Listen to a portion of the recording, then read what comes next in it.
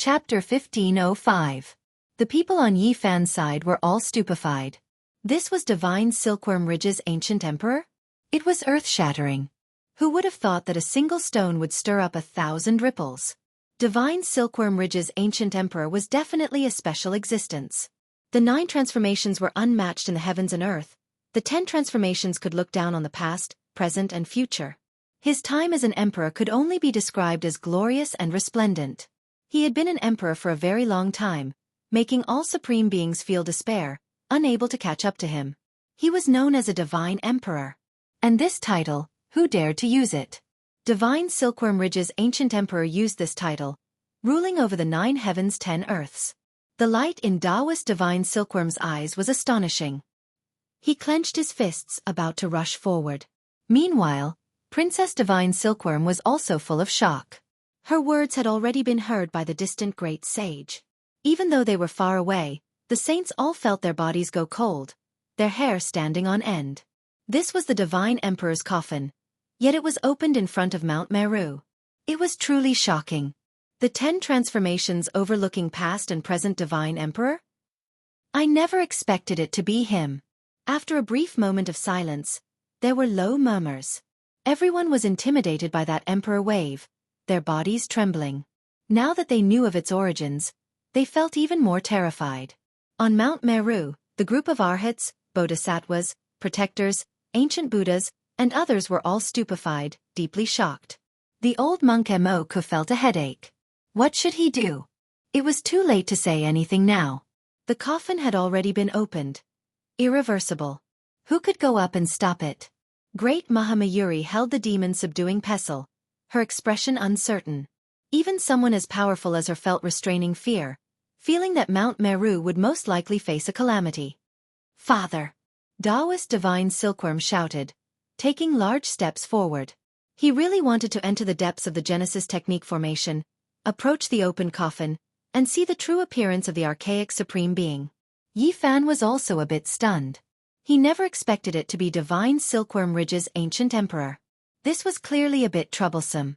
Princess Divine Silkworm came to help, and the ancient emperor's son was also here, so it wasn't good to touch his corpse. However, the coffin had already been opened, unable to be reversed. He couldn't stop it even if he wanted to. He was a step too late. Kacha!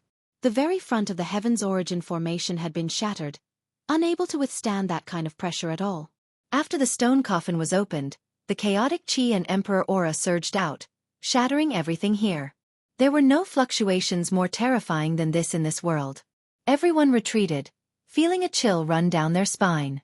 Yi Fan could only back up. At this point, there was no way he could turn around. He couldn't close the coffin lid. Great emperor-level characters were unimaginably powerful. No one in this world was a match for them. Even if they died, the corporeal bodies they left behind were undefeatable. A single corpse was enough to suppress an immortal inheritance. Normally, it could only be sealed in a coffin, because the emperor's corpse represented death and destruction. Once it fell into the mortal world, it would definitely be a terrifying disaster. From a certain perspective, the emperor's coffin was more terrifying than anything else. It was uncontrollable, equivalent to a magic box. Opening it was equivalent to opening the source of blood and chaos. Yi Fan tried to activate the numinous treasure celestial being's killing sword and control the green copper cauldron, hoping to pull the corpse back. After all, this was the Divine Silkworm Ridge's ancestral emperor, so using it as a weapon was a bit inappropriate, needing the approval of this bloodline's people. However, right now, it was completely useless, actually unable to move it at all. The body inside the emperor's coffin was too terrifying. Endless fluctuations spread out like ripples. They looked gentle, but even the slightest ripple was enough to make one's entire body's bones break. Normally, it was even more terrifying than emperor weapons. It was because the emperor weapon could be controlled. Without reaching a certain cultivation realm, it was difficult to activate. It would always remain asleep, harmless to others. Moreover, even if one could activate the emperor weapon, if one's own cultivation didn't reach the peak, it was impossible to completely revive it. It was because this was a weapon exclusive to great emperors, possessing extraordinary power. No one could truly grasp it. Meanwhile, the great emperor's corpse continuously fluctuated, representing the aura of death and destruction. Only by using a coffin to isolate it from the world could it be used, or else it would be a great disaster. Hong long glong. The open little coffin slowly moved, approaching Mount Meru, crushing down until even the endless blue skies were collapsing. Unmatched ripples were released, destroying everything in its path. Taoist divine silkworm stopped. This meant that not even his father could move forward. He was his father when he was alive, but after death, his consciousness was extinguished. If he went up, his flesh and bones would similarly shatter. The little coffin pressed towards Mount Meru, almost about to crush it. Correct, it could be described as crushing. Even though it was small, no one would look down on it. In everyone's hearts, it was even heavier than the 9 great heavens, able to destroy everything. This was an archaic emperor. Emperor ripples were spreading, so who could resist them? It was clear that the Buddhist power of Mount Meru represented holiness, while the ancient coffin represented death. The Buddhist light and the aura of the dead collided, the two opposing each other. Within the world-shocking waves, Mount Meru swayed, as if it was about to collapse. The ancient coffin also trembled, the mist within boiling. After receiving this stimulation, both of them shone, no longer calm. The Buddhist light of Mount Meru illuminated all directions, illuminating the entire western desert. The little coffin also flickered with brilliant symbols, and a humanoid figure appeared within. The emperor coffin was immeasurably deep, like an abyss. There was a world within, and that figure was boundless, as if it was about to break through the void and come out. Honglong. Buddhist light shone on Mount Meru. Buddhist figures rose one after another, each one tall and imposing, towering into the heavens. This was the great emperor's formation. It was fully activated, preventing the emperor coffin from approaching. The formation patterns were completely activated, releasing an astonishing might. If the great sage were to enter, he would instantly be smashed into pieces. At this time, the emperor coffin was still moving about, not damaged. Its speed did not change, and it advanced in a manner that was neither too fast nor too slow, about to crush down. The ripples from Mount Meru became even more intense. The entire mountain was covered in patterns, as if horned dragons were crawling about. The patterns were complex and profound. This was the great emperor's formation, truly activated. It could kill deities and intimidate immortals. It was powerful to the extreme. The little coffin was obstructed in the end, shaking violently. Everyone held their breaths, feeling indescribably shaken. They nervously watched all of this. An emperor-level conflict was about to unfold. Everyone felt uneasy, but also a bit hopeful. The little coffin trembled, as if it was about to flip over. The chaotic energy within the coffin surged like a sea, engulfing Mount Meru in all directions. In the end, a great hong sounded. A humanoid creature was shaken out from the coffin. As soon as it appeared, the 4 seas trembled, the 5 regions trembling. Heaven and earth wailed, the great Tao bowing beneath its feet. This was a shocking scene that everyone would never forget for the rest of their lives, forever engraved in their hearts. The emperor corpse appeared, wrapped within primal chaos, hazy and indistinct. Everyone knelt down on the ground, horrified to the extreme. Every inch of flesh was shaking, feeling reverence that came from their souls. A complete emperor corpse, who in this world had truly seen it before? This was, without a doubt, a majestic male. He towered there, incomparably imposing, crushing all sides until they split apart. Only he would exist eternally, surrounded by mist. I can't see clearly. What exactly does he look like? There was a great sage who said with a trembling voice, "Is this the legendary matchless divine emperor?" Everyone wanted to see him, but they couldn't. This primal chaos mist was extremely special, impossible to pass through. There was no way of seeing his true appearance at all. Out of everyone, the divine silkworm Taoist priest's expression was the most complicated. Excitement, sadness, joy, sorrow. All of these emotions interweave together. He was already sure that this was his father. Meanwhile, right at this moment, Eastern Wasteland's 7 great life-restricted regions moved. Someone was roused awake, waking up from a deep slumber. A divine emperor with a complete and flawless body appeared in this world. It was different from emperor artifacts, not needing to exhaust cultivation to activate it. His body always released the most powerful fluctuations, shaking up the world. Is it him? He has returned. Divine Emperor. An expert that makes one revere him.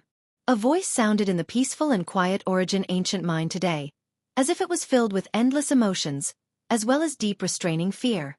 After being roused awake by the aura of a divine emperor, the speaker's mood became complicated. In this world, it was destined to be glorious. In this world, it was destined to be miserable. In this world, there would definitely be great changes. After endless years of waiting, all of it gathered towards this world. There had to be a result. The divine emperor appeared, his might suppressing the 9 heavens. He stood there, as if he still had life, wrapped within primal chaos mist. He approached Shumi Mountain, directly crushing the mountain until it was brilliant, ripples covering the heavens. Kacha! There were some emperor patterns that were limited in material, unable to endure this type of pressure at all. They broke apart when they approached, and then were erased. But it was precisely because of this that Mount Meru emitted an even more powerful fluctuation. This was stirred up. Buddhist power as vast as the sea surged up, and the entire Mount Meru turned into a giant life form. The imperial formation and magical artifact resisted the archaic emperor together. This was a type of ultimate confrontation. How many people in the present world had seen this before? True emperor-level fluctuations pervaded Shumi Mountain. If not for this place being special, the mountain region would have long turned to ashes. Kung Chang. Right in the back, divine silkworm Ridge's battle clothes rang out, releasing blazing immortal light, vibrating intensely. The divine emperor appeared in this world. After death energy and emperor aura surged, his foundational aura pervaded the air, waking up the emperor artifact that had accompanied him for his entire life and was currently sleeping. It woke up from its hibernation, immediately dazzling past and present. It was as if a lost child saw its parents, continuously releasing light cries, shaking intensely. Clanging sounds rang out incessantly. The archaic emperor's battle clothes disintegrated, turning into pieces of armor that rushed towards the divine emperor, continuously covering his body. Every time a piece landed, a portion of the primal chaos mist would scatter. The 9-colored immortal clothes trembled, releasing a clear sound. The metallic luster was dazzling, as if the heavenly sun was falling. The divine emperor wore the battle clothes. In the past, he was unrivaled at the 9 transformations, overlooking the past and present at the 10 transformations. This battle clothes accompanied him on his emperor's path, sharpening it into an indestructible divine artifact. The emperor artifact revived, fully equipped on his body, becoming even more terrifying. In an instant, a 10th type of light rushed out, tearing apart the great formation of Shumi Mountain. The divine emperor directly entered, as if he was entering an unstoppable realm. When things developed to this point, it already exceeded everyone's expectations. No one expected the divine emperor to appear, and what was even more unexpected was that he put on the battle clothes from when he was alive and directly entered Shumi Mountain. Forget about the crowd. Even the divine silkworm princess and the other great sage, as well as the archaic imperial clan's old clan leader and others, all of their fine hairs stood on end. This was too strange and terrifying. The divine emperor actually had this type of display, as if he still had life. It was shocking, but they all felt inexplicable. Chapter 1506. Mount Meru was vast and mighty as if it was about to collapse. The formation patterns laid down by the Amitabha Buddha Great Emperor couldn't stop the descent of the divine emperor.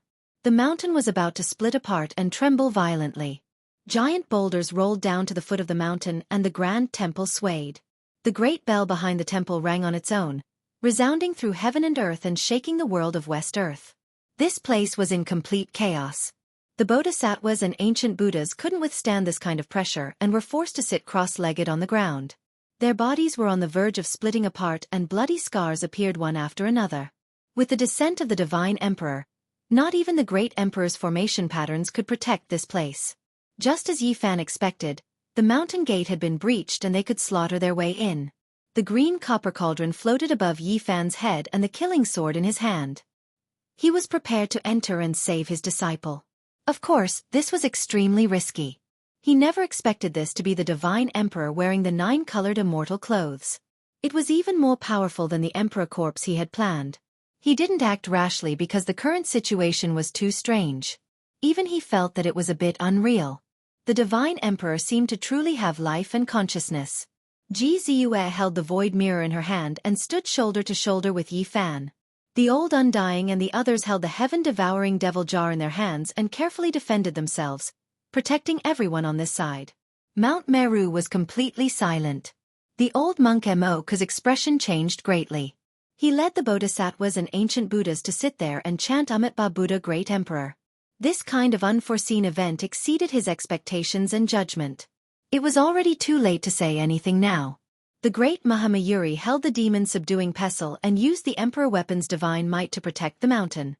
She stood in front of Great Thunderclap Temple and blocked the spreading archaic emperor fluctuations. However, upon closer inspection, her body was trembling. This was a world-shocking change that no one had expected. The boundless starry river hung down from the cosmos, creating a vast expanse of whiteness that drowned out the archaic emperor on Mount Meru Mountain. He was bathed in the radiance of the sun, moon, and stars.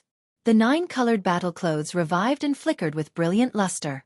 It had a cold metallic texture and waves of sonorous divine sounds, making the archaic emperor even more majestic and imposing.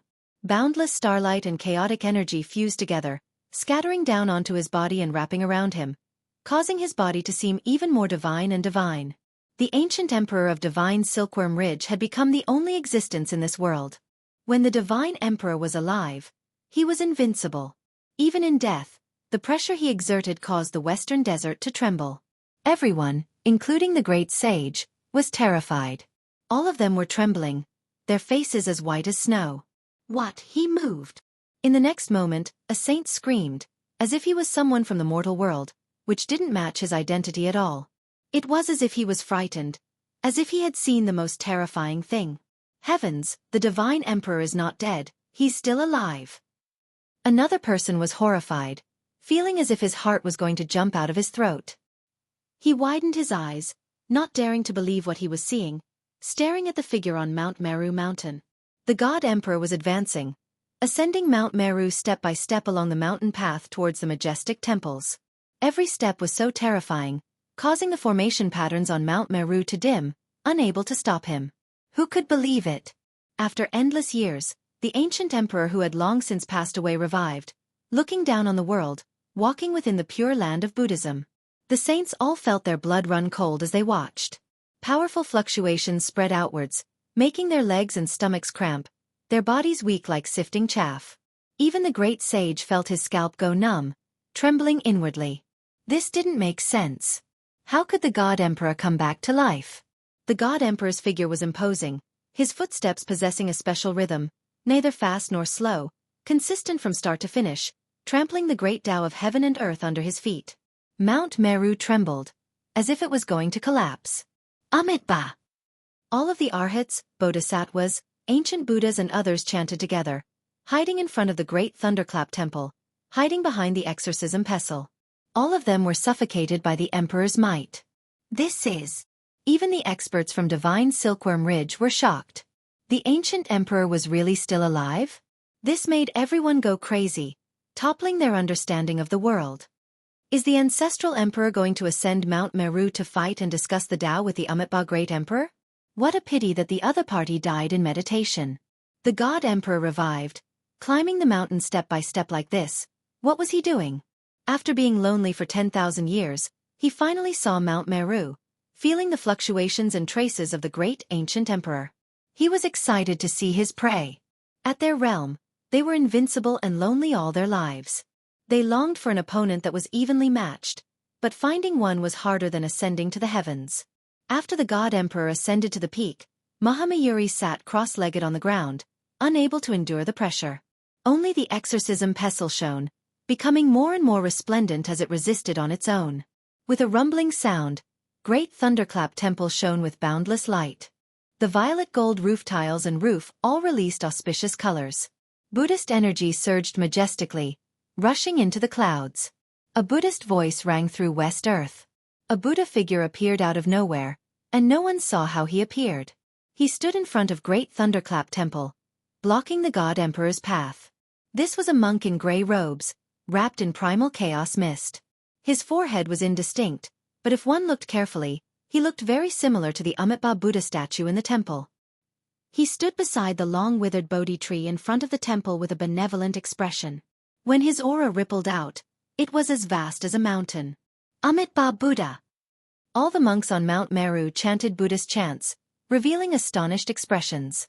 Outside Mount Meru, all the heroes were shaken as well. They couldn't help but cry out in alarm, chanting the 4 words Amitabha Buddha. They simply didn't dare to believe what they were seeing. There couldn't be 2 emperors in one world, and the ancient emperors couldn't meet. This was the common understanding of the world, but today, it was continuously overturned. The God Emperor had revived, and Great Emperor Amitabha had reappeared. Were the 2 going to fight? Many people suspected that they were in a dream. After personally experiencing all of this, they wondered if they had gone crazy. Were their senses still normal? The God Emperor took a step forward, and the immortal clothes on his body made Xianxia sounds like the roars of dragons and tigers. The vibrations made people's ears hurt, and they felt as if their flesh was about to evaporate. Great Emperor Amitabha held the exorcism pestle in his hand and released boundless precious light to block the God Emperor's path. The 2 seemed to be opposing each other with equal harshness. Boom! The God Emperor's body expanded and soared into the clouds in front of Great Thunderclap Temple. It was unknown just how many tens of thousands of zhang tall he was. Great Emperor Amitabha wasn't willing to fall behind. He similarly soared into the clouds, and his enormous Buddha body towered between heaven and earth. This scene shocked everyone. A battle between emperors and emperors had occurred? After being separated for so long, there was actually a day when they would face each other and take action. Everyone found it hard to accept and believe it. Is that the Amitabha Buddha's imprint? But how can we explain the God Emperor's resurrection? He should be a corpse, and in the end, he ascended Mount Meru step by step. How can it be said that he hasn't revived? The saints were bewildered, and their faces were all pale. Everything that happened today made one's hair stand on end. It was too shocking and inconceivable. If this was true, it might be the most important event in the lives of the great emperors and great ancient emperors. They had been lonely all their lives, and in the end, they had found an opponent. The great emperors didn't meet each other, and today, common sense was broken. Perhaps, every great emperor longed to be born in a different era and fight with the past emperors. They wanted to find a true opponent. Unfortunately, everyone passed away in loneliness. Their wishes couldn't come true, and it was difficult for them to meet others of the same kind.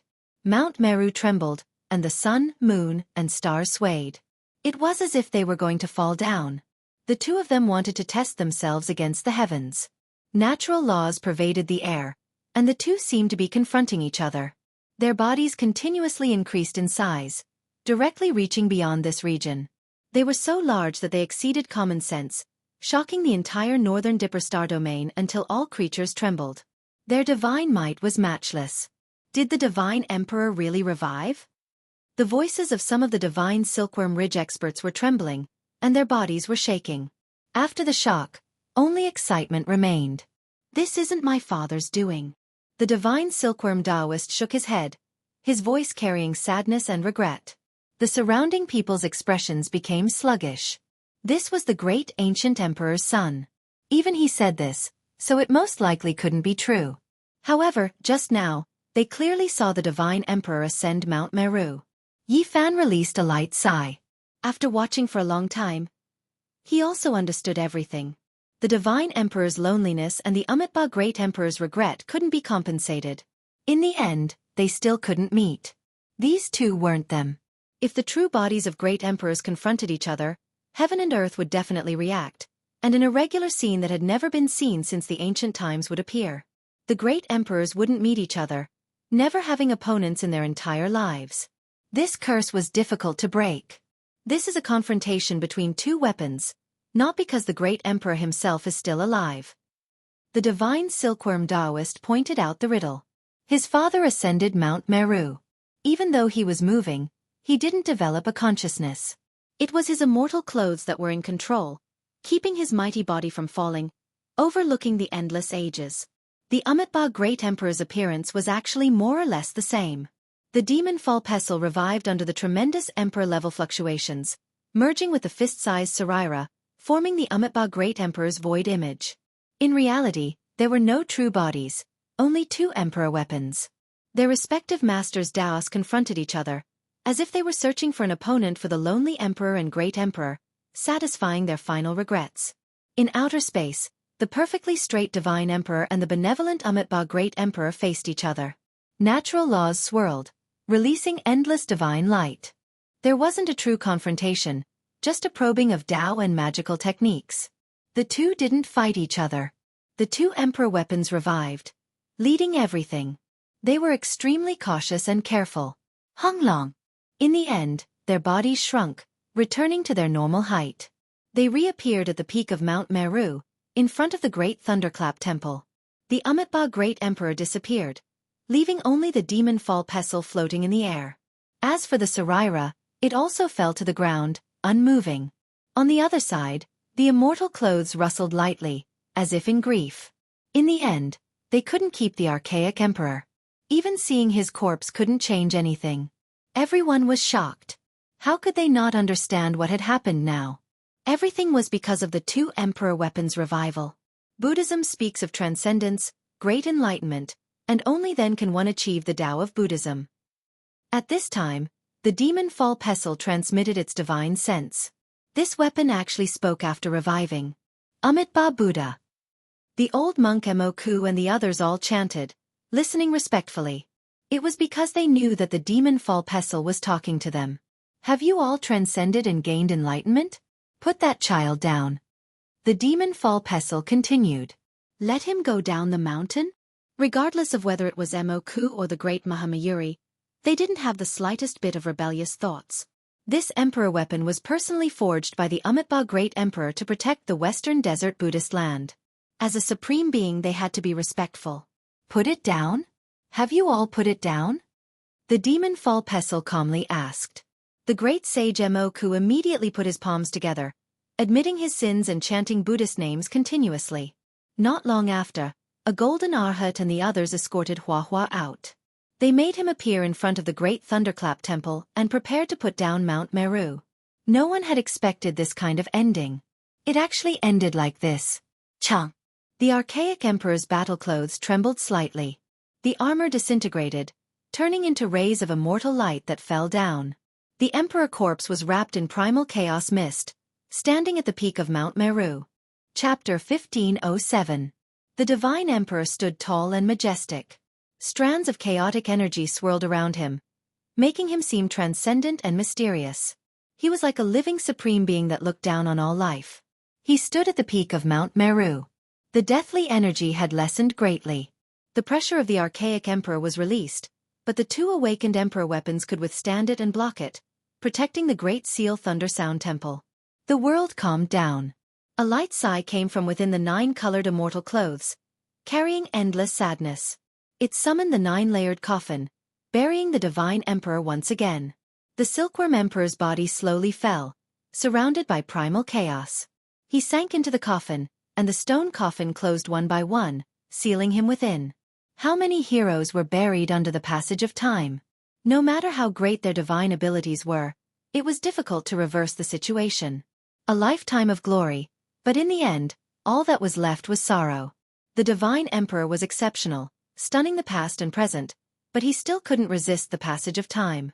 In the end, the curtain had to fall. After a dazzling moment, it was followed by endless darkness. Honglong. The nine-layered coffin was completely sealed, like an ordinary stone. It was simple and unadorned, and no one would notice it even if it was thrown into the yellow earth. This was the life of a great emperor.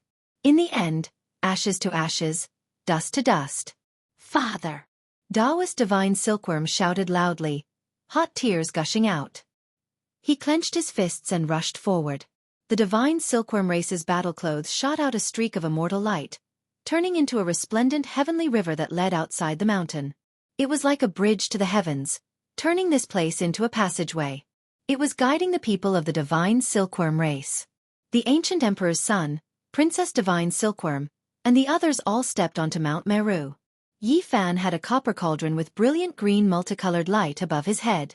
He held the 3-foot immortal sword in his hand as he followed, arriving at the peak of Mount Meru for the first time in his life. Taoist Divine Silkworm's tears rolled down his face. He stroked the stone coffin, his voice hoarse. No one could hear what he was saying. With a honglong sound, the stone coffin enlarged. 9 colors rushed into the heavens, and the 10th color burst forth. It immediately enlarged to 1,000 zhong in length, and it was still growing. Strands of multicolored light shot out, entering the space between Taoist divine silkworm's brows. There seemed to be waves of scripture sounds, and there was even a type of comprehension after the great Tao was shattered. Taoist divine silkworm retreated, and he was in a daze. He muttered to himself, "I missed it in the end, I have to be on my way." Shwa! Another wave of celestial light burst forth. Out of everyone's expectations, it actually flew towards Princess Divine Silkworm's shoulder and aimed at the little monkey that was shining with golden light. The little monkey, who was not much taller than a palm, immediately bared its teeth and looked afraid. It nervously grabbed a lock of Princess Divine Silkworm's hair and retreated. Everyone was stunned. What was the background of this little divine silkworm that had undergone several metamorphoses and now looked like a sacred battle ape? To think that the god sovereign would pay attention to him and bestow him with celestial light. Even the divine silkworm princess was shocked. She turned around to look at the little divine ape on her shoulder, who was blinking his big eyes and looking innocent. She seemed to be deep in thought, as if she had thought of something. A soul-shattering sound rang out. Before anyone could react, the huge stone coffin soared into the sky, drawing out resplendent immortal light. It tore apart the sky and directly entered the depths of the universe. It chose to walk the path of solitude, drifting endlessly in the universe. This was the final destination of the ancient emperor. In the end, it would be a lonely person who would chew on this kind of loneliness. The 9 coffins disappeared, and the entire Mount Meru quietened down. Be it the demon-subduing pestle or the 9-colored divine robe, they gradually dimmed and slowly returned to silence. I saw the celestial domain open in my dream. Taoist divine silkworm looked into the starry sky. No one knew if he had dreamed of the celestial path, or if he wished for his father to sleep like this and see the celestial path after his death. Master! A loud cry rang out, shocking the group of people on Mount Meru back to their senses. Regardless of whether it was the divine silkworm lineage, the Bodhisattvas, or the ancient Buddhas, they all turned to look. It was a young monk who looked very Buddha-like. He had a kind face, big ears that hung down to his shoulders, and a scar on his bald head. There was no doubt that this was Hua Hua. After many years had passed, he had long since grown up. He looked very simple, an honest young man with quite a bit of a Buddhist temperament. However, when he opened his mouth to speak, he immediately destroyed his simple appearance and seemed somewhat out of place. Master, you're back. I missed your precious disciple so much. Although his big ears hung down to his shoulders and his Buddha-like appearance was simple, there was a sense of incongruity when he spoke. His temperament and appearance were worlds apart. Weren't you enlightened? Beside him, the 2 golden arhats who escorted him here were shocked and a little dumbfounded. Sigh, Master. You destroyed my plan for hegemony. If you had come a few decades later, all the female bodhisattvas on this mountain would have been abducted by me. Let the remaining monks cry. The group of people were tongue-tied. This turn of events was too fast. Just now, everyone was fighting with their lives on the line. Why did this little brat completely change the moment he came out? Yi Fan was also momentarily speechless. This brat's appearance was exactly the same as the ancient Buddhas from back then. If he stood to the side and maintained his silence, he would have the bearing of a senior Buddhist monk. However, everything was ruined once he spoke. Especially after he smiled, he looked like a lowly person no matter how one looked at it. What did you say? Yi Fan slapped the back of his head. Little Baldy, weren't you illuminated? Little K, and the rest also followed the golden path up Mount Meru. At this step, no one from the Buddhist sect stopped them. Seeing that Yi Fan was also looking over, Hua Hua immediately put on a solemn expression and said with a serious expression, Amitabha, Tathagata, Hua Hua, Great Buddha. Master sits in my heart, and wine and meat pass through my intestines. How can I be illuminated by them? In the end, it caused him to suffer another slap on the back of his head. Everyone spent a lot of effort to save him, but in the end, he didn't even get a single hair on his head. They had been worried for nothing. At this moment, he had a sinister smile on his face. The Arhats and Bodhisattvas couldn't sit still anymore. They had personally witnessed Hua Hua being illuminated, so how could he be fine in the blink of an eye? Under Yi Fan's stern gaze, Hua Hua didn't dare to act rashly and told the truth in full detail. Light flashed on his forehead, and a Buddha crown fell down. It was simple and unadorned, and there were some cracks and holes on it. However, it gave off a kind of Buddhist Tao presence. Everyone in West Earth was shocked. This was definitely a divine weapon that wasn't left behind by a saint. It had the aura of an emperor hidden within it. Yi Fan naturally understood what was going on. This was the parietal bone of Shakyamuni, a piece of parietal bone that he had left behind in the mortal world when he was refining the Xianxia's golden body. Back then, it was this piece of Buddha bone that had given Hua a belly full of scriptures. Quasi-Emperor's parietal bone was hidden in the immortal platform and had condensed into one with it. Outsiders couldn't find it, so they naturally couldn't illuminate him. Yi Fan had even prepared the salvation scripture. He thought that he would have to spend a lot of effort, but he didn't expect this to be the result. He directly gave the back of his head another slap. Looking at his despicable smile, no matter how he looked at it, he felt that this was a scam. The faces of the Buddhists sank, and they hoped that they would quickly go down the mountain. There was really nothing they could say about this ending. However, Hua wasn't willing. He was suppressed for no reason, and no matter what, there was a wave of resentment in his heart. Amitabha, this old monk's mortal heart was moved, and my obsession was too deep. I am here to apologize, Moku said expressionlessly. Hua wore a smile, and directly grabbed the old monk's hand, not letting go. She said that she had to take action, and that she couldn't be suppressed for so many years in vain. You have already successfully reincarnated and reappeared in the world. This is a miracle of the Buddhists, and it has verified the Tao of Amitabha. Do you really not recognize me now? Have you forgotten the scene of us discussing the Tao by Lake Au 5,000 years ago? Moku shouted. Monk, you are too unreasonable. At the side, Dongfang Yi and the others couldn't take it anymore. Only Yi Fan understood what was going on. He originally thought that the ancient Buddha was very low-key, and not everyone knew about him. He didn't expect that he was old friends with Moku. This time, the Buddhists detained Hua, and it involved too much karma.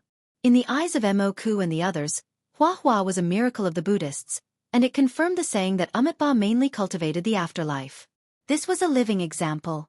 What nonsense, don't say useless things. I only know that you have suppressed me for many years. Buddhism talks about karma, and you need to return me 100 years of freedom. How about this? I want to establish a big sect in the Buddhists, and let the celestial court grow branches and leaves. You can be my protector.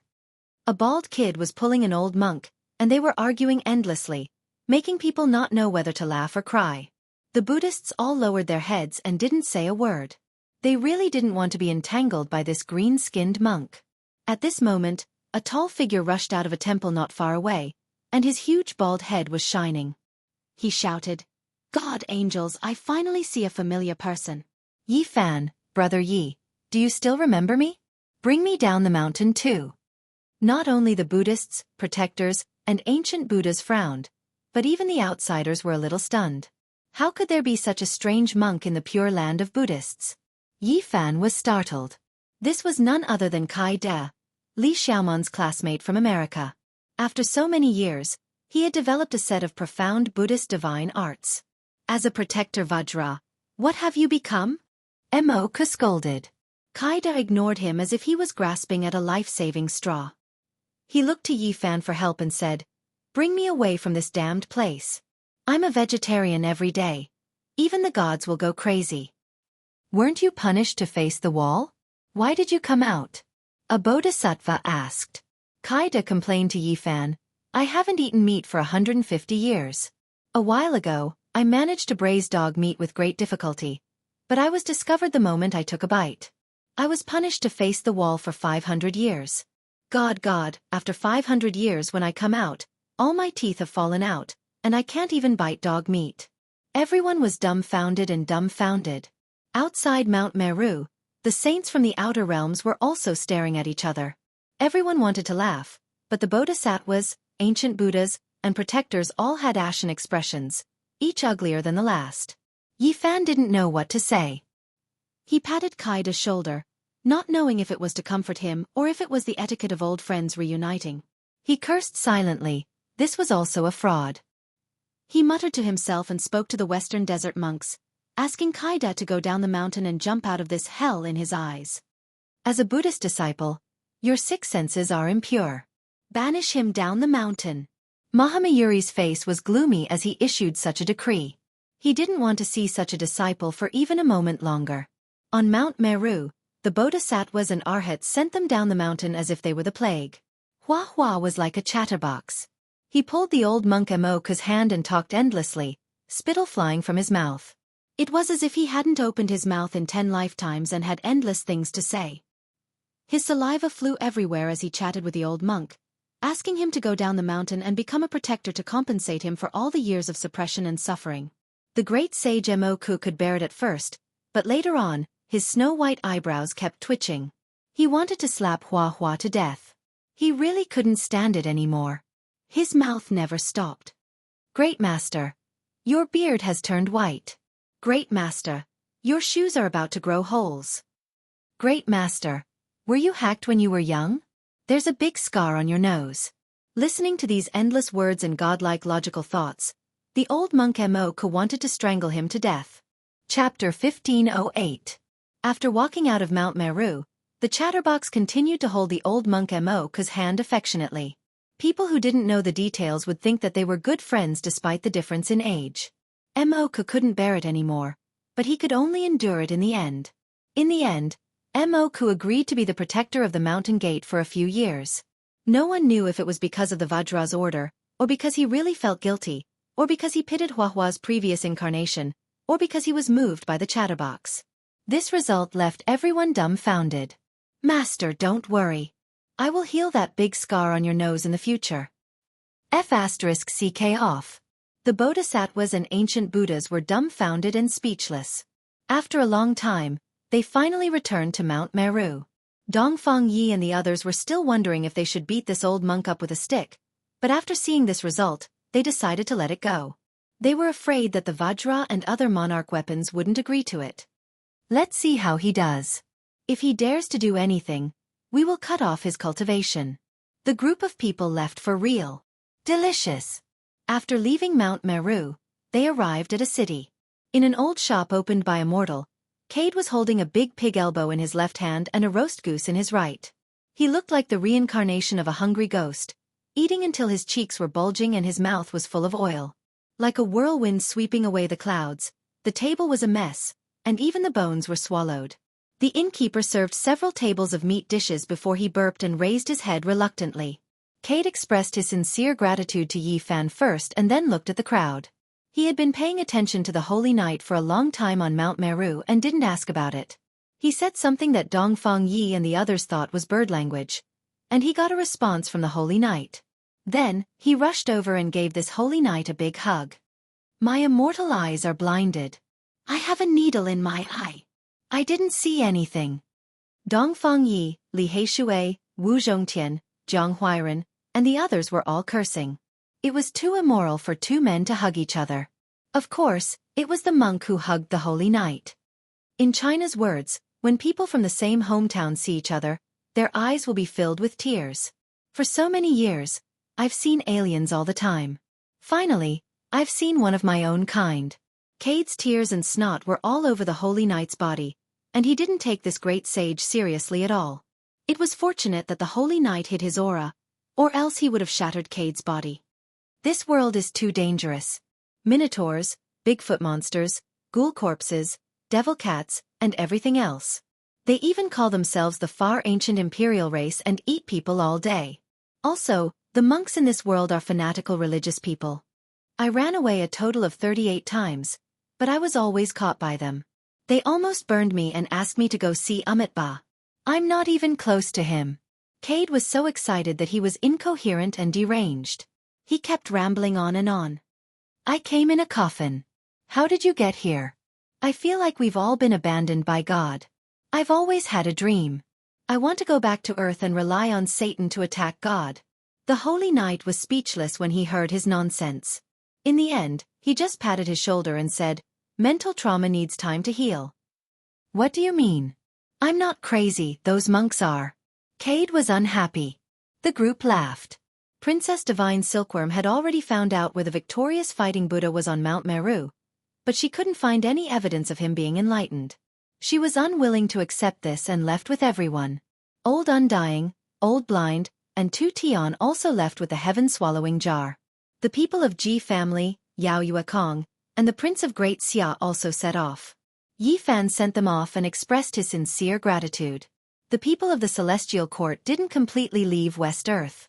They were really planning to take root here. Of course, this could only be considered a branch, and they had to be handed over to Hua Hua to manage. The Celestial Court Buddhist Branch. This was the name Hua Hua had given them after smiling. One could imagine how gloomy Mo's expression would be when he came. But all in all, his safety shouldn't be a problem. All the bodhisattvas and ancient Buddhas in West Desert were waiting for his subconscious to awaken. This proved that he had a past life and an afterlife. Cade joined the Celestial Court without hesitation. When he heard that he was still going to be a guardian Vajra and stay in West Desert, he almost fell to the ground.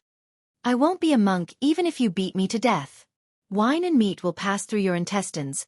There's no need to follow those rules. Hua Hua tried her best to make him a guardian Vajra. In the end, Cade abandoned God and Satan without any sense of loyalty and became a guardian Vajra of the Celestial Court. The Holy Knight left like a lone boat sailing towards the vast ocean. He decided to charge into the outer region and tread his own path. The heavenly village was in the outer region and couldn't be found. The people of the Celestial Court like Qi Luo and the 2 Silverblood Emperors stayed in West Desert, allowing the Celestial Court to temporarily take root here. As for Yan Ishi, Li Tian, and a few others, they chose to travel the world. When this great era arrived, there were too many interesting things to see. Of course, everyone had already agreed that it wouldn't be too long before they crossed the star region and left Big Dipper. Because they knew that once the path to immortality opened, this place would definitely be in chaos. At that time, even a saint would easily perish. After getting drunk, everyone set off on their way. After this battle, the Celestial Court's fame spread far and wide. In the eyes of the Golden Crow race and the ancient race, Yi Fan had also killed his way to fame. He had used several of the arch-weapons at once, shocking the world and making it tremble. From a certain perspective, the clans that had used the arch-weapons were all tied to the same chariot. In the future, if one of them was provoked, it could lead to several of the arch-weapons smashing down at the same time. Who could fight against them? The 5 regions were in an uproar, and there were sounds of discussion everywhere.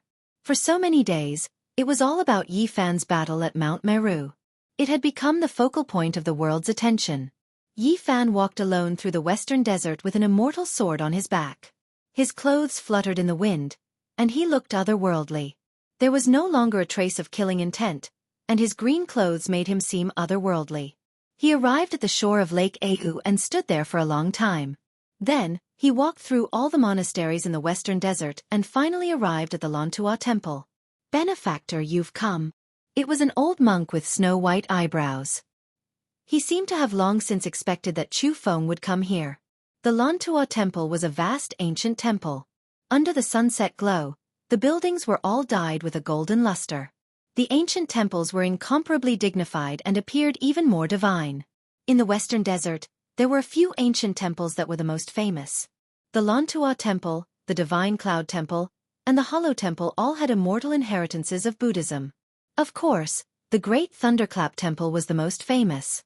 In the past, Yi Fan had fought a great battle here and fought against several divine monks, all for the sake of seeing Miaoi and giving her freedom. Today, he returned to this place. The old monk in the temple naturally wouldn't forget him. He chanted Amitba and invited him in. In that battle, the 2 sides didn't fight to the death, and the situation was resolved peacefully. Therefore, there was no enmity or hatred between them. It was just that the Battle of Mount Meru this time left the Buddhist sects with a grudge. Yi Fan traveled throughout the western desert and found out that Miaoi ultimately chose to cultivate here in seclusion. Therefore, he came to see her. Bodhisattva has been in seclusion for dozens of years and hasn't come out. Perhaps she will only reappear after 100 years, said a divine monk. The 9-storied pagoda was still there. And Miaoi sealed herself within, comprehending the supreme principles and cultivating her own Tao fruit. Did she say anything? Yi Fan asked. She did. The holy monk nodded and said a few words. Meeting is not as good as reminiscing. When these words were spoken, Yi Fan's body trembled. He was in a daze and couldn't calm down for a long time. He stared at the sealed stone pagoda and wanted to barge in. This was a sacred pagoda left behind by the great sage of an unknown era. It could be used to imprison monks, seal oneself, and suppress oneself. If one were to forcefully open it, the stone pagoda would most likely be destroyed and the person inside would be injured. The fate of the mortal world has been severed. See you on the path of immortality. The old monk handed a letter to Yi Fan. Other than the first sentence, there was another sentence. Yi Fan stood there without moving. It was difficult for him to say a single word. He sighed softly. He walked around the pagoda and could clearly feel a kind of thought. With the letter in hand, various past events appeared in his mind. Why did she say that the fate of the mortal world had been severed? Was it because of Jianghu? Or did she know that he had other ties? Or could it be that she couldn't see the future? And Miaoi was an extraordinary woman. Her thoughts and decisions were also unexpected. It made one feel disappointed and frustrated, and his heart felt bitter. Meeting is not as good as reminiscing. Distance was beautiful and hazy. If they were to truly be together, perhaps only ordinary would be left, returning to dullness. Didn't Miaoi want him to remember forever? To leave behind the most beautiful side and the most profound imprint in his heart. A fiery meeting, the most beautiful moment, a moment of brilliance. Then they turned around and looked at each other in the mortal world. Yi Fan couldn't speak. Meeting is not as good as reminiscing. It made his heart feel empty. Walking in the ancient temple, it was difficult for him to protect himself under such a state of mind. Benefactor, I think the most important thing is the last two sentences. A young novice monk of 16 or 17 years old spoke. Obviously, his identity was not ordinary. Otherwise, he wouldn't know the contents of the letter, and it was even more impossible for him to follow beside a holy monk. The old monk glared at him, not allowing him to speak carelessly. Buddhists teach liberation and do not lie. I am only speaking the truth, the young novice monk said. Yi Fan was startled. He saw that this young novice monk was born with wisdom, and knew that he would not be an ordinary person in the future. He would be brilliant and would one day soar into the heavens. He nodded and slowly calmed down. How could he not know that the last sentence was the main point? He also understood its meaning. The fate of the mortal world has been severed. We will meet on the path of immortality. Let him go on the path of the mortal world. Marry a wife, have children, raise children, repay kindness. We will only meet on the path of immortality. When that time comes, we will meet again, hand in hand, go to the same place, and never leave each other in life or death. Yi Fan walked silently, walking around the stone pagoda again and again. Then, he walked into the distance. Today, he roamed alone under the setting sun. He walked by Lake Au alone, walked on the highlands alone. Wherever the two of them had left their footprints, he walked alone. All sorts of things from the past appeared in his mind one by one. In the end, Yi Fan returned to Lantua Temple. He stood in front of the stone pagoda for a day and a night. He did not see in Miaoi, so he slowly turned and left. Before he left, the old monk told him that in Miaoi was comprehending Tao in her dreams. She turned her head and saw a flower from the past.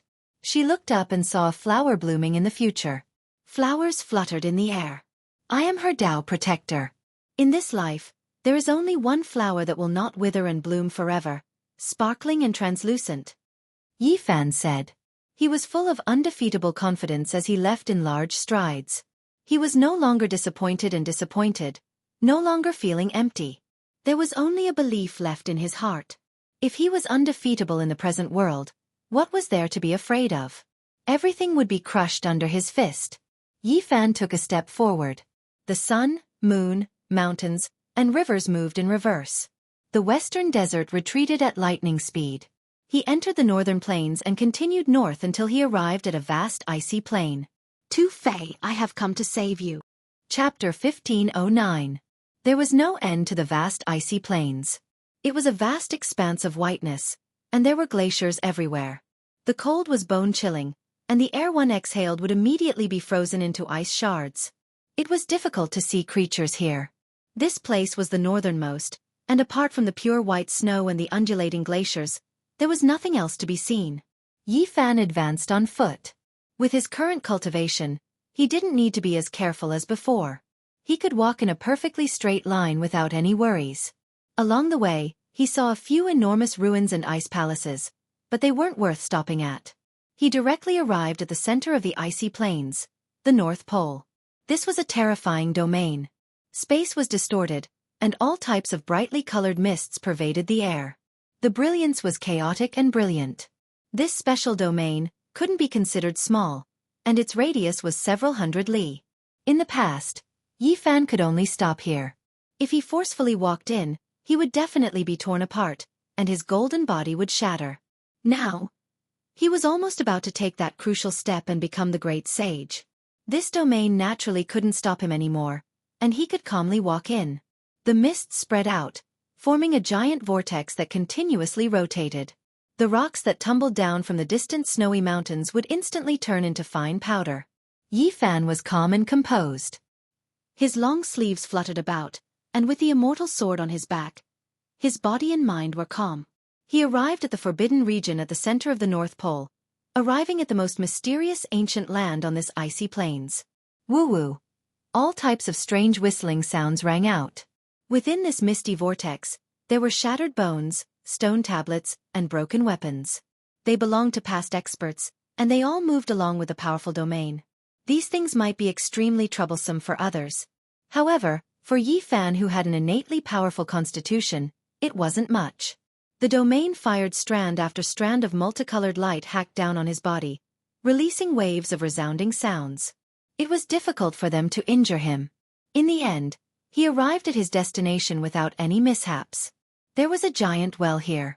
It was thick and deep, and its end couldn't be seen. It was vast and majestic, and many chaotic lights revolved around it. This was the eye of the vortex. All types of ice fragments splashed about, and waves of terrifying mysterious fluctuations surged.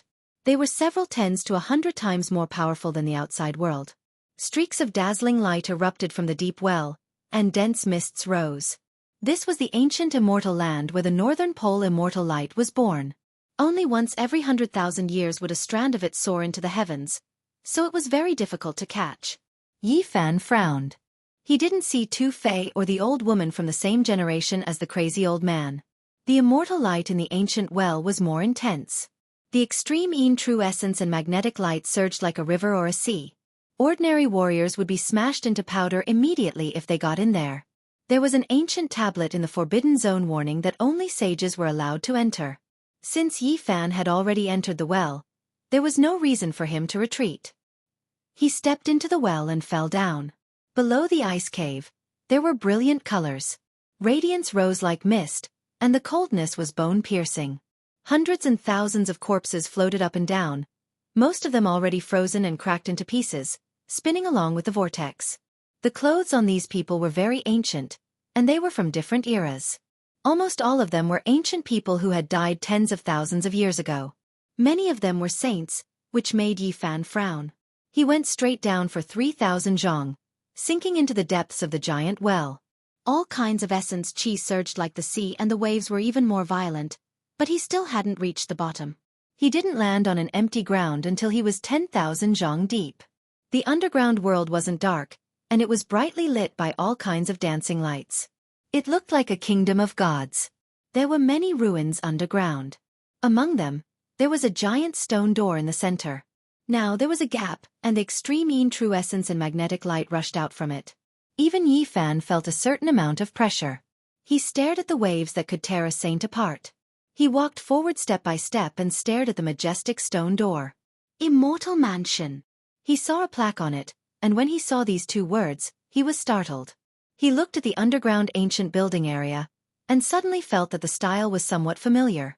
After walking around in a big circle, he didn't find anything. He once again arrived in front of the door and slowly pushed it open with a caca sound. Then he walked in. The cold was bone-piercing, and the murderous aura attacked the body. It could freeze ordinary saints and destroy them here. Behind the giant door was this terrifying. Light interweaved, divine essence surged, and spiritual energy was like the sea.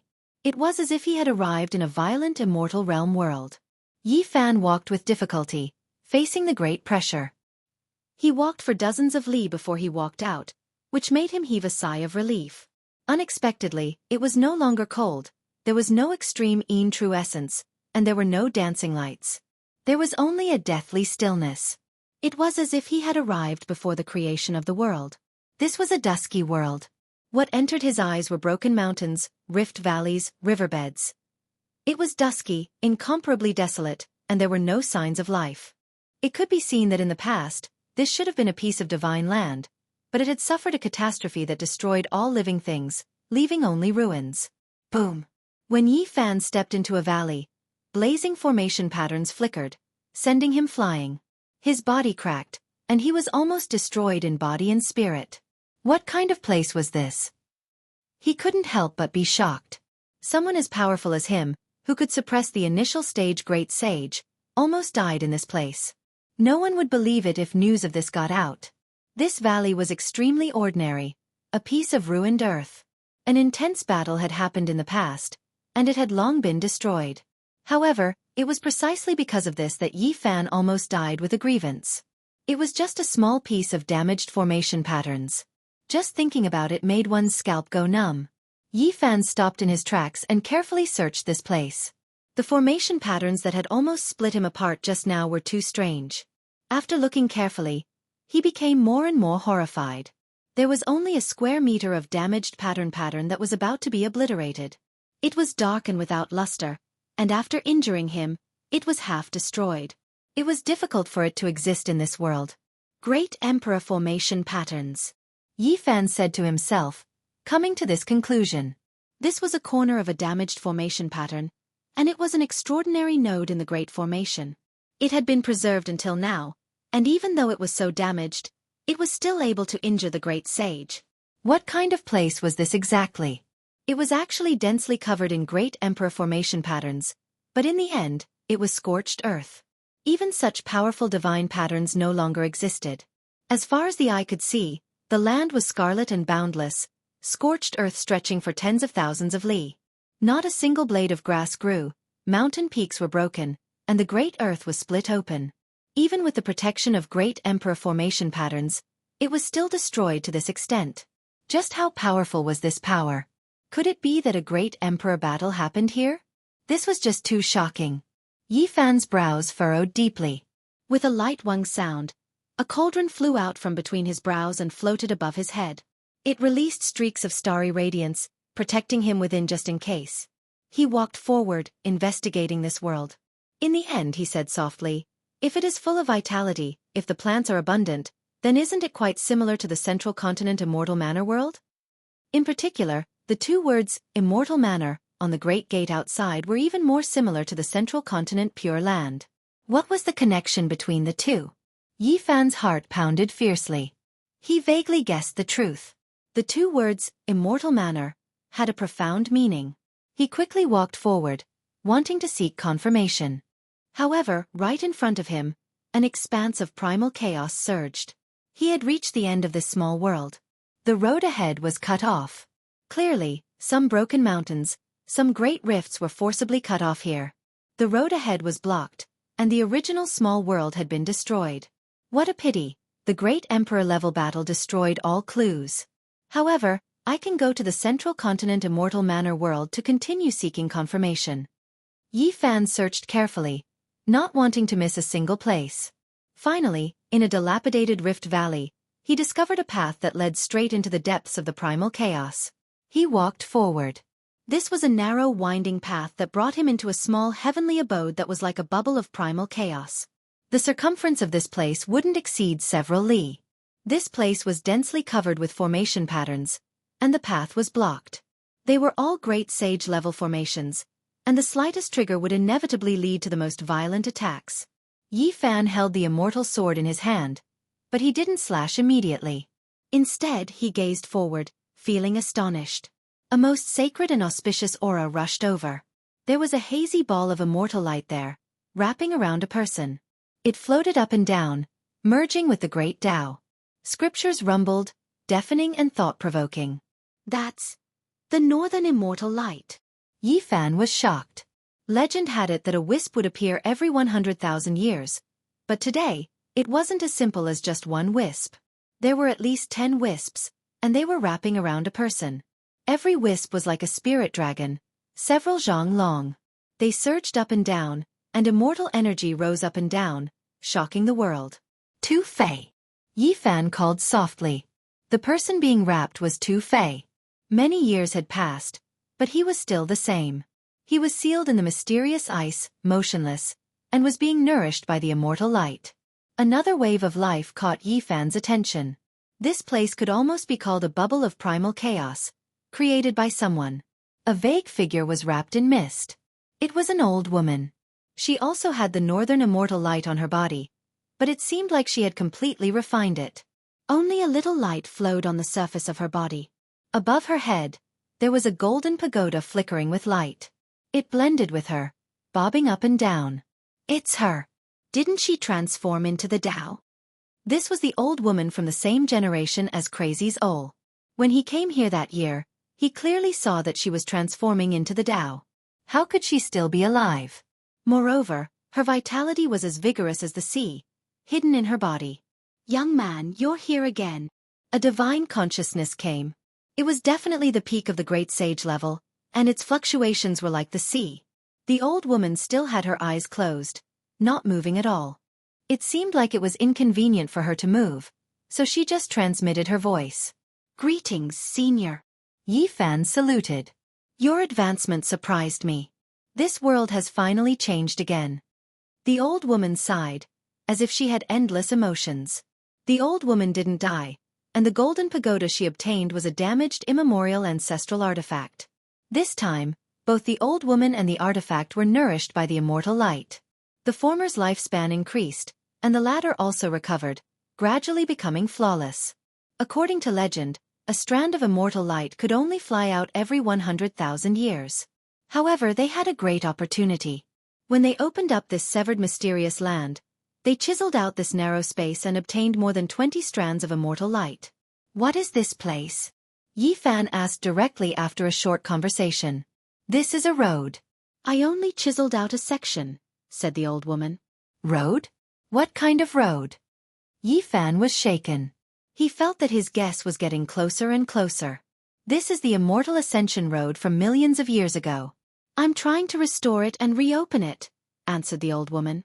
Chapter 15:10. Path of Immortality? Yi Fan was shaken. Even though he had some suspicions that this place might be related to immortals, he still couldn't help but be shocked. He actually saw such a path. The old woman wanted to reopen the old path, cut through the primal chaos and recreate the ancient land, restoring the appearance of this small world before it collapsed. Without a doubt, this was extremely difficult. The primal chaos destroyed everything here. Now, it was completely barren. This pure land had been completely cut off. The path of immortalization millions of years ago. Whether that was the beginning of the primordial age or the end of the mythological age was unknown. There was someone who wanted to invade immortal domain, breaking up this small world, creating this scene. Who are those people? One name after another appeared in Yi Fan's mind. Was it the ancient celestial being, or the emperor of the celestial court at the end of the mythological era, or the immortal heavenly emperor? There was no doubt that those who embarked on the path of immortalhood would be world-shaking. He just didn't know if he had succeeded or failed. Looking at the state of this place, the great emperor's formation patterns had all been ground to pieces, and the path to immortality had also collapsed. It must have been extremely intense at that time. It has finally become the past. Yi Fan sighed softly. If one wanted to enter the immortal domain, they needed the right time, the right place, and also heaven-defying strength. Not a single one could be lacking. No one could truly be sure where the path of immortality would open in this world. This place was just an undying ruin, a place that had witnessed the glory of those who came before, as well as the desolation of those who came after. The only thing the old woman could do was to open up the primal chaos and restore the pure land of the past to its original state. She wanted to find the traces left behind by the path of immortality millions of years ago. There was no way they could enter immortal domain from here. Time changed, so the location naturally changed as well. However, this place was undoubtedly a treasury, containing immortal light. Back then, that person was unrivaled and unmatched. He definitely broke through immortal domain, or else there wouldn't be immortal light descending into this world. The old woman said.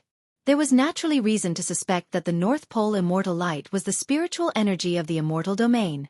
Back then, Someone broke through the barrier that had been unbreakable for 10,000 years, causing the aura of that world to surge over. This immortal energy or auspicious multicolored light was sealed in primal chaos. After endless years passed, a strand would occasionally seep out, appearing in the outside world. This is a powerful person, able to see immortal domain. Yi Fan sighed softly. Shui Yueqing had also stepped onto the path of immortalhood and broken through the barrier. However, his body was frail and he was no longer as glorious as he was in his prime. In the end, he fell on the road and could not enter that world. What about this person?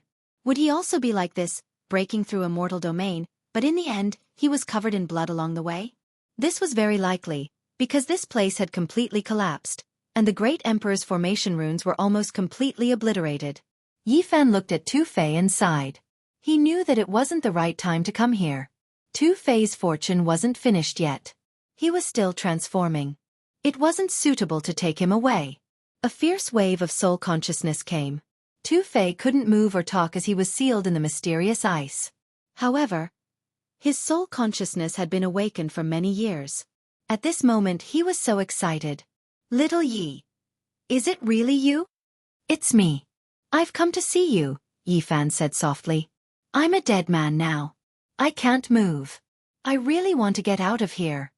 Tu Fei's body was controlled by the immortal light, but it hadn't been refined yet. He couldn't move yet. Just wait. Sooner or later, you will be born, comforted Yi Fan. Where's that dog that should be chopped into pieces? I want to kill it. That bastard. That unreliable bastard. Tu Fei was full of resentment. He was a blabbermouth. At this moment, of course, he couldn't control himself anymore. He cursed Black Emperor. Which one is better? Rock meat or donkey meat? Tu Fei's thought process couldn't be judged by common sense. He had just cursed Black Emperor, and now he was talking about food. What's wrong? Asked Yi Fan. Hungry. Yi Fan was speechless. You've got some saint virgins. Don't kill them all. As your brother, if you don't agree, you should save some for me. Besides his big mouth, Tu Fei was also thick-skinned. He changed the topic quickly, which made Yi Fan speechless. After being trapped for so many years, this man couldn't change his nature. Little Yezi, you're not good enough. You can't even get Yao Shi. You haven't seen the Jade Lake Saint Virgins for more than 100 years. You're such a waste. You just woke up. Don't worry too much. Yi Fan got a headache. I want to drink the path understanding tea. Your grandpa. Can't you think normally? Don't jump around. Does Black Emperor still wear flowery underwear? Give him a dog-skin one. Tu Fei's thoughts drifted again. After his thoughts raced endlessly, he finally quieted down. It was very quiet. After a long time he sobbed, Lu Ko is dead. He cried loudly. This was his true feelings. Some bandits had sworn brotherhood. Lu Ko was his good brother, and he had gone through thick and thin with him. However, Tu Fei couldn't send him off. He felt so sad. Yi Fan understood that Tu Tian and the undying old man had come here to tell Tu Fei everything out there. Of course, Tu Fei was hurt and hurt. After crying for a long time, Tu Fei finally calmed down. He talked to Yi Fan and asked about many things. In the end, he sighed and wished he could leave immediately. The old woman had taken Tu Fei as her disciple and taught him the Nirvana immortal scripture. It was said that this was the orthodoxy of an ancient celestial being. It was a cultivation method that was copied from a divine steel dug out from the ground. Tu Fei's long hibernation was also related to this. This environment, this immortal light, and this cultivation method were really suitable for him. In the end, they talked about the path to immortality. The old woman pointed out that the celestial world in the central province was definitely the correct location in the past, and that there were even people who had truly entered the celestial realm from there. Because that world had not collapsed to this day, it also meant that the ancient path had not collapsed back then. I want to go there and see what the deepest part is like, said Yi Fan. That year, he couldn't go deep due to his limited strength. He was stopped outside. In that place, the undying Heavenly King and the Tai Huang were buried. They had coffins but no corpses. They had entered that small world. Perhaps death wasn't the truth. Becoming an immortal was the truth. Yi Fan stayed here for 3 days. They talked about many things that happened in the past, which made Tu Fei's emotions fluctuate. He didn't participate in the killing of the Heavenly Prince or the human clan's ancient road. He hated that he couldn't leave immediately. However, his cultivation method was too special. After 3 days, he directly nirvana and fell into a deep sleep. He became a living dead person and began his special cultivation journey. Snowflakes fluttered in the air. Yi Fan bid farewell to Tu Fei and the old woman. He left the ice field and headed south in the wind and snow. Eventually, he returned to the Eastern Barren Territory and entered the Blue Flood Dragon King's small world. The Blue Flood Dragon King had passed away before the world changed. Now, the Peacock King and the Scarlet Dragon King were here, leading the monster clan. No one dared to provoke them. There was a lonely grave deep inside the pine forest on a quiet mountain peak. The mound wasn't big, and there was a stone tablet with the name, Xianxia, engraved on it. The cold wind blew, scattering the fallen leaves. Yi Fan felt very cold. He stood quietly in front of the grave and put down the flower in his hand. Instantly, white flower petals flew everywhere, creating a desolate scene. Yi Fan sat on the cold ground and stayed there for a long time. What could he say? Time had passed, and people had returned to the yellow earth. They would never come back. A cultivator's life wasn't limited to battles of life and death. They also had to face the parting of friends and family. The stronger a cultivator was, the more they would have to face in the future. The pine trees whimpered. This place was desolate and lonely. It was sad to have only a lonely grave like this. After an unknown period of time, Yi Fan stood up. The wind was strong, and the pine trees rustled. It sounded like they were sobbing and complaining. He hid in a gust of wind and dashed out of the Blue Flood Dragon King's small world. He didn't go to see the Red Dragon Taoist or the Peacock King. He just wanted to leave this place and run with all his strength. Who was it that scattered these flowers? A woman appeared. It was precisely Jean Yen from the past. She was much more mature now. She looked at the disappearing wind and said, "Did that person come?" "Sister Qin Yao, the person you couldn't forget has come to see you. I heard he's about to become unrivaled under the heavens. My older brother Jin Yu died, and big brother Ku Zhu also died from severing the Tao. Of the 3 of them, only big brother Bai Feng is left. If we had a choice, how different would our paths be?" Jin Yen left this mountain peak. Yi Fan was someone who could kill the initial stage great sage. His strength was extremely great, and he also cultivated the row word art. He possessed the world's fastest speed. Even though the Great Earth was vast, with his current cultivation, it still couldn't be considered much. He didn't use a formation platform and directly strode forward. He squandered his body's exuberant blood energy and rushed towards Central Continent. After an unknown period of time, he finally slowed down. He had already entered Central Continent's territory, and he slowly calmed down. Large amounts of mountain ranges rose and fell like dragons in hibernation. Waves of purple qi rose up, as if it was a land of ascension to immortality. It was grand and beautiful. This was the immortal mountain where the unique Scholar Manor was located. Yi Fan directly walked through the mountain gate. Many things of the past occurred to him when he arrived here. One outstanding talent after another had used their strength to break through and enter the unique Scholar Manor. Only he had stood guard outside and never entered. He had eaten Qi Huanshui's mount, killed Yen Yunhuan, and even faced off against Wang Teng. Who is this person? Why does he look so familiar? Although the current unique Scholar Manor had sent some outstanding talents into the starry sky, it had not closed. There were still outstanding talents from the 5 regions gathered here. As soon as Yi Fan entered, he attracted a few people's attention. They all turned to look in his direction. "He's the Saint Physique Yi Fan." Someone recognized him and cried out in surprise. Immediately, a commotion broke out in the unique Scholar Manor. Many people appeared and looked in his direction. Now, Yi Fan's name was too great. Even Mount Meru had almost been flattened. There was no need to talk about other things. His appearance naturally caused a commotion. It really is him.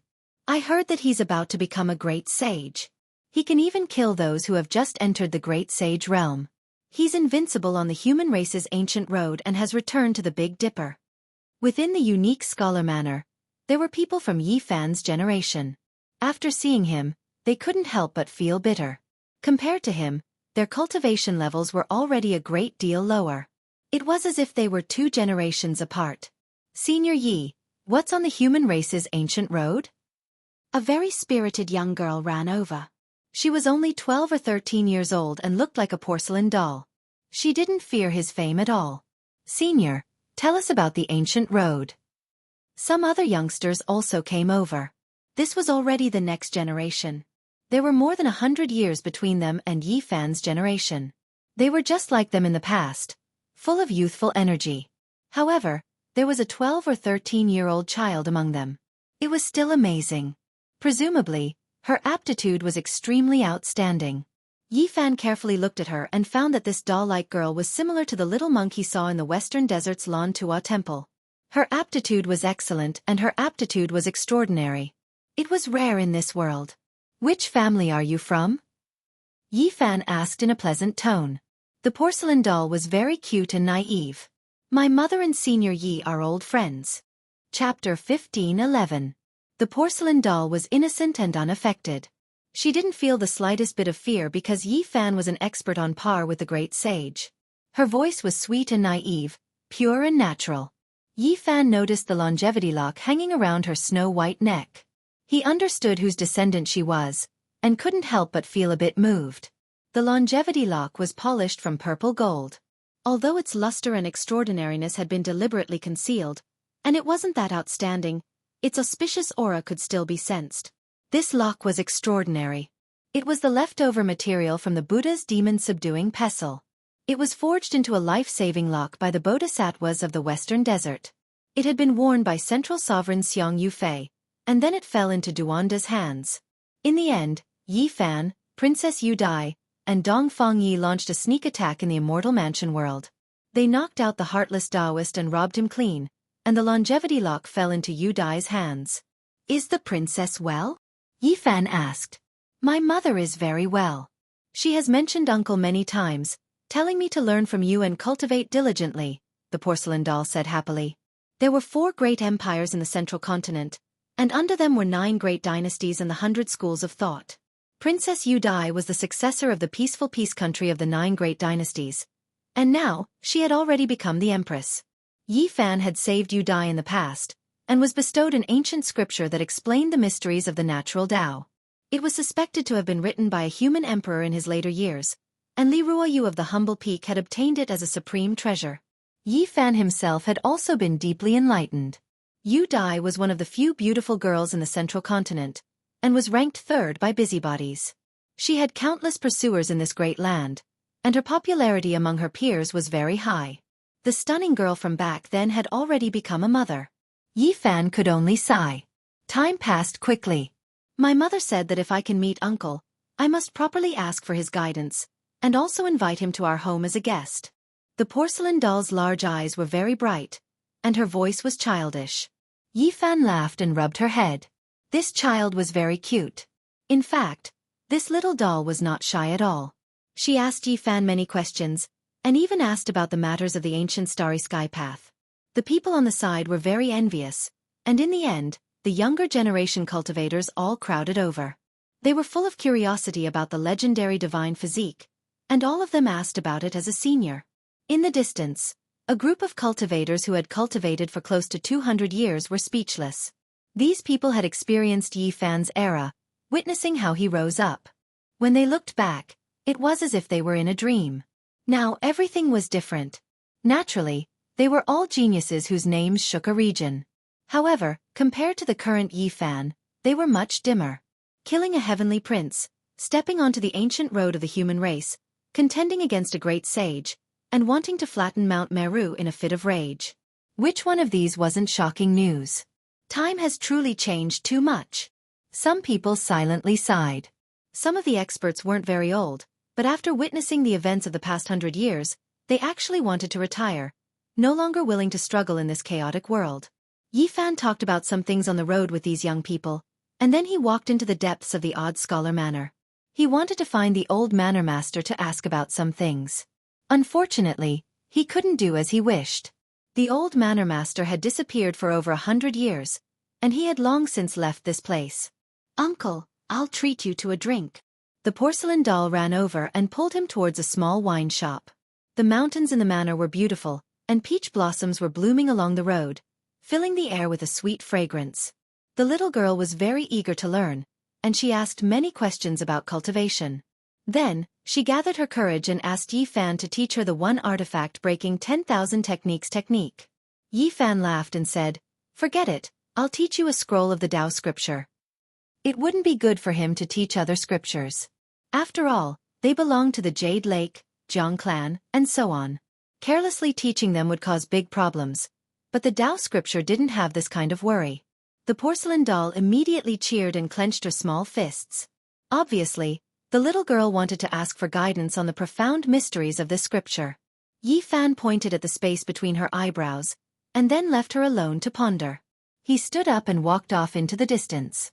"Uncle, the immortal mansion world is so lively.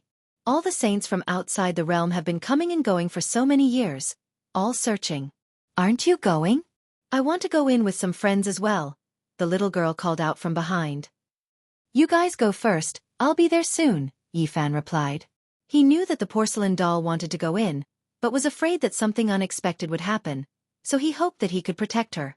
Yi Fan's main goal in coming to the central continent was to enter the immortal mansion world, so he didn't refuse. He couldn't refuse to take care of the daughter of an old friend. He went to a different tavern, and saw some familiar people.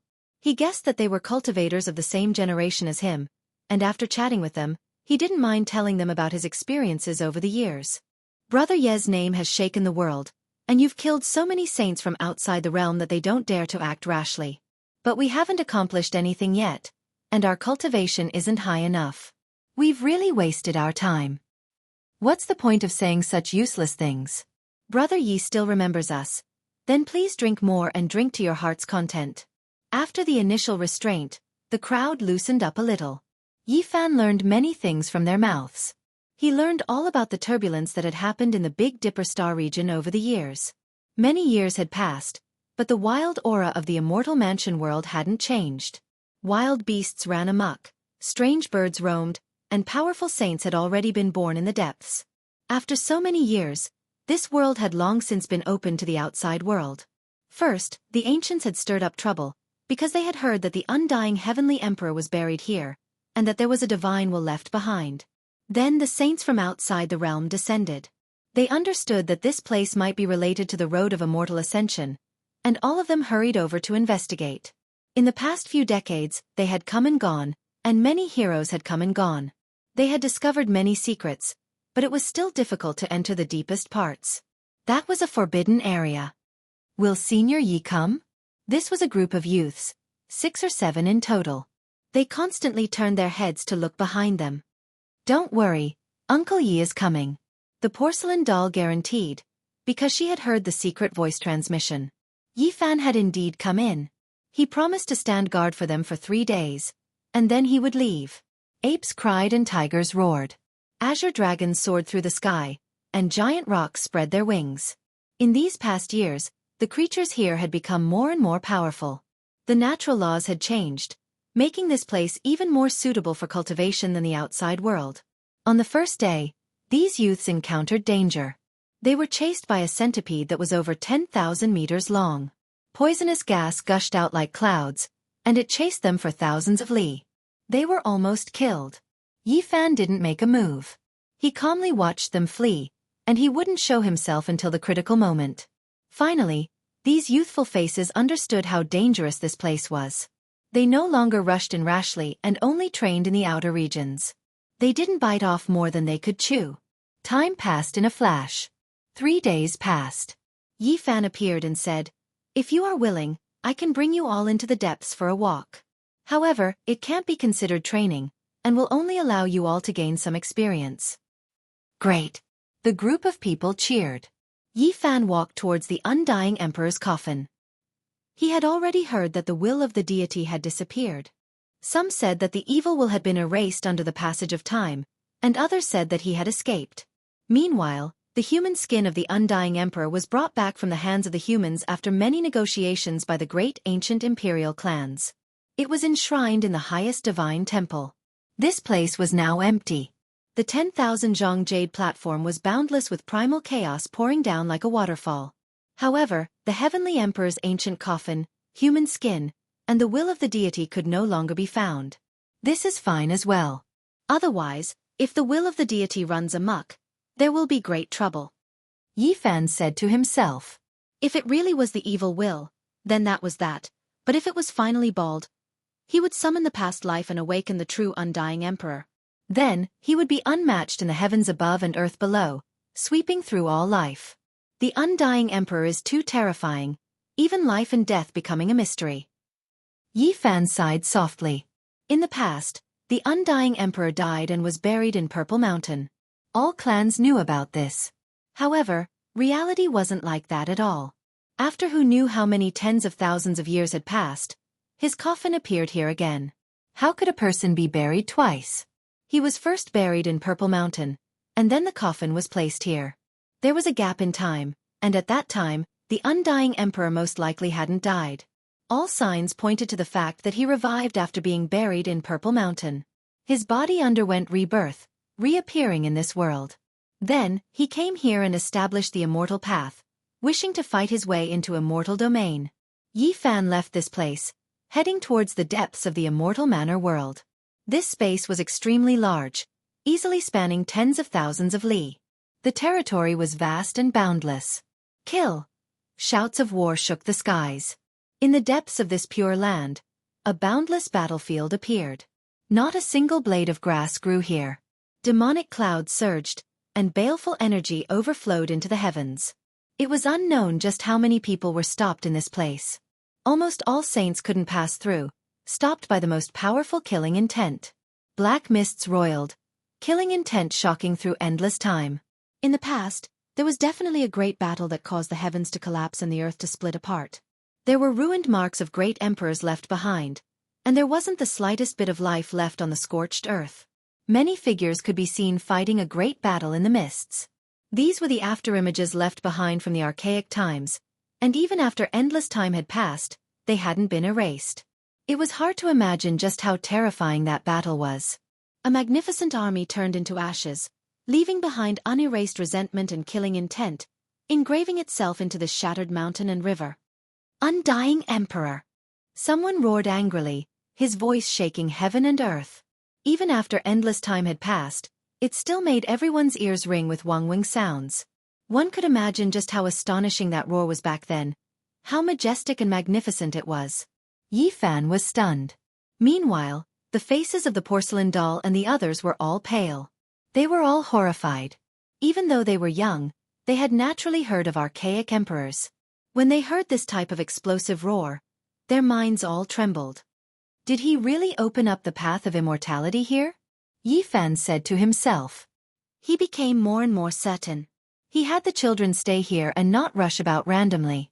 Then, he himself turned into a void figure, circling around this boundless battlefield, starting to measure it and carefully observe it. This was definitely a tremendous calamity. Even the great emperor's formation patterns were shattered. Was this the result of forcefully entering the path of immortality, or was it the result of a great battle between two archaic emperors? Even Yi Fan couldn't be sure. This battlefield was too terrifying. Even though most of the laws and resentment had been erased, there were still some that didn't scatter, creating this type of disturbance. It was also precisely because of this that the saints were stopped here. 90% of them couldn't pass through. In just a short period of time, Yi Fan discovered that there were no less than 18 saints pacing back and forth. There were ancient races, as well as sages from the outer realms. All of them were very powerful, and they were here to investigate. Why did a few little things that still smell of their mother's milk come in? Aren't you afraid of dying without a burial? A saint from the other side walked over. When he saw the porcelain doll and the others, his eyes were demonic and sparkling. The incomer naturally released a powerful aura that rushed over, pressing down on the porcelain doll and the others until their bones were about to break. They almost immediately knelt down. Do you have a problem? Yi Fan arrived soundlessly and stared at him coldly. You have the human race's divine physique. The voice of this foreign expert trembled. He staggered backwards and hurriedly bowed. Then, without saying a word, he hurriedly left into the distance. The saints nearby all knew that Yi Fan had arrived, and it immediately caused a wave of unease. Everyone nodded in his direction, but they all kept a respectful distance and quickly retreated, making way for this place. Yi Fan didn't tarry. His body shone with golden light, and he propped up a golden divine domain. He led the young people into the battlefield and actually passed through. Many saints were dumbfounded by the scene. Fellow Taoist, you are indeed extraordinary. Now, your style is peerless. As soon as Yi Fan came out, he saw a familiar person. Hunchuo, the great sage, the king of mediation, greeted him with a smile and a kind expression. When he looked again, there were a few figures on this side of the battlefield. None of them were weak. They were all great sage, and they were all staring at the scene in front of them with solemn expressions. What is that? Could it be an immortal who has suffered a tribulation? Someone asked, his voice trembling. Clearly, he was also a latecomer and didn't understand the situation here. Chapter 15:12. An expanse of demonic light rested on the scorched earth. To be more precise, it was more like a flame, dark red with black light. It looked extremely sinister, terrifying to the extreme, making even the void distort. Within the flames, there were humanoid figures one after another, releasing blazing radiance. They were struggling, twisting, resisting furiously. What kind of creature was this? Not destroyed after experiencing 10,000 tribulations, existing since ancient times, living until now? It truly made one's mind tremble. Without a doubt, this expanse of demonic light had existed since ancient times, never extinguishing. How many tens of thousands of years had passed, yet these humanoid creatures were still bound here, struggling and roaring. One couldn't help but be shocked. Even Yi Fan was stupefied. What kind of creature could live for so long? Now, there seemed to be only one answer. Immortals. It was no wonder that the great sage who had just arrived couldn't help but cry out in alarm, suspecting that these were immortals who had suffered a tribulation. Immortals? Do they really exist in this world? Have they been bound by someone? Just what kind of cultivation does one have to be able to do this? The porcelain doll and several youngsters' voices trembled. If it wasn't for them standing within Yi Fan's golden sacred domain, they wouldn't be able to withstand this pressure at all. Their bodies would definitely explode a long time ago. Even ordinary saints would be torn apart before the demonic light. Only the great sage could appear here. Dao friend, what do you think? Great sage Hunchuo spoke, asking Yi Fan. He was just like in the past, the passage of time not leaving many scars on his face. He looked extremely ordinary, his clothes even more casual, not much different from an old human farmer. There was a simple and honest aura about him. Naturally not immortals, said Yi Fan. On this side of the battlefield, there were a total of 8 or 9 great sages. There were ancient race elders, as well as a few from beyond this region. They were currently existences at the peak of Big Dipper, able to overlook all life. Towards Yi Fan's arrival, they didn't have any hostility, nor did they have any good intentions. They were all indifferent, each standing on one side. Someone with this kind of status naturally didn't need to lower himself. Everything could be done according to his heart. Moreover, they also had this kind of strength. They knew that Yi Fan had an emperor weapon and couldn't be angered. It was fine as long as they didn't provoke him. After hearing Yi Fan's conclusion, almost everyone nodded. Apart from those who had just arrived and didn't understand the situation, those who had carefully observed for a long time naturally wouldn't believe that these were immortals. If the great emperor was angry, the heavens and earth would collapse, all life would be destroyed. Let alone immortals, if there really were a few who were tied up here, struggling furiously like this, it might not only be this scorched earth that would explode, even this small world and central continent would split apart. Just what exactly was this? Everyone had their own answers. Some people believed that it was some sort of divine will, some sort of undying will that had manifested here. Some people of emperors had of gods, but of mortals. Sure. Of gods, of divine intent. Without a doubt, the latter conjecture was crazy. Normally, only existences at the level of archaic emperors or great emperors could give birth to such evil spirits. It was too shocking to see several of them together. Yi Fan searched carefully and observed carefully. He didn't find the divine will of the undying heavenly emperor. He believed the former guess more. Roar! Roars came from the dark red flames, shaking the great sage so much that his chi and blood surged and his body swayed. Yi Fan hurriedly thickened his gold sacred domain to protect the few young people. Just how powerful is his will? After countless years, he has already been worn down to his weakest state, yet he can still be like this. This is truly shocking. Everyone sighed. These humanoid creatures were terrifying. Even if they were so weak that they weren't even 1,000th of what they were in the past, if they escaped, it would still be enough for the great sage to go to war. This must have been left behind by an ancient emperor. Otherwise, it would be impossible for someone else to have such a strong will imprint. A great sage from the outer realms said. He had 12 pairs of golden wings, and it was unknown what kind of bird race he belonged to. Everyone nodded. Even the remnant fluctuations were this powerful. It could only be an ancient supreme being. Fellow Taoist, what do you think this dark red demonic light is? Great sage Hunchuo asked Yi Fan as if they were of the same generation. He was very serious and sincere.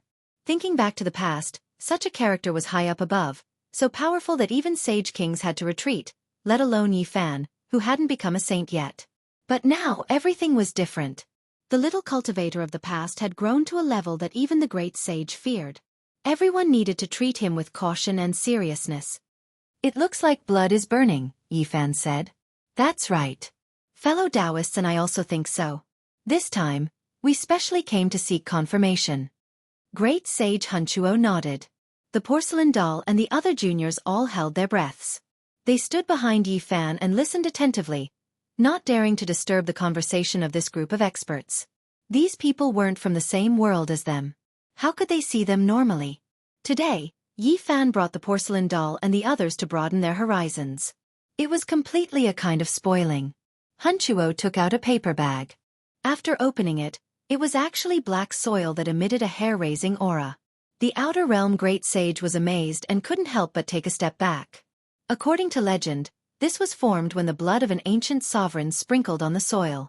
After the essence energy scattered, it became what it is today. Great sage Hunchuo said. With a light shout, a stream of light shot out, dragging the soil into the demonic light ahead. Boom! The entire world trembled. It was as if the world was collapsing. The dark red flames burned even more fiercely. However, near the black soil, there was a shocking change. It suffered a great rejection, and the dark red flames actually liquefied, turning into wisps of bloody mist. The killing intent was astonishing. This was a confrontation between the remnant blood of a great emperor-level expert and the ancient sovereign's blood. Everyone couldn't help but take a step back. They realized that their speculation was correct. It really was the blood of a great emperor-level expert that was burning. In that case, these humanoid creatures are the inextinguishable imprints contained in the blood? Correct, but this is the case. Everyone sighed. The ancient supreme beings were too powerful. The fluctuations of the imprints left behind by their remnant blood were already so terrifying. If their true bodies appeared, how terrifying would they be? Does anyone want to go inside and see what's going on? Great sage Hunchuo asked. Everyone immediately became silent. In so many years, no one had been able to enter. This demonic light was blocking the way, and it was truly frightening. Who dared to take the risk? They could only watch and deduce from the outside. This time, I've borrowed an emperor weapon. This old one wishes to go inside and see what's going on. Is there anyone willing to go with me? Hunchuo asked. As soon as he said this, 5 or 6 great sage immediately retreated far enough away from him. It was as if they were avoiding a plague god, not wanting to get involved. After so many years, the outer realm great sage and the others had long understood this world. They had even analyzed some powerful characters. In their eyes, Hunchuo was a star of misfortune. He could even persuade several great sages to death when they were fighting. If this type of person didn't do it on purpose, then he was naturally a god of misfortune. In reality, combining with past cases, everyone believed that he was the latter. He had an innately miserable and unlucky appearance. If one provoked him too much, there would be great problems. There were people who searched through ancient texts, saying that this was a special type of fate. He was innately gloomy and unlucky, but in the end, it would always land on others to lessen his own sins. The great sage naturally didn't believe these things. The more powerful a cultivator was, the more they believed in themselves. How could they believe this type of nonsense? However, they couldn't stop tragic things from happening one after another, so they naturally viewed him like a black crow. Now, he had an emperor weapon, so it was even more dangerous. It seems like only little friend and I are kindred spirits, Hunchuo said, looking towards Yi Fan. It was because he was the only one who didn't move. The others all moved 800 zhang away. Even the ancient race elders ultimately maintained a respectful distance. Yi Fan was speechless. The porcelain doll was about to cry. He pouted and pulled at the corner of Yi Fan's clothes, telling him not to agree no matter what. After so many years, even these children had heard of Hunchuo's glorious past. It was like thunder piercing through their ears. Yi Fan laughed and said, "All right, I'm willing to make a trip." When they heard this, the porcelain doll and the others' little faces all became snow white. They really didn't want to walk too close to this god of misfortune. Even the great sage was cursed to death, so their little lives were even more delicate. "All right, the demonic light over there has almost been extinguished. We'll leave from there," said Hunchuo. Yi Fan walked behind him, maintaining a set distance from him. After all, this was an ancient race senior expert. His strength was extremely great, and he had an emperor weapon in hand, so he had to be on guard. Of course, he wasn't that scared either. He himself also had an emperor weapon. At worst, he could just run away, so there was no need to be scared. On this side, the demonic light was indeed about to be extinguished. Only a weak flame was jumping about, but it blocked the path ahead. After burning for hundreds of thousands of years, even millions of years, this type of blood still hadn't dried up. This in itself was enough to prove how terrifying it was. No one would be careless. The god of misfortune Hunchuo brought out the emperor weapon. This was a dark blue gourd, as if it was born from a real plant and not refined. The mouth of the gourd spat out chaotic energy. This was the ancestral weapon of the primitive lake, the primitive emperor's famous extreme Dao weapon. Hunchuo held it, and it emitted a gentle light. He walked through the void, walking towards the depths of the forbidden land, avoiding those flames and human-shaped imprints. When Yi Fan saw this, he brought out the damaged green copper cauldron. It floated above his head, and with the immortal sword in hand, he followed inside. The porcelain doll and the others were nervous and expectant. Yi Fan used a technique, and all of them disappeared, being held in his palm. Behind him, all of the great sage's eyes were shining with divine light as they stared at the green copper cauldron. This was a legendary immortal weapon, something left behind by an emperor. Everyone coveted it. However, no one dared to act rashly, because this was a killing star. Even Mount Meru was almost flattened, so if they didn't have any confidence, who would dare make a move? The dark red flames were extremely terrifying, possessing world-shocking destructive power. The green copper cauldron was forced to shine. After all, that was emperor blood burning, even though its essence energy had pretty much scattered. Hunchuo and Yi Fan walked in front and behind. It was daunting, but not dangerous.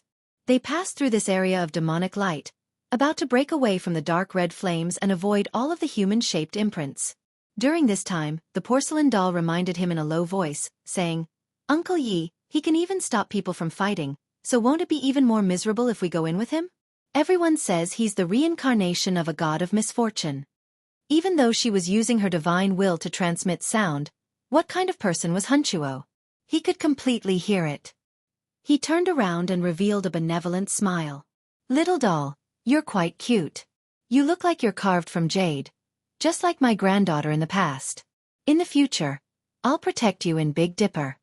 When the porcelain doll heard this, her little face immediately turned snow white. She covered her mouth and was about to cry.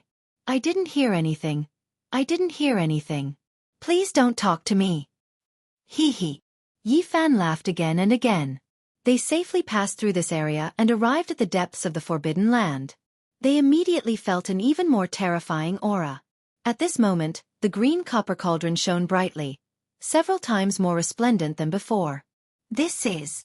Even Hunchuo was shocked, his eyes widening. "Is this the end?" The golden blood in Yi Fan's body boiled as he looked at everything in front of him in shock. Chapter 15:13. In the innermost depths of the forbidden ground, this was a piece of scorched earth. In the outer regions, the mountains had collapsed and the rivers had dried up. The land was deathly still, without the slightest bit of life. And inside, it was a scarlet expanse, dripping with fresh blood. Broken bones and flesh were scattered everywhere. It was a ghastly sight to behold. This kind of blood was bright red and had an undying divine luster. Although most of the essence energy had dissipated, it was still shocking. There was a kind of pressure spreading outwards. Emperor blood. In just an instant, these three words appeared in the hearts of Hunchuo and Yi Fan. The center of the entire forbidden ground was bleak, emitting a sparkling red light. There were many puddles, all of them were this kind of emperor blood. There were even some blood-stained white bones and minced meat, causing the hearts of those who saw it to palpitate. An aura that could slay the primordial spirit and seize the soul permeated the air. This wasn't a true powerful force, but rather a formless pressure from a spiritual domain. The stronger one was, the deeper they would feel it. Yi Fan and Hunchuo's blood was boiling. Their foreheads shone with a sparkling light, as if there were hundreds of stars on their backs. The immortal platforms at the center of their brows were about to explode. Calm their hearts, focus, self-control. The two of them quickly stabilized their state of mind, allowing themselves to be like mortals. They didn't use their primordial spirits or physical strength to resist. The pain of their bones being torn apart slowly disappeared. The two of them finally stabilized. The demonic and heaven-defying pressure ahead no longer targeted the two of them. Instead, it was conflicting with the emperor weapons. Regardless of whether it was the blue gourd or the green copper cauldron on Yi Fan's head, their radiance didn't diminish at all. The porcelain doll and the other children didn't sense the danger earlier. But when they saw Yi Fan and great sage Hunchuo like this, they instantly understood that this place was filled with danger. A great emperor died here. Even his body exploded. The path to immortalization is so terrifying.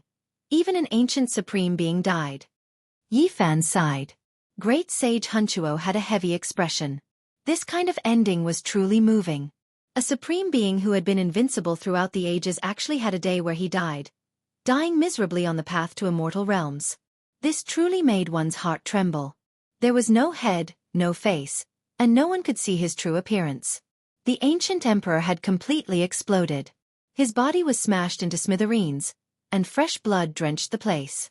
It was a terrifying sight to behold. Amongst these pieces of corpses, the only one that was completely preserved was a right palm. It was warm like jade, and it possessed a terrifying energy of divinity. If it were to strike someone, then even the quasi-emperor would perish on the spot. Sadly right now, he could only lie there quietly. Everything was over. The ancient emperor failed in the path of immortality and died. This was the ending of the path to immortality, the tragic end of an ancient supreme being. Yi Fan had heard many legends, but what he was seeing now was the most tragic scene on the road to immortality. A great emperor-level figure was blown to pieces. How tragic was that? Further forward, it was chaotic and hazy, the entire small world cut off. This meant that the path of immortality stopped here, shattered. This person failed to pass the trial and died dejectedly. Who is this person? Could it be the undying heavenly emperor? Yi Fan muttered to himself. Great sage Hunchuo's heart immediately jumped. This title was supreme to the 10,000 ancient races. Even though tens of thousands of years had passed, he was still the supreme deity in the hearts of many ancient races. And within many great races, there had always been a legend that the undying heavenly emperor might not have died and had ascended to immortality. In reality, there was no need to verify this at all. Perhaps it was the respect people had for the supreme deity in their hearts, and as a result, the legend and glory were derived. As for the truth, no one knew. It can't be the undying heavenly emperor. He is unrivaled in this world. Even if he stepped onto the path of immortality, he wouldn't be defeated. He is known as undying. This trial cannot allow him to die. Hunchuo shook his head and didn't accept this explanation. He came here before and buried the coffin, leaving behind a piece of human skin. His flesh and bones are nowhere to be seen. Could it not be him? When Yi Fan opened and closed his eyes, light shot out in all directions. In reality, he didn't really believe it was the undying heavenly emperor, because he had previously heard the roar of another person in the battlefield outside. The one who seemed to have the upper hand seemed to be that undying heavenly emperor. In this world, is there an era where two emperors coexisted? Yi Fan asked. Hunchuo shook his head. From what he knew, there didn't seem to be such an era. However, when he thought of the venerable emperor era, he became a bit hesitant. That was a great and complicated world. It was rumored that there might have been experts of the same level coexisting, but there was no proof. The two of them circled around these shattered mountains and rivers, looking at the ghastly blood and white bones. The emperor's body had already been shattered, so the essence of his body had pretty much flowed out. However, it was still terrifying. Of course, the most important thing was the spiritual pressure. The more powerful one was, the greater the effect, making one's heart tremble. To fight to this extent on the path of immortality, this person seems to be about to enter. Unfortunately, he still failed at the last moment and died miserably here. The time of this person's era was wrong. He wanted to forcefully barge in with his world-shaking cultivation, so he was destined to fail. The two of them discussed. They wanted to bring out a piece of emperor bone, because even though the essence energy was about to scatter, that was still a rare immortal material. However, they couldn't do anything about it, because there were great emperor patterns interweaving about the shining blood and bone that still hadn't been erased. Woo-woo. Suddenly, a sobbing sound entered their ears, sounding sorrowful and miserable, incomparably mournful. Someone was crying. From the sound of it, the age shouldn't be too young, extremely sorrowful. It was right up ahead. There were emperor patterns flickering about here. Even though they didn't extend outwards, they could still distort space and other things, which was why they could powerfully interfere with one's sight and hearing. At first, Yi Fan and Hunchuo thought that it was an imprint that hadn't been erased since the ancient times, not taking it seriously. However, when they continued walking for several dozen li, they sensed a wave of emperor might, and only then were they shocked. In a mountain call, there was an indistinct figure who was currently crying in grief, kneeling towards the flesh at the center. Meanwhile, above its head was a dragon sword that released brilliance in all directions, dazzling and resplendent. It continuously released mournful cries. Tai Emperor Sword. This was Central Continent Great Xia Emperor Clan's supreme treasure, left behind by its founder. One didn't need to think too much to know that this person definitely came from the everlasting dynasty. Yi Fan's heart shook, and Hunchuo also instantly understood. Now the truth had come to light. The one who died at the center of the battlefield was the Tai Emperor, the founder of the Grand Xia dynasty. The Tai Emperor stepped onto the path of immortalhood, but he failed forcefully and his body exploded here. This was a great sage, his body emitting an aura of decay. He didn't have much lifespan left, and needless to say, this was the foundation of the Grand Xia Imperial clan. Now, he had appeared. This person should be the Tai Emperor's descendant, otherwise, why would he be so sorrowful? He trembled as he stood up, crying a few times, allowing the Tai Emperor sword to continue its mournful cries before finally leaving. He didn't bid farewell to Yi Fan or Hunchuo, he just left on his own. It wasn't one of the supreme sovereigns of the supreme ancient immortal realms, it was actually the Tai Emperor. When the truth came out, Yi Fan sighed softly. Great Sage Hunchuo was also startled and didn't say anything for a long time. As for the porcelain doll and the others, they all kept their mouths shut, their little faces filled with solemnity. All of them held their breaths in concentration, listening quietly. Yi Fan knew that the Tai Emperor had come here before, because during the battle back then, he and the others had ascended the tens of thousands of zhang tall jade platform and found the Tao diagram left behind by the undying emperor within the coffin. So this was the result. It wasn't the primordial emperor, nor was it the undying emperor, but the Tai Emperor died. The primordial emperor died here, filled with unwillingness. Not far away, his emperor blood was still burning, and even now, it hadn't been extinguished. This was the resentment of his unwillingness. Since ancient times, countless heroes had hoped to become immortals, but there was no record of a certain person becoming an immortal. Now, it seemed that everything was a tragedy.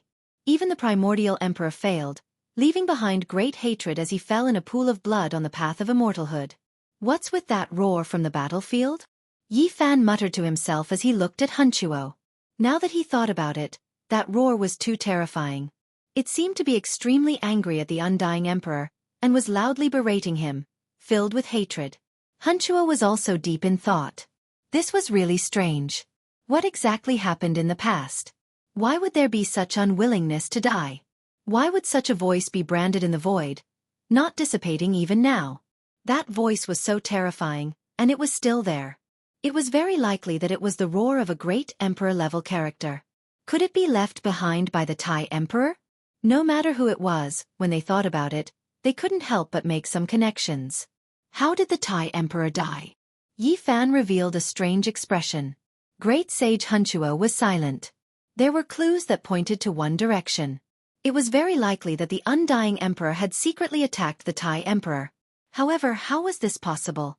The undying emperor was a character from the beginning of the primordial era, at the end of the legendary era. It was at least several million years ago, and the Tai Emperor was someone from hundreds of thousands of years ago. How could the two of them meet? This didn't make sense. That old ghost, the undying emperor, could he have lived for so long? How is that possible? If that's the case, he wouldn't need to become an immortal, and he would already be immortal. When Hunchuo heard Yi Fan's disrespect, he didn't object. He only frowned and thought about it seriously for a long time. Even he felt a wave of horror and strangeness. Could it be that the Tai Emperor forcefully broke through and opened the path to immortality, but the undying emperor ambushed him and stole his immortal throne? The porcelain doll said in a low voice. The other youngsters were all overwhelmed with shock. This matter was too far away from them. The great sage was someone they couldn't even look up to, let alone a great emperor. However, they had heard such a secret at this moment. This was a bewildering murder case that involved ancient emperors. After the porcelain doll finished speaking, he shook his head. This kind of deduction had a fatal flaw. Who could live for millions of years? Yi Fan's eyes were cold as he said, "Could it be that the undying heavenly emperor also walked that path in the end? Don't tell me that the origin ancient mind was created by him, and that was why he was able to live for endless years?" Hunchuo was shaken. He said to himself, "Doing that would indeed allow one to live for so long. However, it is too cruel. It would be difficult for one to advance even an inch in this life." The things he spoke of, at this point, there was already no longer a need to doubt what kind of existences there were in Origin Ancient Mind, that they survived precisely through such methods. The undying emperor definitely wouldn't do that. He was a prideful person, and from the moment he was born, he wanted to make all deities of the 10,000 worlds kneel beneath his feet. He would rather die than submit. He claimed to be number one throughout the ages, so how could he lower his head?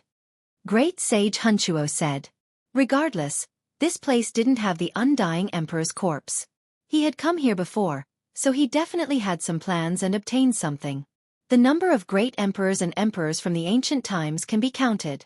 Let's go to that battlefield again and carefully observe those engravings. We need to see who exactly left them behind to determine the truth behind this bloody case. Yi Fan said. He took the lead and walked out, wishing to get to the bottom of this. Chapter 15:14. The great emperor fell, dying in battle on the immortal path. It was actually this bitter, truly shocking everyone's hearts. In the hearts of the people of this world, the two words great emperor were as heavy as Mount Tai. There was nothing they couldn't do, no opponents they couldn't defeat. They were the synonym for unmatched. However, it was precisely these types of people who died, their bodies smashed and their bones crushed. It was truly shocking. Yi Fan gave the sparkling emperor blood, as well as the white bones and crushed flesh, one last look. He left this place, heading towards the battlefield outside to see what was going on. In front of the dark red flames, those 8 or 9 great sage still hadn't scattered, still standing there and watching seriously. Yi Fan and Hunchuo came out one after another, making them reveal strange expressions. They wanted to ask about the results, but they didn't have much of a relationship. Moreover, they all felt restraining fear. After all, these two had emperor weapons in their hands. Only an old clan elder walked up and asked Hunchuo. After obtaining a brief understanding of the situation, his expression couldn't help but change greatly. Finally, they arrived at that ancient battlefield. The indistinct figures were all engravings of ancient heroic spirits. A magnificent army charged forward, exceptionally intimidating. Even though they could move through this place, they still had to consciously avoid the most powerful engravings. Otherwise, there would likely be great trouble. There was even less of a need to talk about searching for the most terrifying roar. This engraving was definitely world-shocking, definitely left behind by a great emperor-level figure. It was carved here, impossible to erase. There was scorched earth everywhere, mountains and rivers shattered. The damaged formation pattern's luster grew dim. No matter how one looked at it, it was a land of destruction, blasted into a ruined world. Yi Fan, Hunchuo, and the other great sage arrived here. After carefully looking around, they were all horrified. They saw quite a few star stones. Normal saints couldn't move them. These are true stars. Someone casually grabbed them and refined them, turning them into magical treasures. Hunchuo said with a light sigh. There were many star stones on the ground, but they were only the size of a fist. They floated within some formation patterns, flickering with dim luster. It was truly shocking. If the magical seal was removed, these might immediately turn into great stars. It really was as if the heavenly dome was blasted apart, all of them falling here. Undying Emperor. An angry roar finally appeared. Emperor weapons hovered above Yi Fan and Huntuo's heads, protecting themselves. They walked forward against the great pressure, wanting to find out the truth. It was a majestic figure. Although it was very blurry, it was suffocating. Although it was an incomplete brand, it was as if the 9 heavens were pressing down, causing the navy gourd and green copper cauldron to shake. What this person is? Yi Fan was stunned.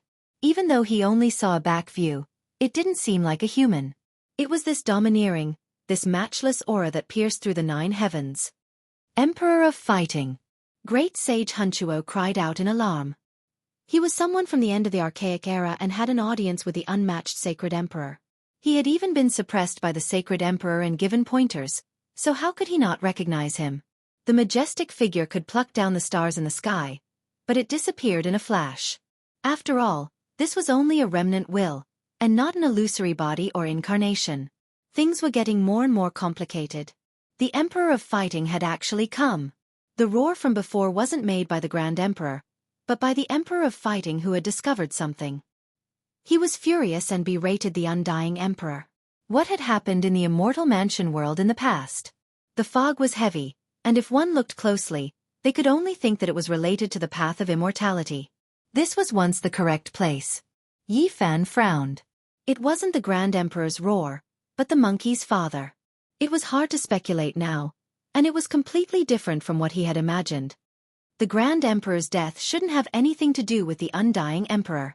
Great Sage Hunchuo spoke and let out a long breath. He also had some suspicions just now, but he didn't want the supreme deity in his heart to have such a stain. Now, it seemed that the Grand Emperor had died. He most likely fell before the path of immortality, and his blood splattered everywhere. He couldn't enter the immortal domain, and his body was crushed. However, Yi Fan frowned, feeling that things weren't so simple. In the early years, the monkey's father also respected the Undying Emperor like the ancient race people.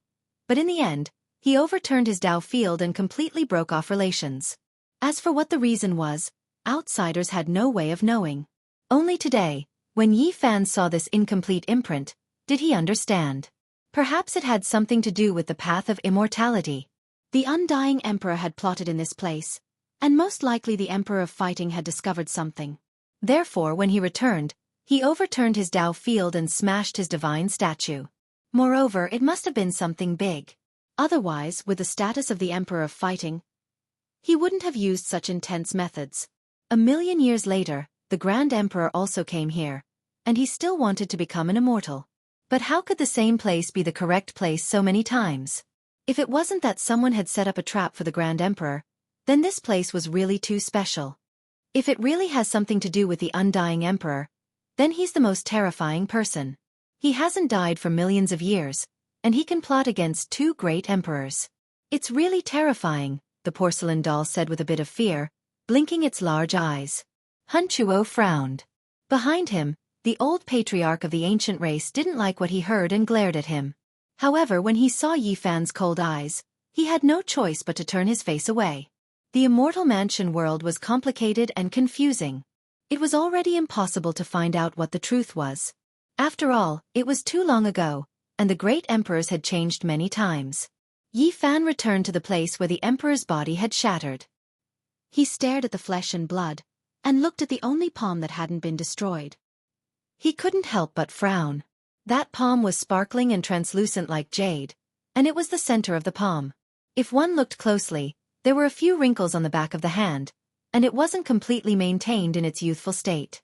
Obviously, the Grand Emperor had been very old at that time.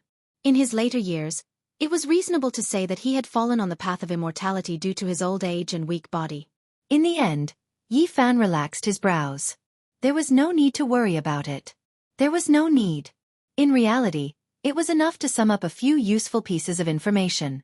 The first was that the undying heavenly emperor hadn't died in the Purple Mountain and had come here. The second monkey's father had also come. He had seen through something and rebelled against the undying heavenly emperor. The third was that the Grand Emperor had tried to break through here and fallen in a pool of blood, dying on the path of immortality. No matter what, this place was useless in this world. The primal chaos had cut off the path ahead, and the path of immortality had collapsed. There was nothing left to investigate in this immortal mansion world. For Yifan, the curtains could be drawn. He had finally explored this world clearly. What a pity!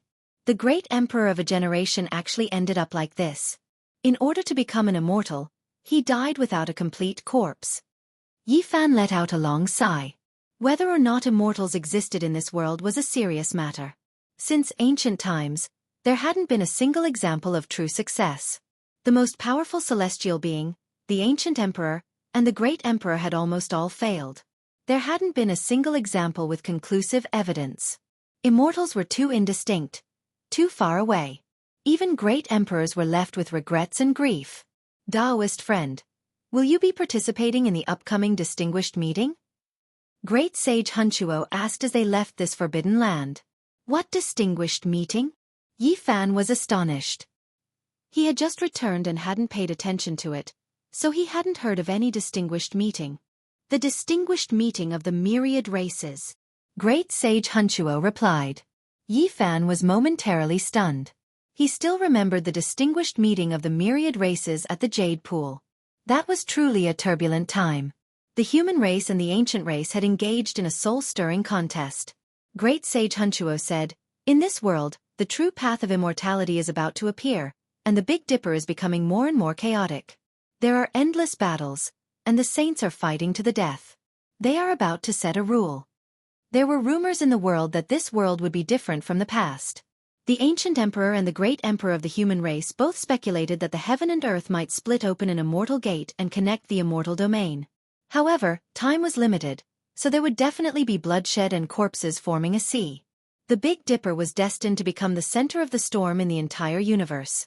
Battles were unavoidable, but they couldn't continue to be chaotic because of this. The various races had to discuss and set some rules. When the time comes, I will go and take a look. Yifan nodded and bid farewell to the god of misfortune. When they returned to the great scholar manor, the porcelain doll and the few youths were incomparably excited. They bowed to Yifan to express their gratitude. Everything they had experienced today was too mysterious to them. They walked side by side with the great sage and saw the corpse of the great emperor of ancient times. They didn't even dare to think about this in the past, but now they were exploring it. In the northern part of the central region, in the City of Darkness, a place that made the unparalleled experts frown and feel apprehensive. The Empress of the West had come and gone before. Great Sage Physique had come here before. The Void Emperor had overseen it before. Great Emperor Wuxia had descended before. They represented supreme beings of the extreme Tao one after another. This city was too special. It would inevitably become the center of the storm every time there was a dark upheaval. That was because this place wasn't that far from the Undying Mountain, and it wasn't that far from the Sacred Cliff either. It was an ancient city that had to face the forbidden regions of life during the Age of Turmoil. Among them, there was a great sage Physique who fought a bloody battle at the Undying Mountain. He spent his entire life on conquest, and in the end, he died at the Sacred Cliff in his later years. During his prime, he had once guarded the City of Darkness, and it was unknown how many upheavals he had quelled. The Void Emperor had fought bloody battles in the various forbidden regions, and the final battle at the Undying Mountain was the most cruel. Great Emperor Wuxia had also taken action here, killing the supreme beings of the Dark Age and even suppressing a rarely seen giant throughout the ages. Now, the God-sealed decree he had refined was still pressing down on the Sacred Cliff. The City of Darkness was, without a doubt, the #1 city in the central region. It had an immortal legend, and its name shook the world. Its origins were great. Recently, the City of Darkness wasn't calm at all. It was because a distinguished meeting was going to be held here. At that time, the Big Dipper race, the various great races of the Archaic era, as well as the saints of the Outer Realms, would all appear. This was a distinguished meeting of all races in name and in reality. It didn't just belong to the Big Dipper race, but rather all the powerful races that appeared on this ancient planet. In the past few days, there would be experts rushing over from time to time, stirring up a storm and becoming the focal point of the entire world. Almost all experts would come. Wu, that's the old clan leader of the Fire Qilin Cave. I heard that their ancient prince disappeared and hasn't returned even now. Many old seniors of the ancient races with extremely high statuses had come. One could well imagine how much importance they attached to this distinguished meeting. That's the Jiang clan's Saint Lord Jiang Yifei. He also came. There are rumors in the outside world that he might be the son of the Eternal Universe Emperor, and that his previous identity was fake. Impossible, that's just a rumor. On the street, a youngster in clothes whiter than snow sat on the back of a golden swan ni. He was untainted by even a speck of dust, giving off a type of transcendent feeling. Many knights followed around him. The Central Region's Wind Clan's clan leader, Feng Huang, has come. This woman has truly been stunning in recent years. She solved the riddle of her clan's ancient monument. Oh, it's really her. I heard that she had some grievances with the human race's saint physique in the past. A woman wearing a multicolored mask and surrounded by multicolored clouds flew across the sky and quickly went far away. No one dared to approach her. Behind him, there was a group of experts following. What did I just see? A huge black tortoise being carried in a palanquin. He also came to participate in the distinguished meeting. What's his background? Shu, that's the protector of the Southern Mountains barbarian tribe. The people carrying the palanquin are all ancient beasts that admire him. This tortoise became a saint before the heaven and earth changed. Now, his strength is unfathomable. In the past few days, more and more experts had come to the Dark City. People from the Huasong Ancient Star, Gaochen Ancient Star, Tongtian Ancient Star, and other ancient starlands had all come. It had been more than 100 years, and many powerful races had already arrived at the Big Dipper race. Chapter 15:15. The walls of the City of Darkness were dark red. Due to the many battles since ancient times, the walls had been dyed this color by blood. It was known as the #1 city, but when one got closer, it didn't seem all that grand. The 12 zhang tall walls weren't much more majestic than an ordinary city. Time had left mottled marks on the walls. The formation patterns hidden under the blade marks and arrow holes flowed with a dim luster. This was the city's defense. It was known as the #1 city of the Central Region not because of its size, but because this place was too important. In the past, this place had always been the main battlefield during the chaos of the darkness. Too many things had happened here. When people talked about the Central Region and the chaos of the Undying Mountain, this city was inevitably mentioned. That was why it was called the #1 city. Candied haws, the handiwork of the time-honored I Chen family. They are big, round and sweet. Divination, divination, divination, divination. The Lini Divine Image Realm's Watchman has descended, granting the fate of 3 lives and 3 worlds, seeking the heavens. After many years of recuperation, the City of Darkness was now very prosperous. The chaos of tens of thousands of years ago had long since disappeared. People came and went, rubbing shoulders with each other, and the atmosphere of the mortal world rushed to the heavens. After entering the city, what Yi Fan saw was a scene of hundreds of businesses flourishing and people living in peace. He also saw many cultivators hiding among the mortals. In reality, cultivators made up half of the city. After all, it had experienced the most terrifying chaos in human history, so there was no lack of cultivators. He entered a restaurant that was close to the main street of the City of Darkness. Looking out from the window, there was an endless stream of horses and carriages, and the sounds of hawking could be heard incessantly. There were even divine lights flying through the sky from time to time. There were too many people going in and out. There was no need to make inquiries. He only needed to find a place with a lot of people to sit down and hear the latest news. Many cultivators had come today, and they were all discussing the recent situation. People believed that the path to immortality was about to open because there were too many people coming from all over the heavens. Saints crossed over like a tide and descended on the Big Dipper. Moreover, the major life-restricted areas were no longer peaceful. Some people saw a beautiful woman playing a flute in the absolute beginning forbidden area. She flew across the sky, transcending the world and shaking the northern region. There were also people who heard the sound of iron chains shaking in the forbidden area of the southern domain.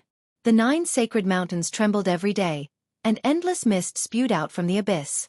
There were others who saw that a few ancient monuments in the immortal tomb were shining, as if they were going to break through the heavens, releasing waves of terrifying aura. The recent unforeseen events made everyone feel uneasy, but also filled them with anticipation. If the path of immortality appeared, it would be the greatest change since ancient times. Only heaven knew what would happen. It said that in this era, the immortal realm might be connected to the human realm. Is this true or false? Why did such a secret spread from the mouths of the saints outside the realm? There should be some truth to it. Otherwise, why would they risk their lives and cross the galaxy from the other side of the universe? That's true. If it wasn't like that, only great emperors would be able to fight their way into the immortal domain. I'm really looking forward to it. Everyone in the world will become immortals, and we will also bask in your glory. What a magnificent scene that will be. Yi Fan poured himself a cup and drank by himself. He hid his true appearance because he didn't want to be recognized and cause a commotion. He quietly sat on the side, listening to everyone's discussions. Now, there really weren't many people who could injure him in this world. Unless the quasi-emperor appeared, he could already rule over this world. All clans had to respect and revere him. At the very least it would be like this on the surface. Who is that? Could it be the ancient Empress Hualin? She actually returned from outer space. Someone cried out in alarm. A graceful figure flew past, her height reaching the same height as the restaurant's window. She soared through the air above the street, the people below her feet moving to and fro. She was like a fairy walking on waves. A head of water blue long hair scattered down, flowing with sapphire-like luster. Her clothes fluttered about, her skin snow white. Her eyes carried spirituality, as well as a type of dignity. She flew into the city just like that, disappearing in front of a grand ancient watchtower. I heard that she returned to her clan's ancestral land. Who would have thought that she would appear again after more than 100 years? This woman's current strength will most likely make even the great sage feel restraining fear. Everyone moved from her to the Fire Qilin cave, naturally mentioning the fire unicorn. Don't look at how the Fire Qilin cave suffered a great loss in the Eternal War. However, no one dares provoke them, to the extent where they might even make others feel restraining fear. Why do you say that? Do you all still remember that as soon as the fire unicorn appeared, he would often wander around Origin Ancient Mine? Quite a few people had seen him before. What does this mean? Just this type of hidden relationship is enough to allow this clan leader to flourish for a long time. As the number of cultivators increased, all sorts of secrets were revealed and the City of Darkness fell into an uproar. Who is that woman? She has a Buddha Dao crown on her head, giving off the aura of a monarch looking down on the world. How astonishing! Have you never heard of her? That is the great Mahamayuri king from ancient Amitba Star Domain. Not long ago, the great battle of Mount Meru ended. She might be the present world Buddhist path's #1 expert. That might not necessarily be the case. The victorious fighting Buddha should be stronger than her, just that he left. The great Mahamayuri king wore a golden crown on her head and 8 bracelets on her arm. She sat on a golden peacock and entered the city. This type of grandeur immediately shocked all directions, drawing the attention of the people of the world. Not long after, draconic energy surged in the direction of the central province, the scene shocking the heavens. A dragon sword directly tore through the void, and an elder entered the city from the central province with a single step. The grand sovereign sword was like an ancestral dragon, shaking its head and tail, releasing a horrifying aura that shook the world. It possessed an unmatched killing intent that suppressed the 9 heavens. This is a great sage. Why is he so high profile, coming on an emperor weapon, as if he wants to hack this place apart? The people of the great Xiar imperial clan have arrived. You absolutely cannot provoke them. Rumor has it that several days ago, news leaked out of the immortal manor world that the clan's ancestor, the Grand Sovereign, died inside. What? The emperor of a generation died. Correct, he fell on the path of immortality, suspected to be related to the undying heavenly emperor. For this great sage to come like this, he most likely wants to find trouble with the ancient race. A storm was brewing in the City of Darkness. Powerful figures arrived one after another, stirring up everyone's endless anticipation. This time, there was most likely going to be a huge storm. Silently, another person appeared on the street. There was a type of decaying aura, but it caused all the saints to tremble, because the supreme saint of the great Xia imperial clan walked over and nodded towards him. Who is this? Everyone shivered. The great Xia's saint definitely had a foundation from hundreds of thousands of years ago, and had survived until this era. He actually recognized this person. Without a doubt, this was someone from the same generation. This was because there was similarly a type of decaying aura, as if he could melt into the yellow earth at any time. It's the Ji clan's great sage. He once appeared during the Battle of Mount Meru. Everyone was shocked. The various great undying inheritances finally no longer kept a low profile, no longer hiding anything. Even the great sage had appeared. When they thought about it carefully, it made sense. They were all holy lands, but those that had produced great emperors were definitely different. Only ancient supreme beings could refine divine origin liquid and seal saints. Thus, they definitely had this type of foundation. In the past, it wasn't obvious because it wasn't the right time yet. If they truly fought, how could a clan that had produced a great emperor compare? They could definitely pierce through the heavens. A gust of wind blew over, and the two great sages disappeared. A commotion broke out in the City of Darkness. Someone from hundreds of thousands of years ago had appeared, and this definitely indicated that the path of immortality wasn't far away. At the same time, the news of the Grand Emperor's death seemed to have grown wings. It spread in all directions, triggering a huge commotion. Everyone was greatly alarmed. Was it the undying heavenly emperor who caused the Grand Emperor's death? Or was it the Grand Emperor who died in battle due to his old age? His blood energy drying up? This became the focal point of everyone's debate. Who is that woman? She really is too beautiful, as if she walked out from a painting. What kind of identity does she have? Heavens, who is accompanying her and walking together with her? Is it a Holy Spirit? Cries of alarm sounded in the City of Darkness. A beautiful couple walked over. The woman was the most beautiful under the heavens, and her beauty was exceptional. The man was handsome, confident, and extraordinary. It was impossible not to notice these two people as they stood there. Their temperaments were outstanding, like cranes among chickens. Even if they stood in a sea of people, they would still be recognized with a single glance. That's the Jiuli Divine Dynasty's Princess Yu Ling. She's known as the second beauty of the Central Plains by busybodies. Finally, someone recognized the peerless beauty. She wore a phoenix crown on her head, and she was dressed in robes that flickered with multicolored light. It was as if she was dancing in the morning clouds. This woman's skin was smooth, and her black hair draped over her shoulders. Her black eyebrows were curved, and her eyes were intelligent. Her nose was high. She was a rare beauty, and it was difficult to find any flaws. Yi Fan's expression changed as he recognized this woman. He had seen her in the Qinling Mountains to the west of the Central Plains. At that time, Yi Fan, Gai Jiuyo, and Princess Yu Ling had all joined the Qin sect. Even Hua Yunfei and Li Xiaoman were no exception. They had all joined for the army formula. In the end, Yi Fan and the sickly old man both obtained something. So many years had passed, and looking back, it was like a dream. Yi Fan guessed that this Princess Yu Ling might have also obtained the army formula. Time did not leave any traces on Princess Yu Ling's white face. Her pupils were like black gemstones, and she was still as beautiful as before. Her appearance could cause the downfall of cities and countries, and she truly lived up to her title as the #1 beauty of the Central Plains. Beside her, there was a man with an oppressive heroic spirit. A pair of sword-like eyebrows slanted into his temples, giving him a heroic appearance. His eyes were as sharp as cold lightning, and when they swept over, no one dared to look him in the eye. It was as if sword light was cleaving over. The most unique thing was that he had a pair of stone arms that were no different from a divine spirit. However, the rest of his body was made of flesh and blood. Powerful energy fluctuations faintly seeped out, shocking everyone. Everyone was shocked. There was no need to mention Princess Yu Ling's exceptional beauty, but this man was terrifying. Could it be that he was an almost flawless divine spirit? He wore silver armor that shone brilliantly. His appearance was imposing, and he appeared heroic. His footsteps were powerful, and he was tall and imposing.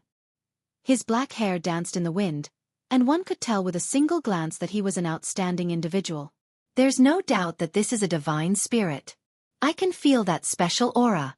A sage from the outer realm said with a solemn expression. According to legend, A true consummate divine spirit's body would transform into flesh and blood.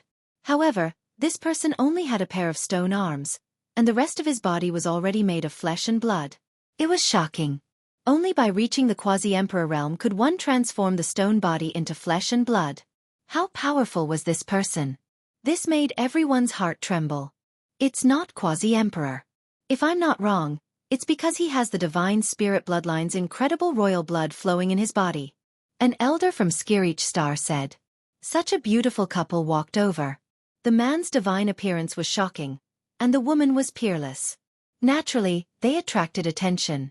The street was quiet until they passed by. Only then did it become noisy, triggering heated discussions. This time's convention of the myriad races actually attracted all kinds of characters.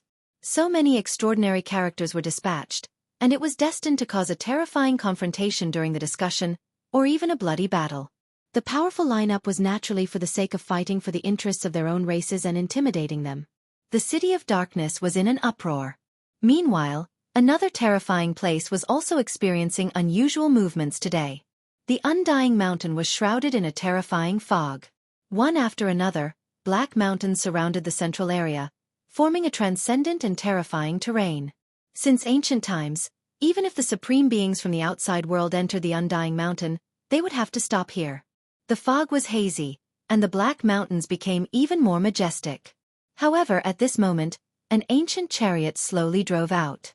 A voice came from the chariot, saying, "After so many years, the City of Darkness still exists. The convention of the myriad races is about to start. Very well, I'll also go take a look." On the left and right sides of the chariot, there were a few servants following behind without saying a word. Chapter 15-16.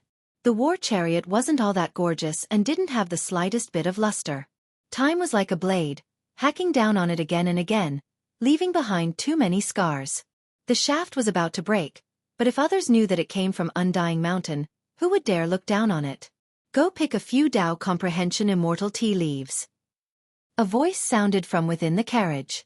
A servant walked forward, paying his respects to an old tree that was full of brilliant branches, sparkling and swaying back and forth. He chanted an incantation, and with a light walala sound, quite a few leaves fell, every single one of them swirling with immortal multicolored light. The war chariot slowly moved forward, following a special path, avoiding many flickering formation patterns and leaving Undying Mountain. After many tens of thousands of years, the existence within the mountain finally entered the central region again. Within Darkness City, overlords from all sides gathered. From time to time, saints from outside this region would turn into a streak of flowing light as they tore through the sky, descending upon the city. During these past few days, this place was as bustling as a mortal's temple fair. Cultivators from all sides appeared, coming from all types of races. Pai Xiao, three-footed black phoenix, god-swallowing rat, heaven-splitting ant. Races that only appeared in legends all appeared. The date of the distinguished meeting arrived. Clouds and mists surged above Darkness City, great waves surging. It was as if a gate between heaven and earth was opened, releasing thunderous sounds. The distinguished meeting of cultivators naturally wouldn't be held in a place where mortals resided. Above this ancient city was a vast divine scenery. Above the white clouds, mountains were majestic and heavenly palaces were grand. This was a floating continent that flew out from the void. An ancient aura surged over, making one feel the aura of a prehistoric beast. It was as if they arrived at the absolute beginning, truly towering above the ancient sea of clouds. This was the location of the distinguished meeting.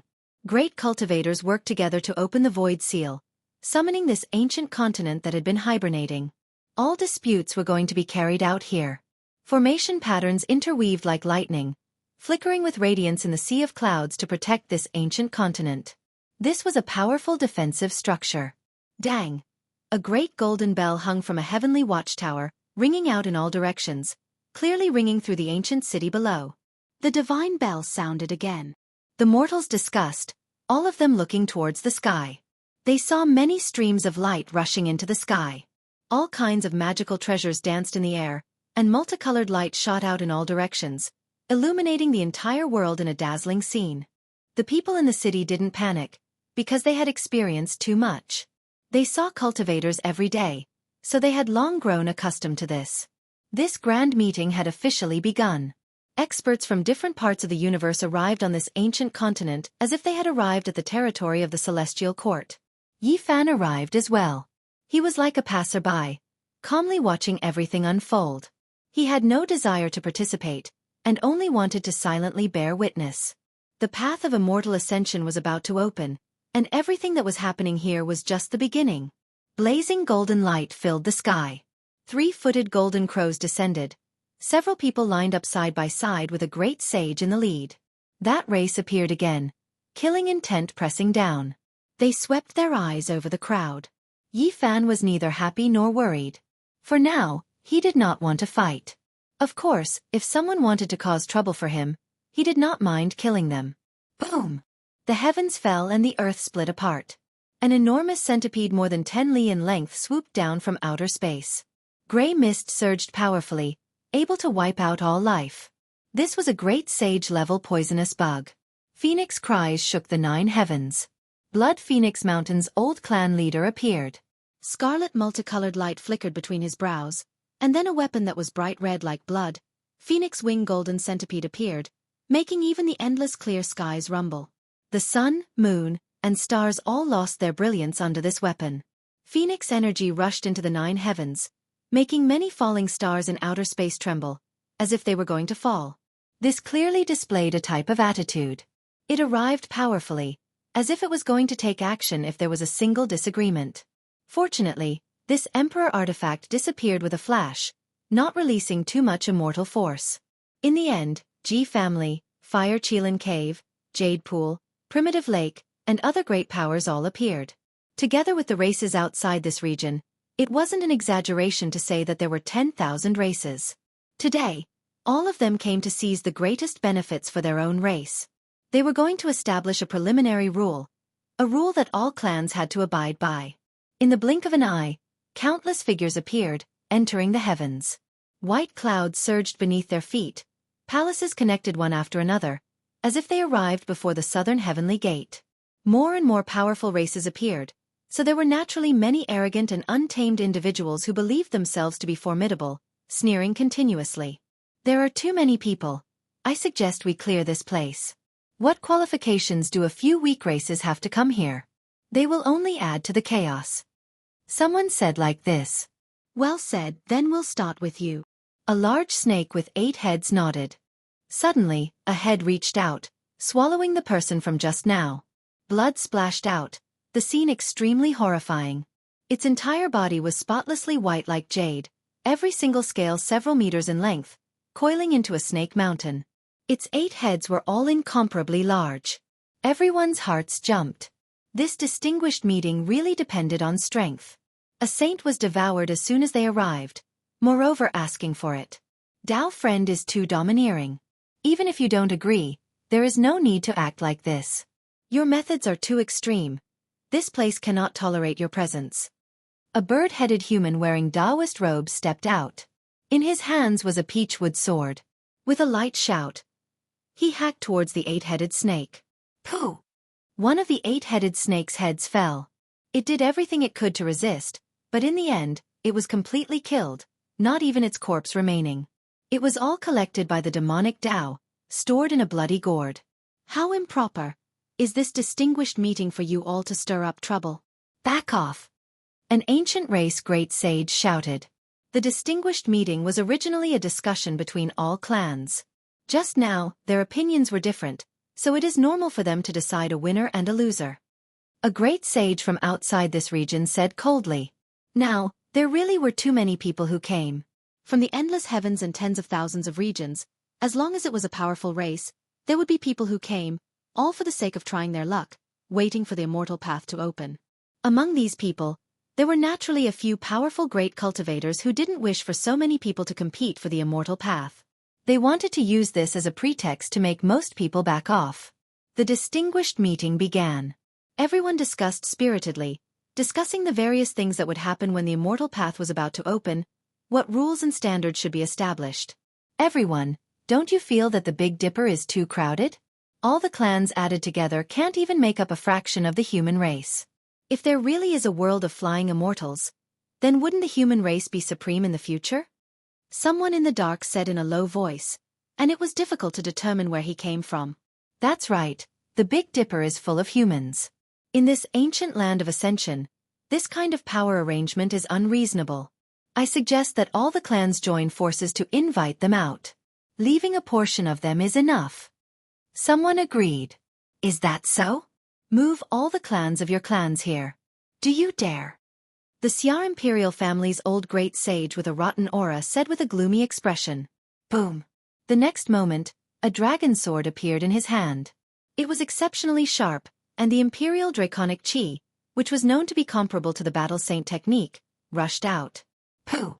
In just a moment, there was a bloody light in front of them. Broken limbs all flew up, and then they all exploded in mid-air. That place was immediately devoid of life, and only blood splashed everywhere, creating a scarlet scene.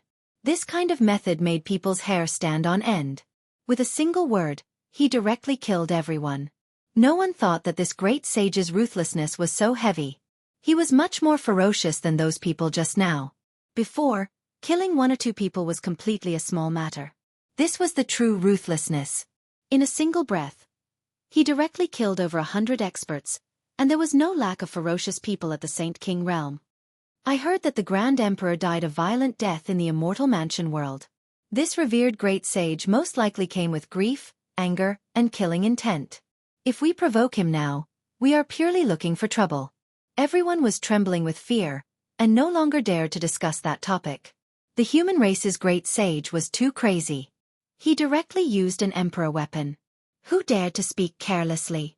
In the central heavenly palace, several great sages walked in, and this was only a portion. Only the strongest experts could appear there. When the great Mahamayuri, the Ji clan's great sage, and the others appeared, many people felt reverence. They didn't know if they had the demon-subduing pestle and void mirror. Even some of the supreme experts from the outer realms shivered inwardly. Yi Fan didn't approach. He only sat down in a pavilion and quietly watched people come and go, listening to their intense arguments. Clouds roiled, reaching up to one's knees. This ancient continent was very mysterious. Many orchids grew here, and their fragrance assailed the nostrils. There was an argument in the central heavenly palace. A great sage flipped over a table. With a rumble, two figures rushed high into the sky, coldly confronting each other. It seemed like a battle between the great sage was about to break out. Many people knew that today would inevitably be a day of turmoil, but they didn't think that there would be such peerless figures confronting each other as soon as they arrived. But in the end, both of them descended again. The meeting continued, and the various giants divided into many camps to carry out negotiations. Yi Fan believed that with two or more great sages from the human race, and both of them had emperor weapons, unless the various clans joined hands, there wouldn't be anyone stupid enough to provoke them. In the heavenly palace, there was a sea of people. Many experts expressed their opinions. That place was drowned out. Powerful holy fluctuations spread, making everyone's hearts tremble. Suddenly, the heavenly dome collapsed. Two figures rushed into the 9 heavens, entering the heavens and entering outer space. The most world-shaking battle erupted. Enormous fluctuations spread outwards. The entire ancient continent flickered with streak after streak of blazing light. The ancestral formation blocked the boundless ripples from outer space. If not for these mysterious natural laws interweaving, the ancient continent would have directly sunk. This is the power of the extreme Tao. There are emperor weapons clashing. No one thought that it would be this intense. There were actually emperor weapons clashing. Flames overflowed into the heavens. A male dressed in snow-white clothes appeared. His complexion was like jade, possessing exceptional style. He was refined and elegant, as if he was carved out of divine jade. He was extraordinary and refined. In his left palm was a bright red and sparkling cauldron that looked like it was dripping blood. There were all kinds of symbols circulating on it, and a powerful emperor might covered the sky and earth. It was the current master of the Jiang family, Jianghu. He held the eternal universe cauldron and stood in the air like a deity. Opposite him, a large black seal floated up and down. Tens of thousands of silk ribbons hung down, protecting a white-haired old man with a third vertical eye below. It was obvious that this was a great sage. The black seal above his head was an emperor weapon. However, this treasure seal was clearly flawed. It was missing a corner, and there was a crack that reached all the way to the center. The Emperor's Seal. It's actually the Emperor's seal left behind by the ancient Yin Emperor. How did it fall into the hands of the foreign races? Some of the older generation recalled the records and descriptions in the ancient books and couldn't help but change their expressions. This was definitely the weapon of the Emperor. The crowd was in an uproar, causing a huge uproar. Many things of the past were recalled, and many people were overwhelmed with emotions. In the past, there was a divine war that caused the heavens to collapse and the earth to crack.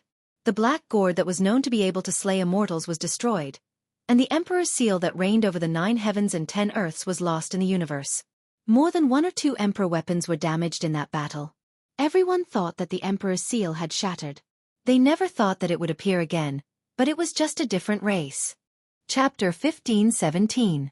Jiang family's young clan lord truly is stunning. He hasn't even entered that domain, yet he can already contend against an exceptional great sage. Someone said with a light sigh. Could it be that he really is an emperor's child? Otherwise, how could he overlook the world? In the skies, the two of them confronted each other. 2 weapons were also clashing, faintly discernible. Emperor energy engulfed outer space, making the saints below all tremble. In the end, many great sage rose into the air. There were other emperor weapon fluctuations that extended outwards, advising these two not to make a big fuss. These are all old grudges. Endless years have passed, so let's not talk about these things today. We will only talk about the path of immortality. There was an old great sage who tried to mediate. Great sage Hunchuo also walked up. With a compassionate expression on his face, he said, "Dao friend, please quell your anger. Everything should be peaceful." Everyone cried out in disgust. Without him, there wouldn't be a tragedy, but with him, there would be a problem. Regardless, the name of the god of misfortune was still extremely great, making everyone feel restraining fear. Back then, Hung Yu killed my clan's twin quasi-emperor. 1 clan, 2 emperors. They all died, yet he showed no mercy. This blood feud has never been forgotten even to this day. The elder said through clenched teeth, eyes blood red. There are many corpses on the path of emperor ascension. If Hung Yu great emperor showed mercy, the one who died would be him. He killed 12 quasi-emperors in total, experiencing a bloody tribulation. He had no choice. Someone said with a sigh. Before Hung Yu great emperor confirmed his Tao, he had stood in the starry skies, facing challenges from all directions. A total of 12 quasi-emperors came to fight, but they were all killed one after another. That battle directly made the heavens' 10,000 regions desolate, the universe's great wastelands collapsing. It was engraved in the annals of history, making one tremble when they thought about it even now. No one expected the descendant of the past quasi-emperor to find this place, let alone obtain the human emperor's imprint. This truly was a bit heaven-defying. Which clan did he come from? Many people were alarmed, unable to help but say this quietly. 1 clan with 2 quasi-emperors. This was simply like a legend. Just how powerful of a clan was this? It was simply horrifying, perhaps the only one since ancient times. The Kunlun Lost Clan. Someone said softly. To some of the younger generation, this was nothing. However, in the ears of some of the older great sage, it was like a clap of thunder. What? The Kunlun Lost Clan? The descendants of a group of near immortals? At this moment, whether it was the great sage of the human race, the ancient royal family's old master, or the great sage of the outer realm, they were all shocked. This place immediately became noisy. Something that could make so many ancient great sages' expressions change. How could they not be shocked? It was definitely not a small matter. Many of the younger generation spoke up, asking the older generation for guidance, asking what exactly was going on. It can't be said that they represent the Kunlun Lost Clan. They are only a branch of the Lost Clan. You should know that the so-called Lost Clan does not refer to a clan, but a group, Jiang Yifei said in a calm voice. Even in the face of so many great sage, he was still calm and composed. He was elegant and handsome, with divine bones and jade skin. He was elegant and extraordinary, letting people know at a glance that he was the kind of person who surpassed all living things. The Kunlun Lost Clan, as the name implies, used to live on the celestial mountain of Kunlun. They are a group, but it is unknown which clan they are. They hope to approach immortals, and all of them are excessively powerful. They possess boundless magical abilities, and only venerable sovereigns can defeat them. Otherwise, who would dare to fight them? An ancient great sage sighed softly. Everyone was even more shocked. It actually involved venerable sovereigns, the most powerful ruler of the myriad realms since ancient times. It instantly made people think of many things, and waves of shock came over them. At this time, Yi Fan's ears moved slightly. Even though he didn't step forward, he used his heavenly ear to listen carefully. This was something he didn't know about in the past. In this world, there are a few mountains that are extremely famous. They can be said to be world-shaking, and they are not limited to a single region. There are legends in many places in the cosmos, and they are extremely famous. Kunlun, Shumi, and Undying Mountain were famous throughout the ages. There was no need to talk about Undying Mountain. It wasn't that far from here, and it was a life-forbidden area in the Big Dipper. It became famous relatively late, but there were people who had researched it. Its former self was actually quite terrifying, but it had been forgotten. In fact, it came from the depths of the cosmos to the Big Dipper, and it had a great history. Shumi Mountain didn't belong to the Big Dipper either, and was moved here by the Amitabha Buddha Great Emperor. It had existed for an especially long time, and when the Buddhist Great Emperor took it away, it truly took a great deal of effort to cut it off from the original immortal land. This was different from the cognition of mortals, and it was also inconsistent with the cognition of many cultivators. It could be considered a secret. Everyone listened to the great sage without interrupting. And Kunlun was even more extraordinary. There used to be a few heaven-defying tribes that lived close to immortals, and they were very arrogant and didn't mix with the mortal world. That place was too special, and it was precisely because of this that it attracted a great disaster. The Lord of Ancient Heaven personally attacked, and who in the world could resist? In one battle, Kunlun was defeated, and the tribes were exiled. And it was precisely because of this that Di Zun's celestial cauldron appeared. In a sense, the green copper cauldron was born because Di Zun attacked Kunlun. Yi Fan was stunned. Kunlun was now on the other side of the starry sky, in his hometown. These tribes were exiled by Di Zun, and so they called themselves Kunlun Lost Tribes. Kunlun was really special. Di Zun saw the hope of becoming an immortal in it, or else he wouldn't have personally taken action. His chi swallowed the heaven and earth, and swept through all directions. After Kunlun, the celestial court detained ancestral dragon veins one after another, and visited ancient lands one after another. Even Mars was destroyed in this way. Yi Fan thought to himself. He suddenly thought of many things, as if he had grasped something, but it was very vague. The Kunlun Lost Tribes are close to immortals, and they have many secrets. Di Zun found a lot of valuable information from them, someone said. No wonder they were so powerful, and no wonder this old man's tribe had once had two quasi-emperors. It was a grand event that was rarely seen since ancient times. It had a lot to do with his ancestral blood. Once this matter is over, we must go to the Jiang family and demand an explanation. We must take revenge. The old man roared. I'll wait for you to come, and then we'll fight, Jiang Yifei said calmly. He didn't want to explain anything. His temperament was outstanding, like a graceful immortal, and it was easy for people to have a good impression of him. Where did you get this ancient seal? The Ji family's great sage asked. The emperor's seal reappeared in the world, and it was no small matter. What made people most nervous was that it had fallen into the hands of Kunlun Lost Tribes, and it seemed that they had approved of it. When the War of Deities broke out, the effects were widespread. It is not surprising that the war reached there. This was picked up by my tribe in the Kunlun Lost Lands, the old man said. Everyone was startled. The so-called Kunlun Lost Lands was naturally the most ancient land left behind by Di Zun. Could it be that the tribe still lived there? It is said that several imperial weapons were destroyed. Could it be that there is a mistake? In fact, it is not like this, and they are still in the world? Someone asked doubtfully. However, this had nothing to do with them. Even if someone knew, they wouldn't leak it. Yi Fan sat calmly in the pavilion and listened to the discussions of the people in front of the celestial palace. He had a better understanding of the several divine wars, and one of them was because of Kunlun. It was rumored that the battle was world-shaking. The supreme beings under the starry sky fought fiercely, and almost all of them killed their way to the land of immortality. They got close to Kunlun, but for some unknown reason, they retreated. It was rumored that those divine wars might have even sent people to participate in them. Otherwise, it wouldn't have been so bitter. They killed their way to the last foundation of ancient heaven, but the celestial bell fell from the sky. Some strange things happened on a strange ancient star, and in the end, all the supreme beings retreated and sealed that place, leaving only a demonic CI. When Yi Fan heard this, he was shocked. He immediately thought of Mars. He had once seen a few images, and it was suspected that the ancient sacred emperors were fighting. He was immediately horrified.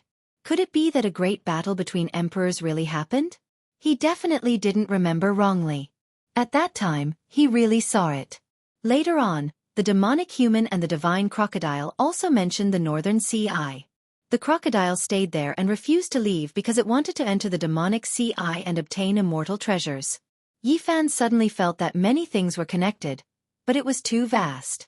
Kunlun, Mars, and Big Dipper were all connected. What is that celestial bell? Someone asked. Naturally, it's an immortal artifact, a great sage replied. Today, the experts of the 10,000 worlds and the great sages from different ancient starfields were gathered together. It was also because of this that many fragmented ancient secrets were pieced together, gradually making things clear. Otherwise, at the very least, the cultivators of the Big Dipper starfield would never have heard of an ancient artifact like the celestial bell. Ancient desolate tower, celestial bell, and venerable emperor's cauldron. These three ancient artifacts are known as the closest to immortality. When Yi Fan heard this, he couldn't help but be shocked. He thought of the immortal treasure map he had. The front side had the 10,000 worlds, but he still hadn't figured it out. The back side had 3 pictures. One of them was the place where Kunlun became immortals. 10,000 dragons spat out immortal springs, turning into a placenta-like immortal pond that nurtured the incomplete green copper cauldron. Now that he understood the existence of 3 immortal artifacts, he naturally thought of the true meaning of the other 2 pictures. Could it be pointing to the other 2 immortal artifacts? It had to be said that when the experts of the 10,000 worlds gathered together to discuss some ancient secrets, they could quickly decipher part of the truth. Everyone understood a little bit, and as long as they worked together, it would produce a shocking effect. When and how the ancient wasteland tower was created can't be verified. It's too long ago. There are even rumors that it was left behind when the real immortals established the immortal court. Rumor had it that this ancient artifact had killed a great success sage body. It was even believed to be able to kill a great emperor. The immortal bell was born in Kunlun. It was the first artifact nurtured by the immortal mountain. It contained the 10,000 secrets of the heavens and was exceptionally terrifying. When the venerable emperor attacked the mountain, the immortal bell broke through the sky and left. He didn't get it, which was why the green cauldron was born. When these words were spoken, it was subversive and dumbfounding. This was the secret that the great sage of the various star fields pieced together from many fragments. According to legend, the sound of the bell can restore one's youth, and the sound of the bell can make one die of old age in an instant. This was one of the incomparable abilities of the immortal bell. It was unimaginable. Kunlun nurtured the immortal bell and suffered a great loss. Therefore, the venerable emperor had to visit the 10,000 worlds to find ancestral veins to replenish Kunlun's immortal essence. Yi Fan's heart was in turmoil. He understood many secrets. At this point, he could connect many things together. The war between deities broke out, the war between ancient emperors. So, the immortal bell might be sealed in Yinghua. Is it the so-called immortal treasure? What kind of strange things did it do back then that even emperor realm masters worked together to seal it? Yi Fan muttered to himself. The venerable emperor left behind an immortal map. It is said that everything about the green cauldron is recorded on its back. It also contains some of the secrets of the ancient wasteland tower and the immortal bell, a great sage said. Yi Fan's heart was pounding. This map was once in the hands of the venerable emperor, the undying heavenly emperor, the emperor of fighting and ruthless. In the end, he took it out from the chaotic dragon lair and now it was in his hands. Chapter 15:18. The Ancient Wasteland Tower. Just how long had it existed? Tracing back to the endless years. Where was its source? This ancient artifact was truly too mysterious. The celestial bell was equally bizarre. It was actually born in Kunlun, containing all the mysteries of the heavens and unpredictable. The venerable emperor's green cauldron was also born in Kunlun, imprinted with immortal fragments. White clouds flowed, reaching up to one's knees. This ancient continent was in a clamor. People were shocked at the various things of the past. The era of legends was too long ago, leaving behind many unsolved mysteries. The hostile atmosphere in the heavenly palace eased. The Kunlun remnant clan put away the black seal of the human emperor, no longer attacking. Many great sages sat down again, discussing how to deal with the various rules and order of the road of immortality. If the entire world becomes immortal, there is nothing to say. But if there is a time limit, only a portion of people can enter the immortal domain, then we can only decide the result with a battle. I suggest that the inheritors with the emperor weapon can occupy a few more spots, ensuring that their path is smooth.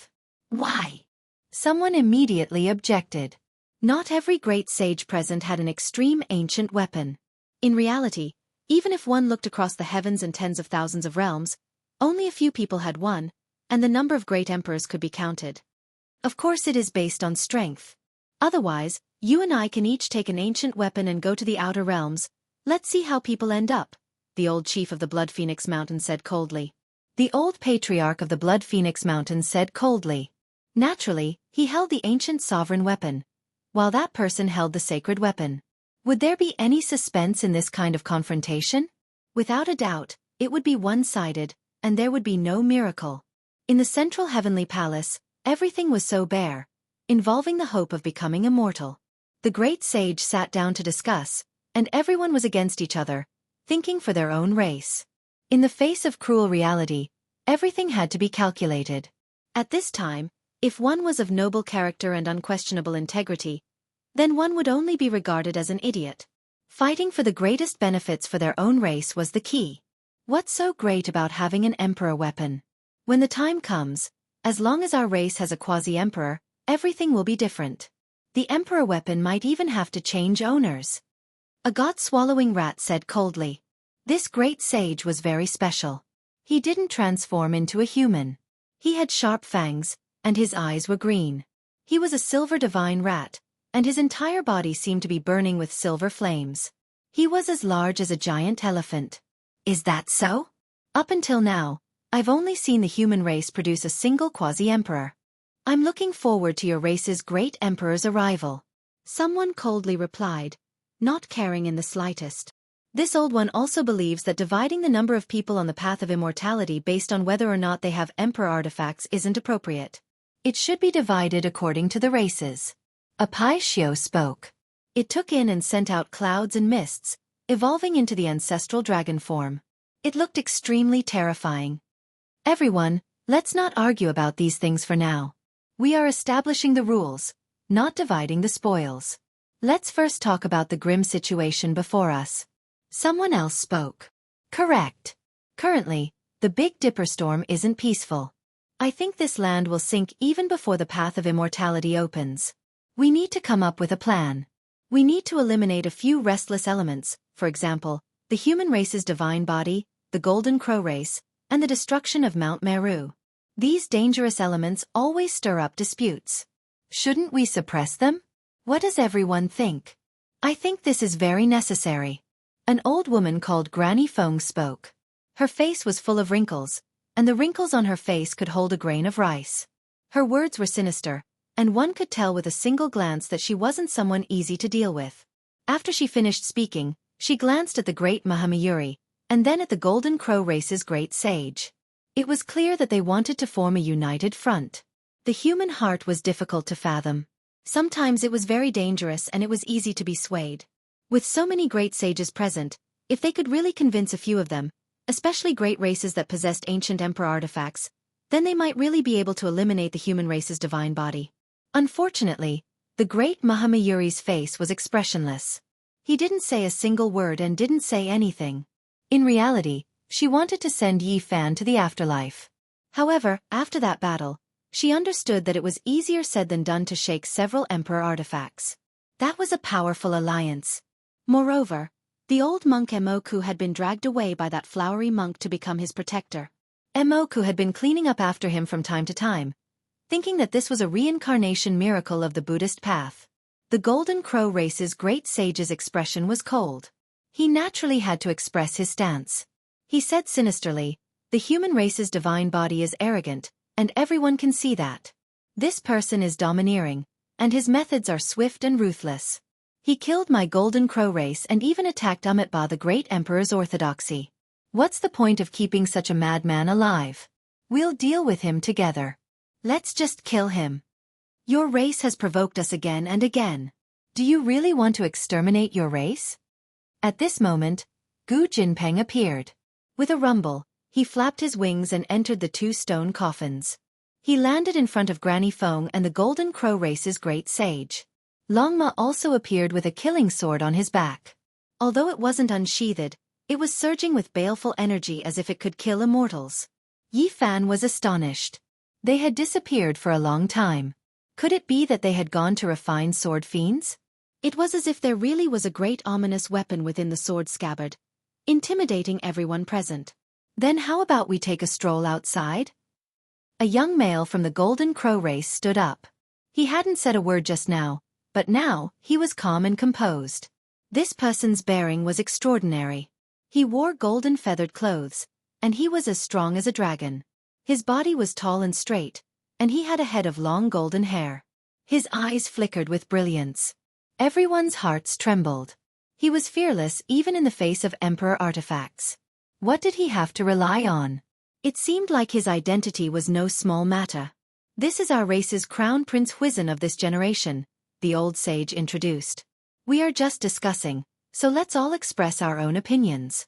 It's best if we don't use force today and sit down to talk. There was a great sage who tried to smooth things over, advising both sides. It is nothing more than a damaged emperor artifact. When our race's great emperor arrives, all external objects will be useless. The Golden Crow race's elder's face was as gloomy as water as he spoke coldly. The Golden Crow race had a quasi-emperor. There had always been this legend. Now that he expressed his stance like this, it shouldn't be fake. This made everyone feel a chill run down their spines. Once one reached the realm of the quasi-emperor, then it would be completely different. They would be completely unrivaled. With the word emperor on them, the difference between them and the great sage was like heaven and earth. This was a heavenly moat that couldn't be crossed. It was impossible to go against the flow and kill an emperor. If this type of person became ruthless, even if you had an emperor artifact in your hands, it wouldn't be enough. After all, you couldn't always use it. If he wanted to kill you, there would be plenty of opportunities. One had to know that back then, when Gai Juyo's vitality was exhausted and his body was frail, he could still fight against the ancient race's peak great sage who wielded the golden rapier without relying on an emperor artifact. How shocking was this? Therefore, as soon as the Golden Crow race's elder finished speaking, everyone was alarmed. If they offended the Golden Crow race today, there would definitely be a great disaster in the future. However, Gu Jinpeng, Longma, and the others were still fearless. They found a table and transformed into their human forms to sit down.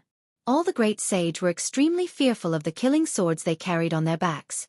Not long after, the peculiar atmosphere disappeared, and the celestial palace began to debate endlessly again.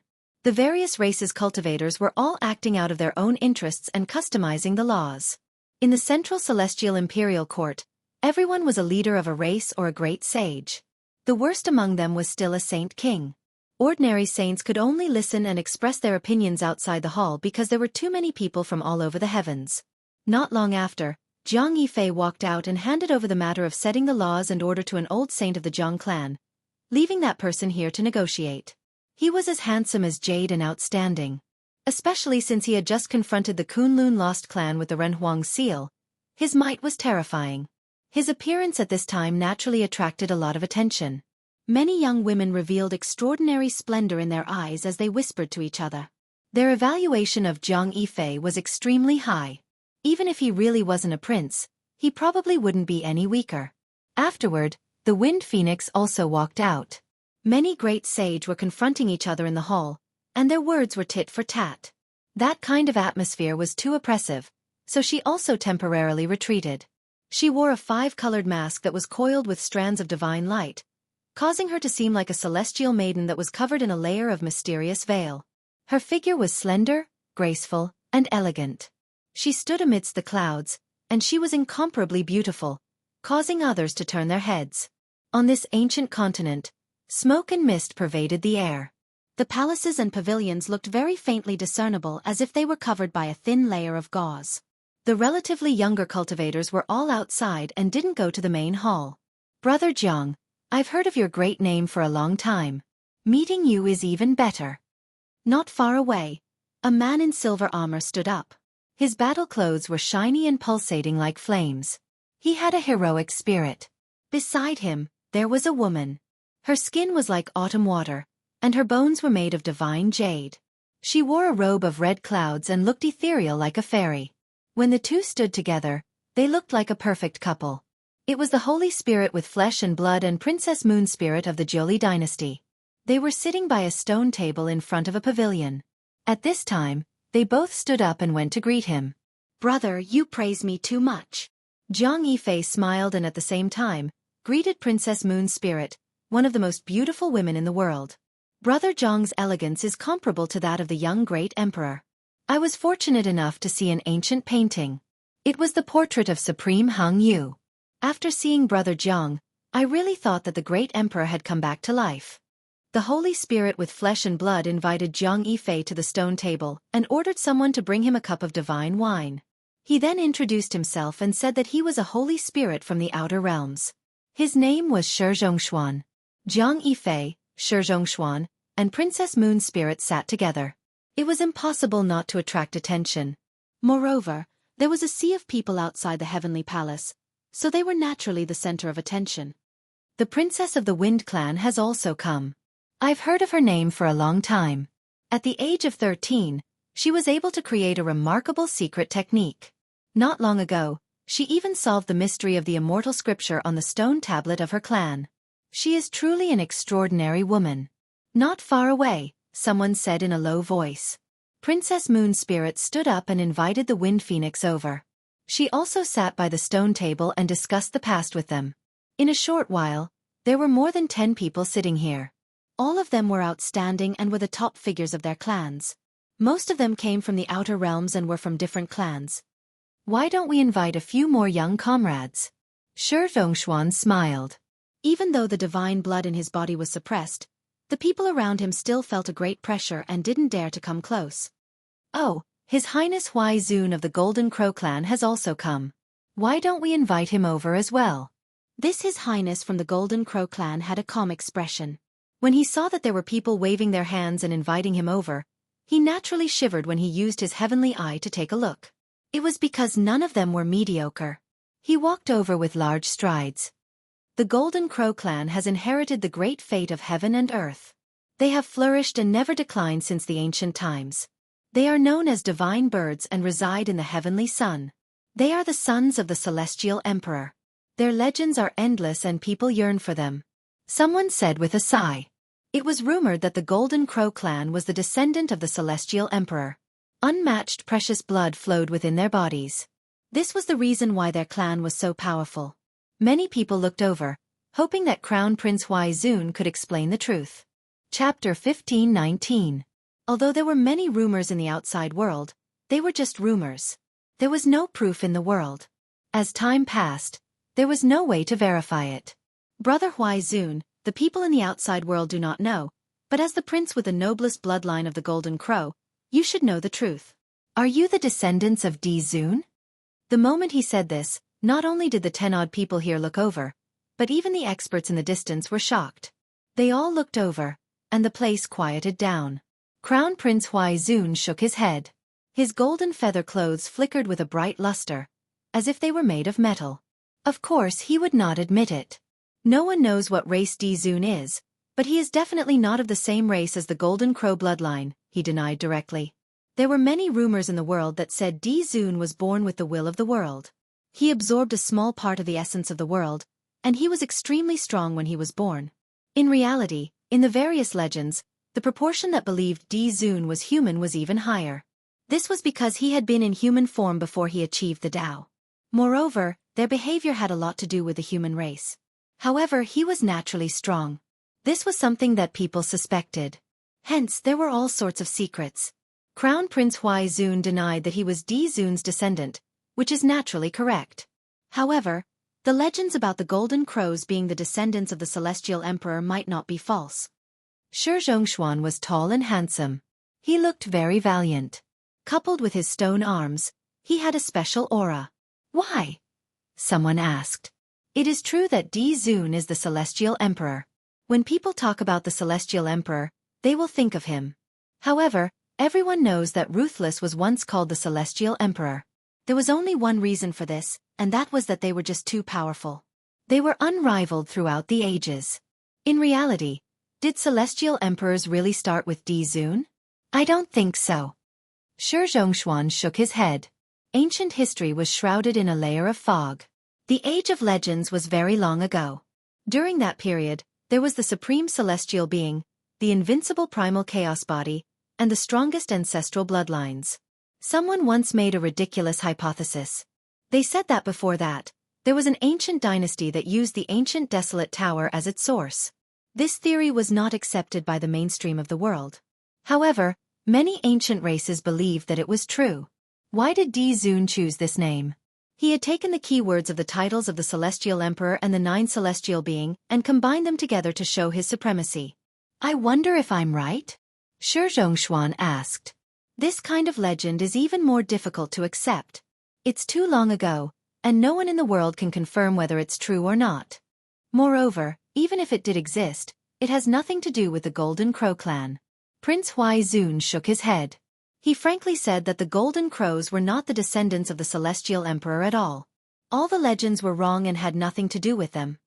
Does the Golden Crow clan really have a quasi-emperor? Jianghu asked. His smile was gentle, and it made people feel like they were bathing in the spring breeze. As soon as these words came out, the scene immediately became extremely silent. Everyone stopped talking, because this matter was too important. No one had expected that the Jiang clan's clan leader, who transcended the Lingchen clan, would be so direct. Whether it was the Wind Phoenix, Princess Moon Spirit, or Shi Zhongshuan, they all looked at Crown Prince Huaizun of the Golden Crow race. In the distance, everyone's hearts trembled, and there was absolute silence. Whether it was those who were discussing or those who were drinking tea, everyone seemed to have frozen as they stared in this direction. Crown Prince Huaizun's eyes turned cold as his pupils constricted. He stared at Jianghu and said, "Everyone is so interested in my clan. From the beginning until now, do you want to know everything?" Brother Huaizun, please don't misunderstand. We have no ill intentions. We are just curious and want to know more. Someone immediately tried to smooth things over, not wanting the atmosphere to become too tense. I just yearn for the quasi-emperor. I have no other intentions, Jianghu said calmly as he poured himself a cup of tea. Princess Moon Spirit was so beautiful that even the sun lost its luster. There was an apologetic expression on her face as she said, "If Your Highness Huaizun doesn't want to say, then it's fine. We are just curious. After all, the quasi-emperor is a rare sight." Crown Prince Huaizun nodded. Contrary to everyone's expectations, he directly stated that there was indeed an emperor in their clan and that it was not a lie. He even revealed their origins. What? It's not that His Highness Tianzhou became the quasi-emperor, but that the old quasi-emperor didn't pass away? Someone in the distance cried out in shock. Who is Tianzhou, and what is the matter with the old quasi-emperor? The entire region was in an uproar. Many people were puzzled. These races came from the myriad realms, and some of them border the ancient region of the Huasong Star. Even if he doesn't say it, we all know. If he says it honestly, it will only give others a feeling of loyalty. Someone sneered. Dao friend, please speak clearly. Many people hurriedly asked. In front of the balcony, Jianghu, Phoenix, Shi Zhongshuan, and Princess Moon Spirit were sitting around the stone table. They stared unblinkingly at Crown Prince Huaizun, asking him to speak in detail. In the past, the Golden Crow race was extremely powerful. Huasong Star was glorious to the extreme.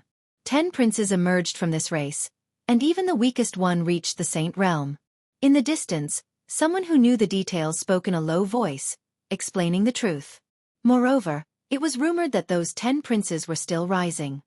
10 children from a sect, and not all of them reached the peak, but the weakest one was a saint. Just how powerful are they? Everyone cried out in alarm. The entire Huasong Star is made up of golden crows, and there are very few other races. It is understandable that there are more saints, but a sect with 10 children is still rarely seen. However, this also makes sense, because their father was a quasi-emperor. In the distance, Yi Fan had always been calm, but after hearing these words, his heart jumped. He thought of a bloody case on the other side of the starry sky. Later on, for some unknown reason, the 10 children of the Golden Crow went on an expedition to an ancient star region. Unfortunately, no matter how powerful they were, it was useless there. Almost all of them died, and in the end, only one prince came back alive. His name was Xianxia. Yi Fan sighed in his heart. As expected, it was that bloody case. The 10 children of the Golden Crow wreaked havoc in ancient China, and were killed by Dai one by one.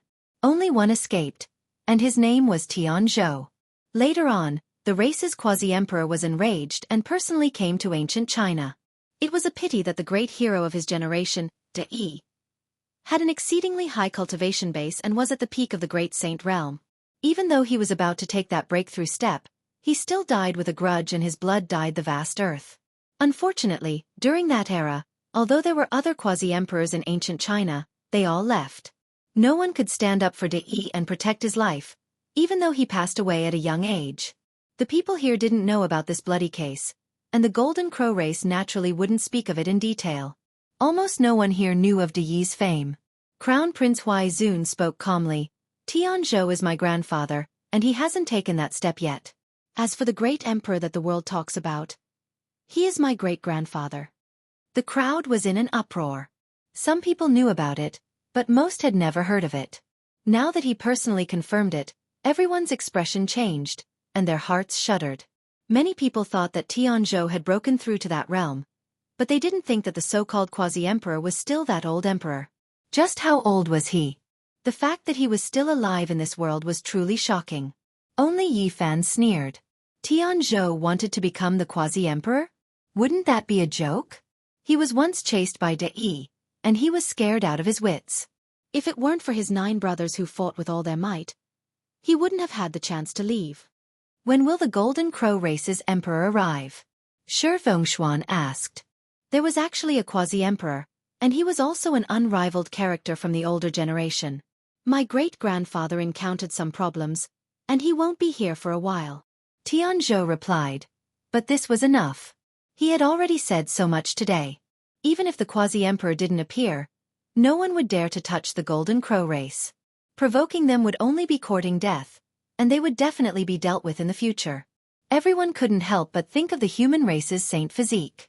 After killing so many Golden Crow race experts, would he be able to escape this calamity? Even if he had an emperor weapon, he wouldn't be able to defend at all times. Without a doubt, there would be a huge storm in the future. Miss Phoenix is peerless and a genius. You were able to create a suitable technique for yourself when you were young, and now, you have solved the ancestral monuments riddle. Could you help us clear up some of our doubts? Someone asked. They were very curious about the Feng race's monument, and they all wanted to know what was recorded inside.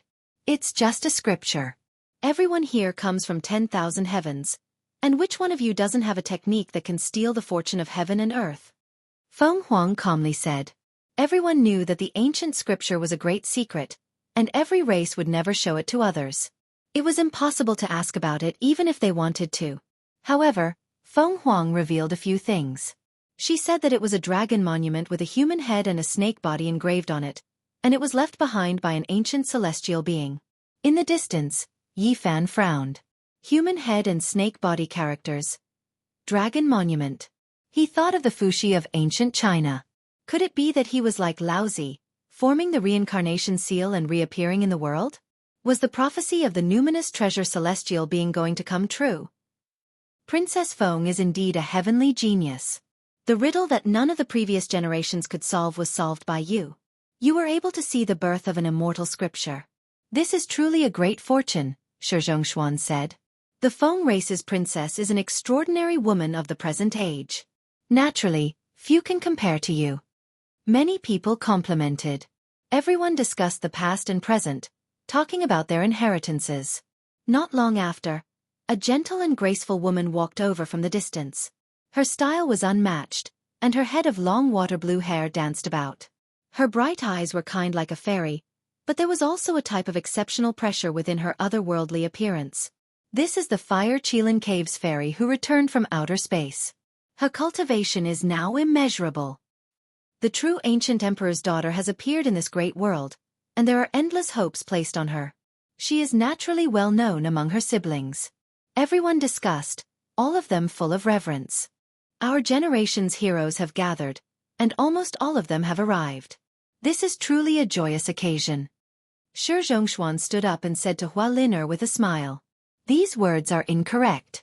There are a few formidable individuals who have left and are no longer in Big Dipper. Hua Lin smiled. Her eyes swirled about, and the world lost color.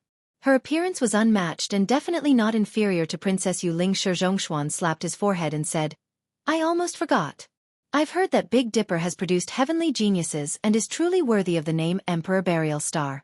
In the past, there were Alcade, Middle Emperor, and even heroes like Sacred Prince and Huang Shudao. Unfortunately, I can't see them today. Hua Lin smiled and said, There is one more formidable one. You forgot, but he has already returned to the Eastern Wasteland. It is very likely that he is also here. After hearing these words, everyone revealed strange expressions and immediately thought of who it was. When discussing the younger generation, how could that person be avoided? His status was enough to make the heavens collapse. That's true. He is indeed very strong. Shi Zhongshuan said indifferently. His expression was completely different from before. Why didn't the human race's holy physique Yi Fan come? In the distance, the experts of various races all began to discuss. When Crown Prince Huai Zun heard this name, his expression changed greatly. However, in the end, he calmed down and sat there quietly. Princess Yu Ling's heart was also moved, and her eyes flashed. Back then in the Qinling Mountains, her race had used the Jiuli Divine Diagram to attack and almost killed Yi Fan. Meanwhile, the Wind Phoenix also revealed a strange expression. Many things had happened in the past, and when she looked back, it was like a dream. The words she said in the past were too excessive, and now, it was so difficult to even think of a quasi-emperor. This place was in a clamor. When Yi Fan was mentioned, it naturally aroused many discussions. His fame was just too great. At this time, an ancient war chariot slowly drove over. It was extremely shabby and engraved with the marks of time. It was clearly an ancient object. Chapter 15:20. The chariot was old. The shaft of the chariot was almost broken. It was made of an unknown material. It was dark and had a faint metallic luster. The wheels were made of polished stones. They were grayish-brown and didn't look smooth. They were a little rough. However, it wasn't a big deal. The only frightening thing was that the beast pulling the chariot was a stone tiger. Although it didn't have one ear and its three-legged leg was broken in half, its power was still frightening. It was a holy spirit that was used to pull the chariot. How could people not be shocked? As soon as this old chariot entered the ancient continent in the sky, it stirred up a big commotion. Many people gazed at it. Who is that? He uses a holy spirit to pull the chariot.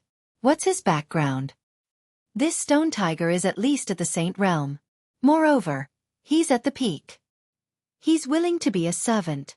The man in the chariot is really admirable. The broken chariot slowly moved forward. It wasn't fast. The man in the chariot was enjoying the scenery along the way. Looking at the land under the clouds, he sighed. Along the way, the mountains and rivers are so magnificent. It's been so many years since I've seen this kind of scenery. Next to the chariot were 3 attendants. All of them were covered in black armor. Even their heads and faces were covered. No one could see their faces.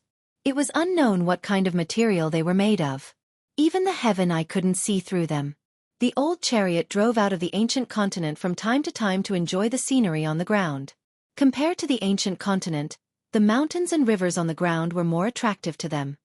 The City of Darkness has existed for such a long time. It is an old place where people can taste the joys and sorrows of life. In this world, its mission is about to come to an end, the person in the carriage said softly. Brother, please get off the chariot. Can we have a chat? Shi Zhongshuan stood up and talked to the chariot not far from him. He gazed at the stone tiger, light flickering in his eyes. A servant lifted the curtain and a foot stepped out of the chariot. There was no intimidating aura or energy fluctuation. It was a young man with deep eyes. He was very handsome. However, his face was strangely pale as if he hadn't seen the sun for a long time. He had a sickly beauty. He couldn't be considered heroic, but he was especially handsome. At first glance, he looked like he had just recovered from a serious illness, but upon closer inspection, that wasn't the case. This was his aura, it was just like that. "Greetings, everyone." He cupped his fists, and the cadence of his syllables was somewhat special. At this time, even Xianxia stood up. He could clearly feel that this person was extraordinary. He had a special temperament. Even if his performance was ordinary, he couldn't be ignored. Princess Moon's spirit, Crown Prince Huizun, and the Wind Phoenix all revealed strange expressions. This person was definitely a top-notch expert, and it was completely based on their instincts. "May I know your name and where are you from?" Shi Zhongshuan asked. "My name is Enpu, and I live in the central region," the young man said. Everyone was shocked. They had never heard of such a powerful figure before, so why did he suddenly appear today? Was there such a person in the central region? In the distance, Yi Fan frowned. This person was definitely not simple. Even he felt his heart skip a beat. However, he had never seen him before. Was he really a Big Dipper powerhouse? Tigers and leopards are hidden deep in the mountains, and cheetahs are buried in the fields. I originally thought that the heroes of Big Dipper were all here, but I never thought that there would be such an unworldly figure like brother, Shi Zhongshuan said. On the side, many people agreed. They all felt that this person was extraordinary. He was most likely a hidden expert that made others feel reverence. "Where does brother live?" Jianghu asked.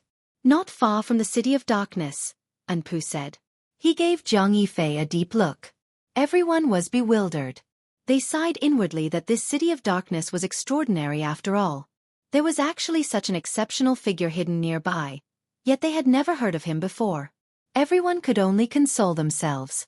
This world was too big, and there were bound to be some experts that were unknown to the world. Even when they died, they wouldn't be discovered by the world. "Fellow great sage, are you all discussing the matters after the road of immortalization opens? Why don't you all go and listen?" "I want to take a look," Enpu said. He cupped his hands towards everyone and walked forward. Many people gazed at his back and revealed pensive expressions. This person appeared too suddenly. They didn't know where he came from, so it made them feel that he was a bit special. In front of the main hall, there was a sea of people. There were powerful cultivators everywhere. After Enpu arrived here, he quietly listened for a long time. Only when the Ji family's great sage walked out did his expression tremble. At the same time, the ancient void mirror inside the Ji family's old saint's body moved slightly and released a ringing sound. The old saint suddenly turned around and suddenly looked in this direction.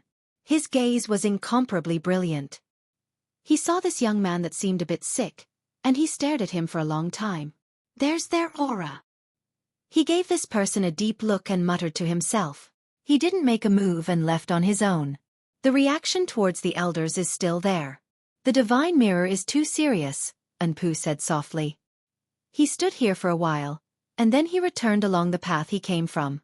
When he passed by a group of heroes, he was invited by someone and sat down. For an outstanding talent like brother to not be well known before, it really is surprising. Someone beat around the bush, wanting to inquire about his true origins. In the past, the elders were strict, so there was no way for me to come out. Recently, I finally have the chance to properly take a look around this great land, Enpu said calmly. He was always calm, as if nothing could cause his emotions to fluctuate. Everyone sat down and talked about some ancient matters. It was quite pleasant. Meanwhile, Enpu was also quite knowledgeable and knew quite a few ancient secrets. When he talked about it, the cultivators in all directions all listened attentively. The path of immortality is about to open. The existences of the 7 great restricted regions will most likely make a big move, right? Someone brought up this topic. Undying Mountain is very close. I wonder what kind of attitude the supreme beings there will have after they come into being. Someone revealed a worried expression. Speaking of which, the Tao Comprehension Immortal Tea in Undying Mountain is about to ripen again. It's a pity that this year, most likely no one dares to guard outside the mountain. In the past, they would always be able to obtain some leaves. Someone said with deep regret.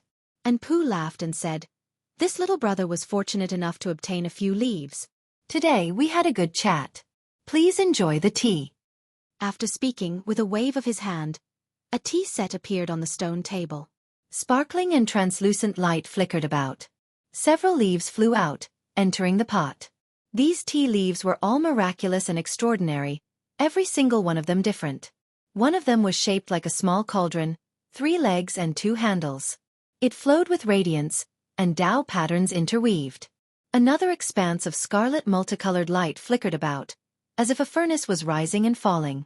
It released waves of flames, divine patterns strand after strand, constructing the shape of this leaf. This was a masterpiece of the heavens.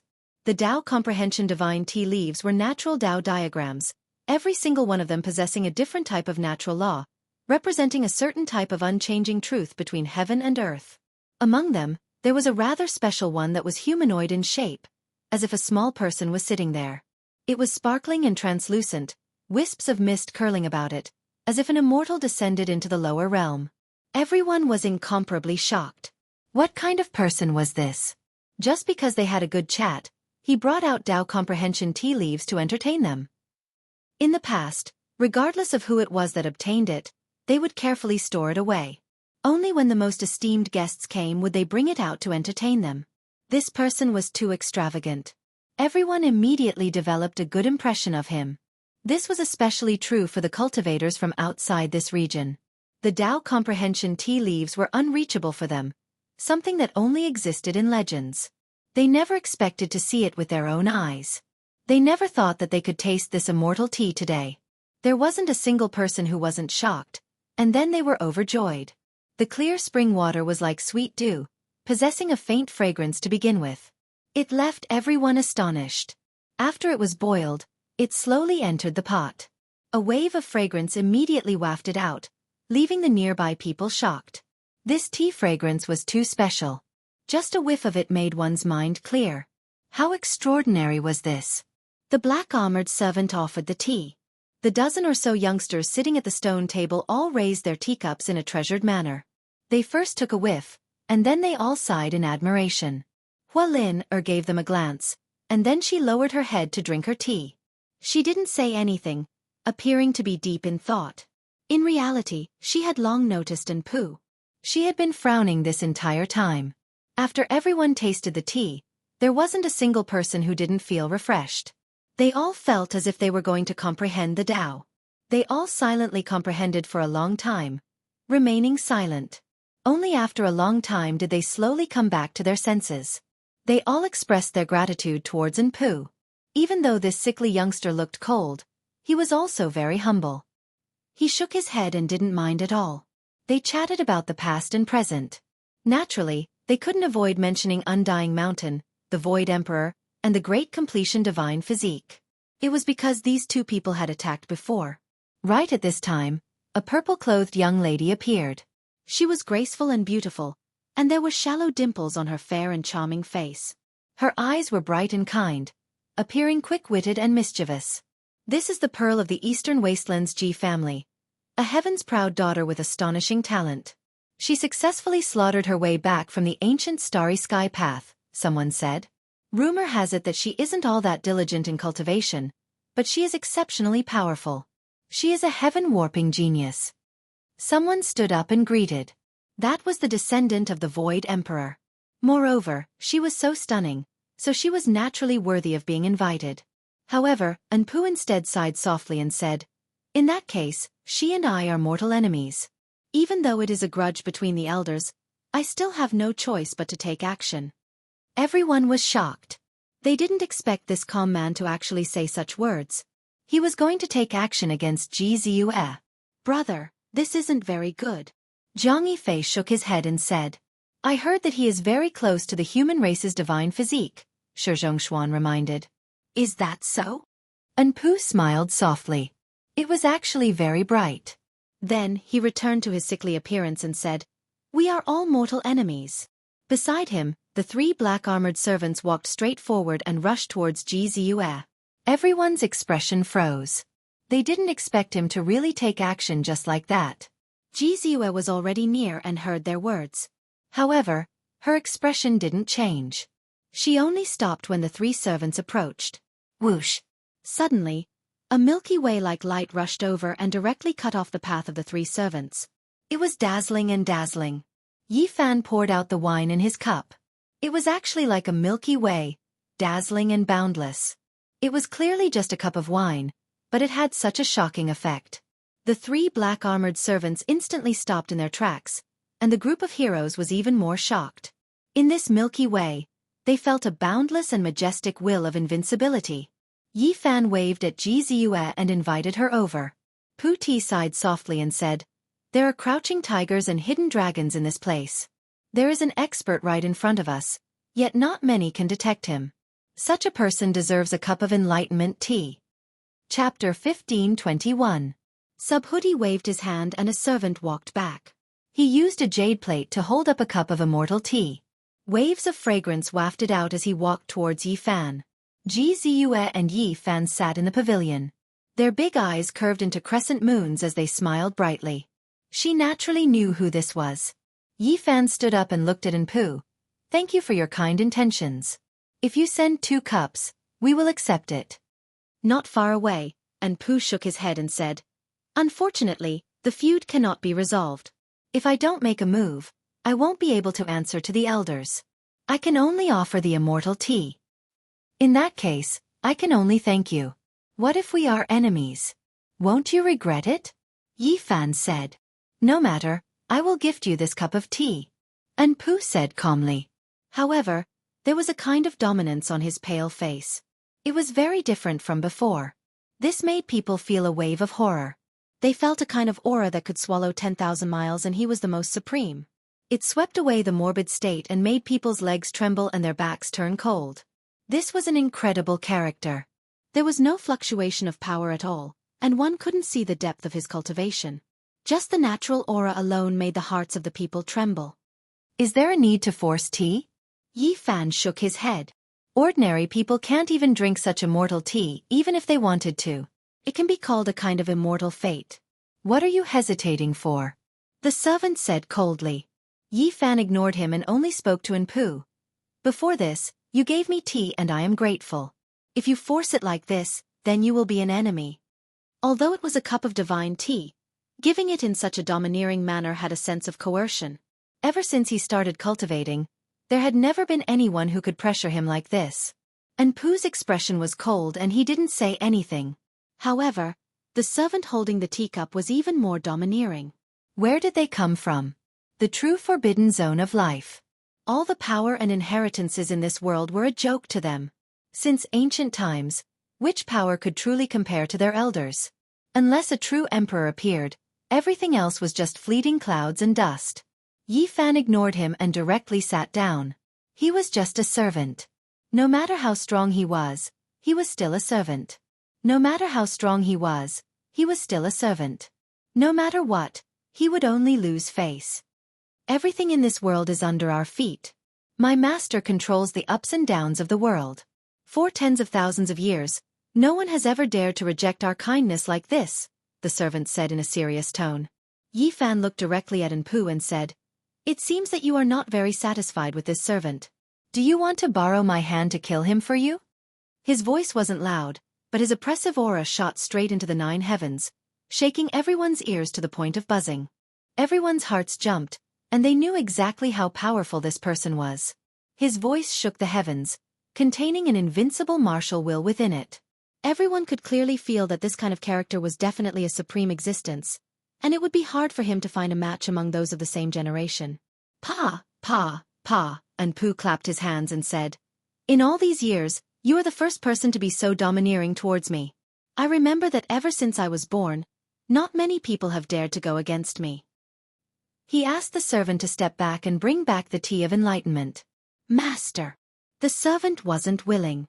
He stared coldly at Yi Fan. He truly couldn't stand this kind of attitude, because from start to finish, Yi Fan hadn't even glanced at him. Even when he spoke, he was directly talking to Anpu. Even though this could be considered self-respect and not bickering with a servant, but where did he come from? He came from the undying mountain. Even if he was just a servant, he was still all-powerful in the outside world back then. Who dared to look down on him? This kind of attitude from Yi Fan made him seethe with anger. He didn't turn back. He took a step forward and looked down at Yi Fan from above. A powerful aura gushed out and swept towards Yi Fan, wanting to suppress and kill him. Pooh! A cold light flickered, followed by a splatter of blood. Everything ended just like that. Yi Fan didn't even blink. He sat there cross-legged, still calm and composed, directly killing this person without saying a word. Everyone was astonished, monstrous waves surging in their hearts. Just how strong was that servant just now? Even they couldn't say for sure. They were like raging waves, yet they didn't expect to be instantly slashed by someone, directly exploding and turning into a pool of blood. They didn't even see clearly what kind of weapon that was. How did that person do it? It was too fast, killing him cleanly with one strike. And Pooh's expression turned cold in an instant, like a demon god. His entire person exploded with a heaven-piercing aura, directly shattering the sky. I respect you as a person, but your servant doesn't know when to back off. If you and I were in your shoes, what would you do? Could it be that you wouldn't kill him? Yi Fan asked calmly. Thud, thud, thud. Rhythmic footsteps rang out, and the great sage of the Ji family appeared. A mirror hung above his head, and he stood in the distance, looking over in this direction, staring at Pooh. Everyone's expression froze. Just what was this person's background? He was actually worthy of a great sage wielding a monarch weapon to observe. This was truly shocking. And Pooh's expression was incomparably cold, and only after a long time did he slowly calm down. He said, "Fine, he brought disaster upon himself. He didn't obey my orders, and thus deserves this calamity." No one would have thought that such a fierce stance of his would actually calm down in the end, becoming so calm. Who is this person? Everyone was bewildered as they stared in Yi Fan's direction. However, a portion of people already understood, clearly knowing who this was, and even knew how that servant died. Yi Fan's sword flashed with cold light, killing the armored servant of the Undying Mountain. It was impossible to hide it from Hualin Jianghu Fei, Princess Moon Spirit, and the others. The human race's holy physique, Yi Fan. It's been a long time. Shi Zhongshuan spoke. Yi Fan smiled and raised his cup. Mist curled up on his face, and in an instant, his true appearance was restored. Since he was recognized, there was no need to hide anything. He didn't want to cause trouble, but he wasn't afraid of it either. As expected, when Yi Fan's true body appeared here, it immediately caused a commotion. Many people cried out in surprise, and quite a few people rushed forward, discussing spiritedly.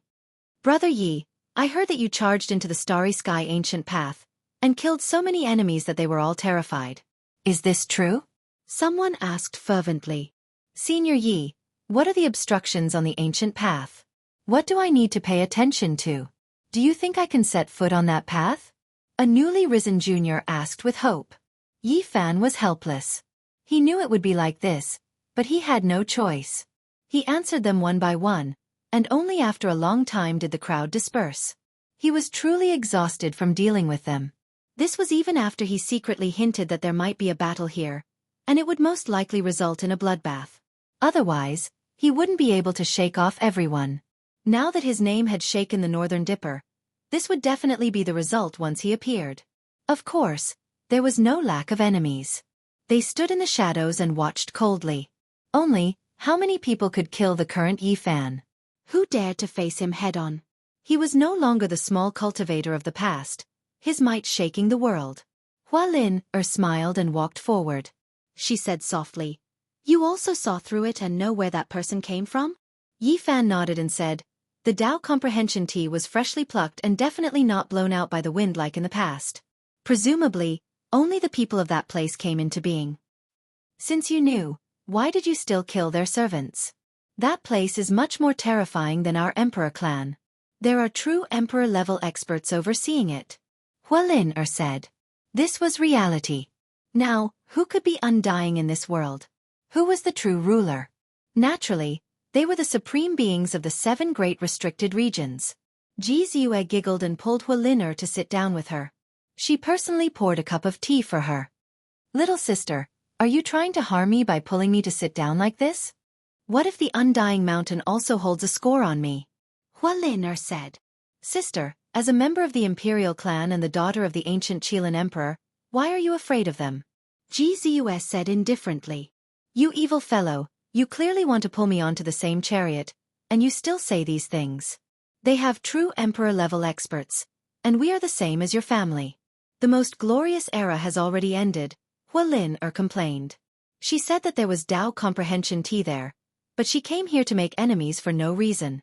It's just a normal exchange of favors. I don't think that guy is a petty person. It's fine, Jianghu said with a smile. Jiang Yifei also walked over and greeted Yi Fan. The two of them had known each other a long time ago. At that time, Yi Fan was still a small cultivator and had just learned the cultivation method. How fragrant! Longma, Gu Jinpeng, and the other 11 saints came out of the central heavenly palace and smelled the Tao comprehension tea. Then, they saw Yi Fan and were immediately overjoyed. Quickly make a vat and drink to our heart's content. Yi Fan's forehead was full of black lines. In the past, all of these people carried large vats to drink, and all of them were big eaters. He took out some Tao comprehension tea and boiled the life-spring divine liquid of the ancient celestial being. Then, he began to make tea, which shocked the group of people in the distance. Since when did Tao comprehension tea become so cheap? Why could anyone make a pot of it and treat people so casually? Especially when they saw that the number of tea leaves Yi Fan put in was really not small. They reckoned that if they were spread out, they could really make a vat.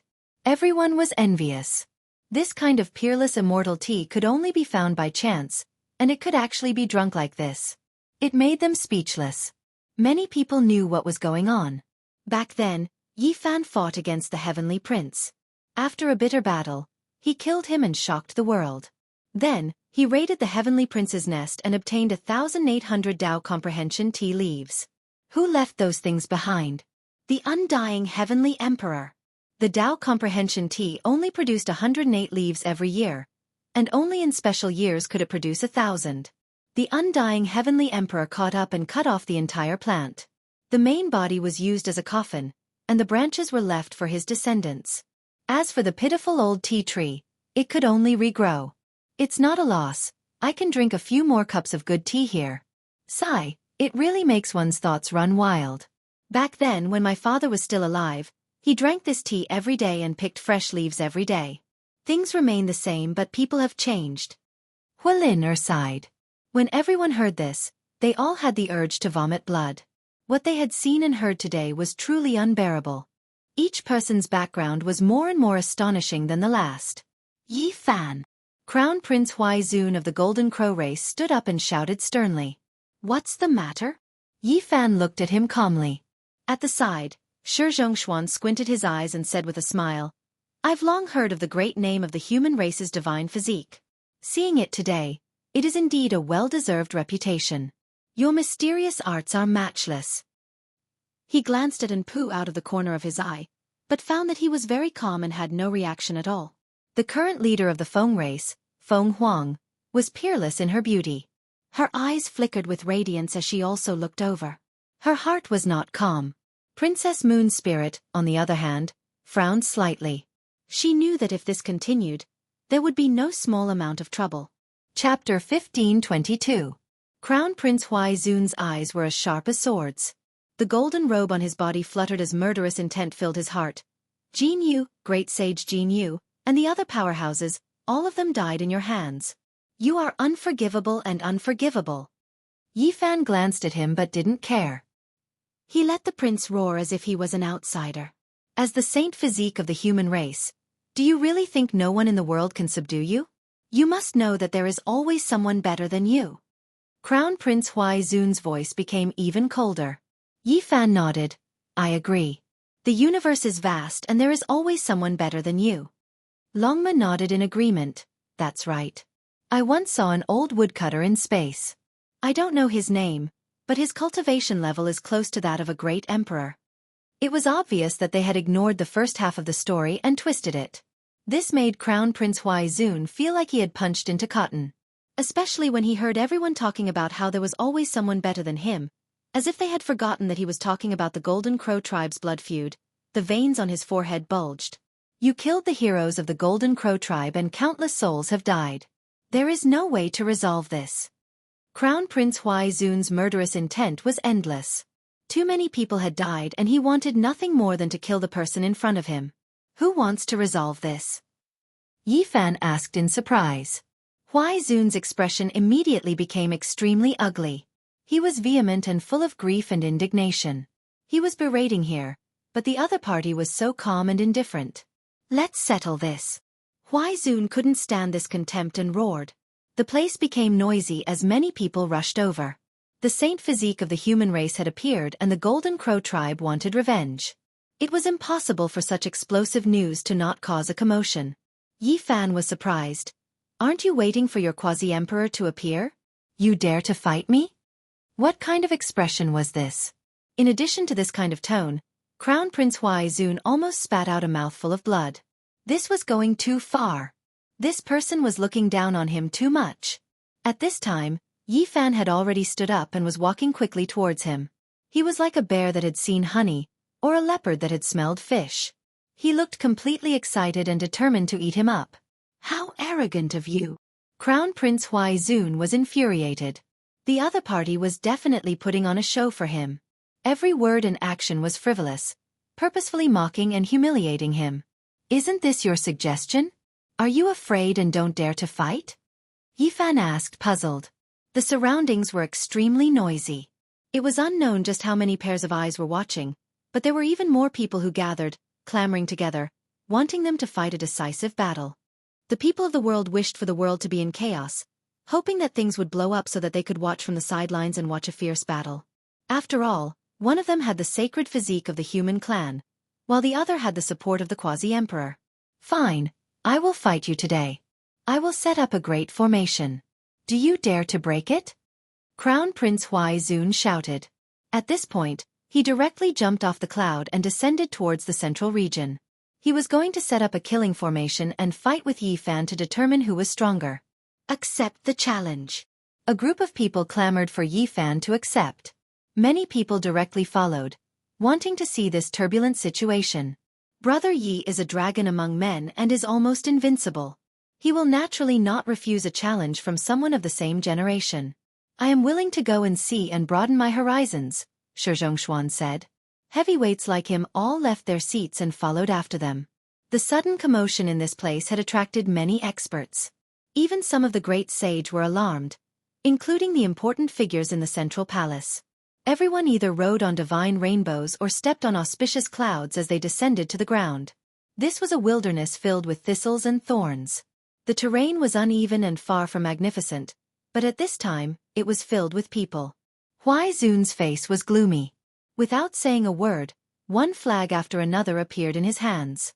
Some were apricot yellow, some were greenish-purple, and some were as red as blood. Flames surged and soared to a height of 300,000 zhang. Everyone was shocked. These formation flags were definitely extraordinary. They couldn't see their depths for a moment, so they must be extraordinary items. Combined like this, they emitted a terrifying pressure. It is comparable to a great sage, right? This formation is indeed not simple. It is most likely the most powerful great sage's killing formation. If the sacred physique of the human clan doesn't use an emperor weapon, it won't be easy to go in. Everyone discussed secretly. They all felt that this formation was extraordinary. It should be a killing formation that the great sage of the Golden Crow clan had painstakingly researched. After refining the formation flags, he gave it to Crown Prince Huai Zun. This formation is mysterious and unfathomable.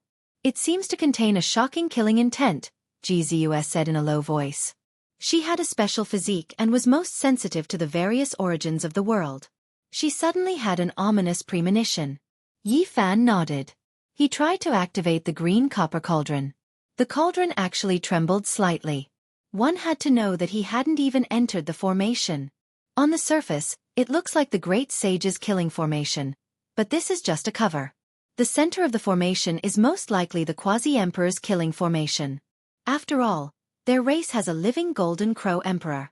Yi Fan stared at the formation again and again. The other party wanted to numb him and kill him directly after he entered. Boom! Suddenly, a great battle broke out in the sky. Some of the great sage's disagreements finally came to blows. They were all from the outer realm. In the central heavenly palace, for the benefit of the various races, no one would give in to each other. Those who had old grudges would easily go against each other, and conflict was inevitable. However, the intensity of the battle had exceeded everyone's expectations. Not long after, there was a rain of blood. Everyone was shocked and fled. That was the blood of the great sage. Ordinary sages couldn't bear it. If they were really drenched, it would be very tragic. Fellow Taoist, why do you have to do this? Everything should be peaceful. Someone came forward to mediate. Everyone was shocked and looked up. It was the great sage Hunchuo. He rushed into the vast great void to mediate. Unfortunately, the two sides couldn't separate. Moreover, the victor was decided at this moment. The battle was abnormally bitter. Large amounts of blood rained down, and a scream came from the sky. A great sage was blown up.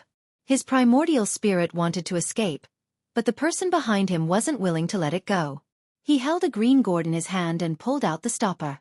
A wave of green gas flew out and wrapped around the primordial spirit, turning it into powder. Sigh! The great sage Hunchuo sighed and shook his head. Everyone immediately distanced themselves from him. A battle of the great sage broke out first and then quickly ended. Yi Fan, do you dare to fight? Crown Prince Huai Zun finished setting up the formation flags. Astral winds whistled and mist surged. All kinds of gods, devils, and ghosts appeared. Moreover, from time to time, beams of flames would rush up. Anyone who saw this killing formation could tell that it was extraordinary and could injure the great sage. Many people looked over at Yi Fan. They all wanted to see a fight between a dragon and a tiger. In this era, there weren't many who dared to fight against Yi Fan alone. Who would dare to face him head-on? Killing the heavenly prince, conquering Mount Meru. Which one of these matters wasn't vast and mighty? Not to mention the news that people on the starry sky ancient path still couldn't confirm. Are you sure you want to be enemies with me? Yi Fan asked coldly. Of course. The blood feud is always in my heart. The Golden Crow race and you can't exist together. You must die. Crown Prince Huai Zun shouted. Very well. Since that's the case, there's nothing more to say. Yi Fan walked forward in large strides. Both of you are geniuses. There's no need to be like this. Peace is the most important thing. Great Sage Hunchuo descended. He had a compassionate expression on his face, wanting to calm things down. The great sage of the Golden Crow race sneered.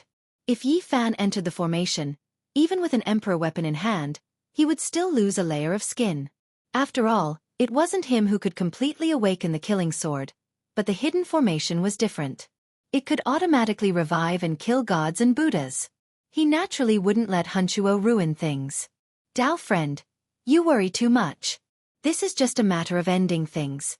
There's no need for others to interfere. Peace is the most important thing. Hunchuo advised seriously. Yi Fan, what are you waiting for? You don't dare? Hurry up and enter the formation. Crown Prince Huai Zun shouted. He turned around and was about to enter the formation, forcing Yi Fan to fight him inside. Suddenly, with a clang, a cold light flashed. The world lost color in that instant. The sun, moon, and stars lost their light. The mountains and rivers trembled, and a mountain directly exploded. In front of the formation, a bloody light flew. Crown Prince Huai Zun was directly cut by Yi Fan. He exploded, blood and white bone fragments splattered everywhere. Everyone was stunned. Did Yi Fan break the formation? No, he didn't even enter the formation. He directly killed Crown Prince Huai Zun outside. AI! Great Sage Hunchuo sighed. With a boom, the entire place boiled. Was it going to end just like that? It hadn't even begun. He didn't even break the formation. Yi Fan directly killed Crown Prince Huai Zun. The great sage of the Golden Crow race roared. His opponent was too careless, directly attacking just like that.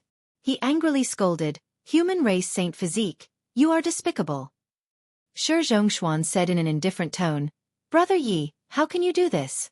You are a dignified human race Saint Physique, but you don't dare to accept the challenge and kill your opponent.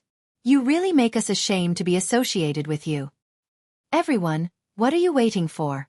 This person is ruthless and doesn't follow the rules. Leaving him alive is a disaster. Hurry up and kill him." Someone shouted at the old patriarchs of the several great royal families, telling them to use their weapons to kill Yi Fan. Yi Fan's eyes flashed. He had already used his Genesis technique. Even if the people he shouted secretly hid their auras, they couldn't escape his perception. He had already discovered that it was Granny Feng, who had previously persuaded the great sage of the various races to kill him. What's going on? Did the human race Saint Physique directly kill outside the formation? Everyone was discussing, and the place was in an uproar. Yi Fan coldly snorted and said, "When did I agree to enter the formation? He set up a quasi-emperor killing formation to trick me into entering and kill me. What a wishful thinking." Everyone was in an uproar. It was actually the quasi-emperor killing formation. If this kind of formation was complete, it would be extremely terrifying. That was because, unlike emperor weapons, even if they were activated, they would not be able to completely revive. However, the formation was different. It could revive on its own. It was equivalent to a true quasi-emperor being reborn. Back when the human demon attacked the nest of 10,000 dragons, even with the green copper cauldron, he was blocked by the quasi-emperor killing formation and couldn't complete his attack.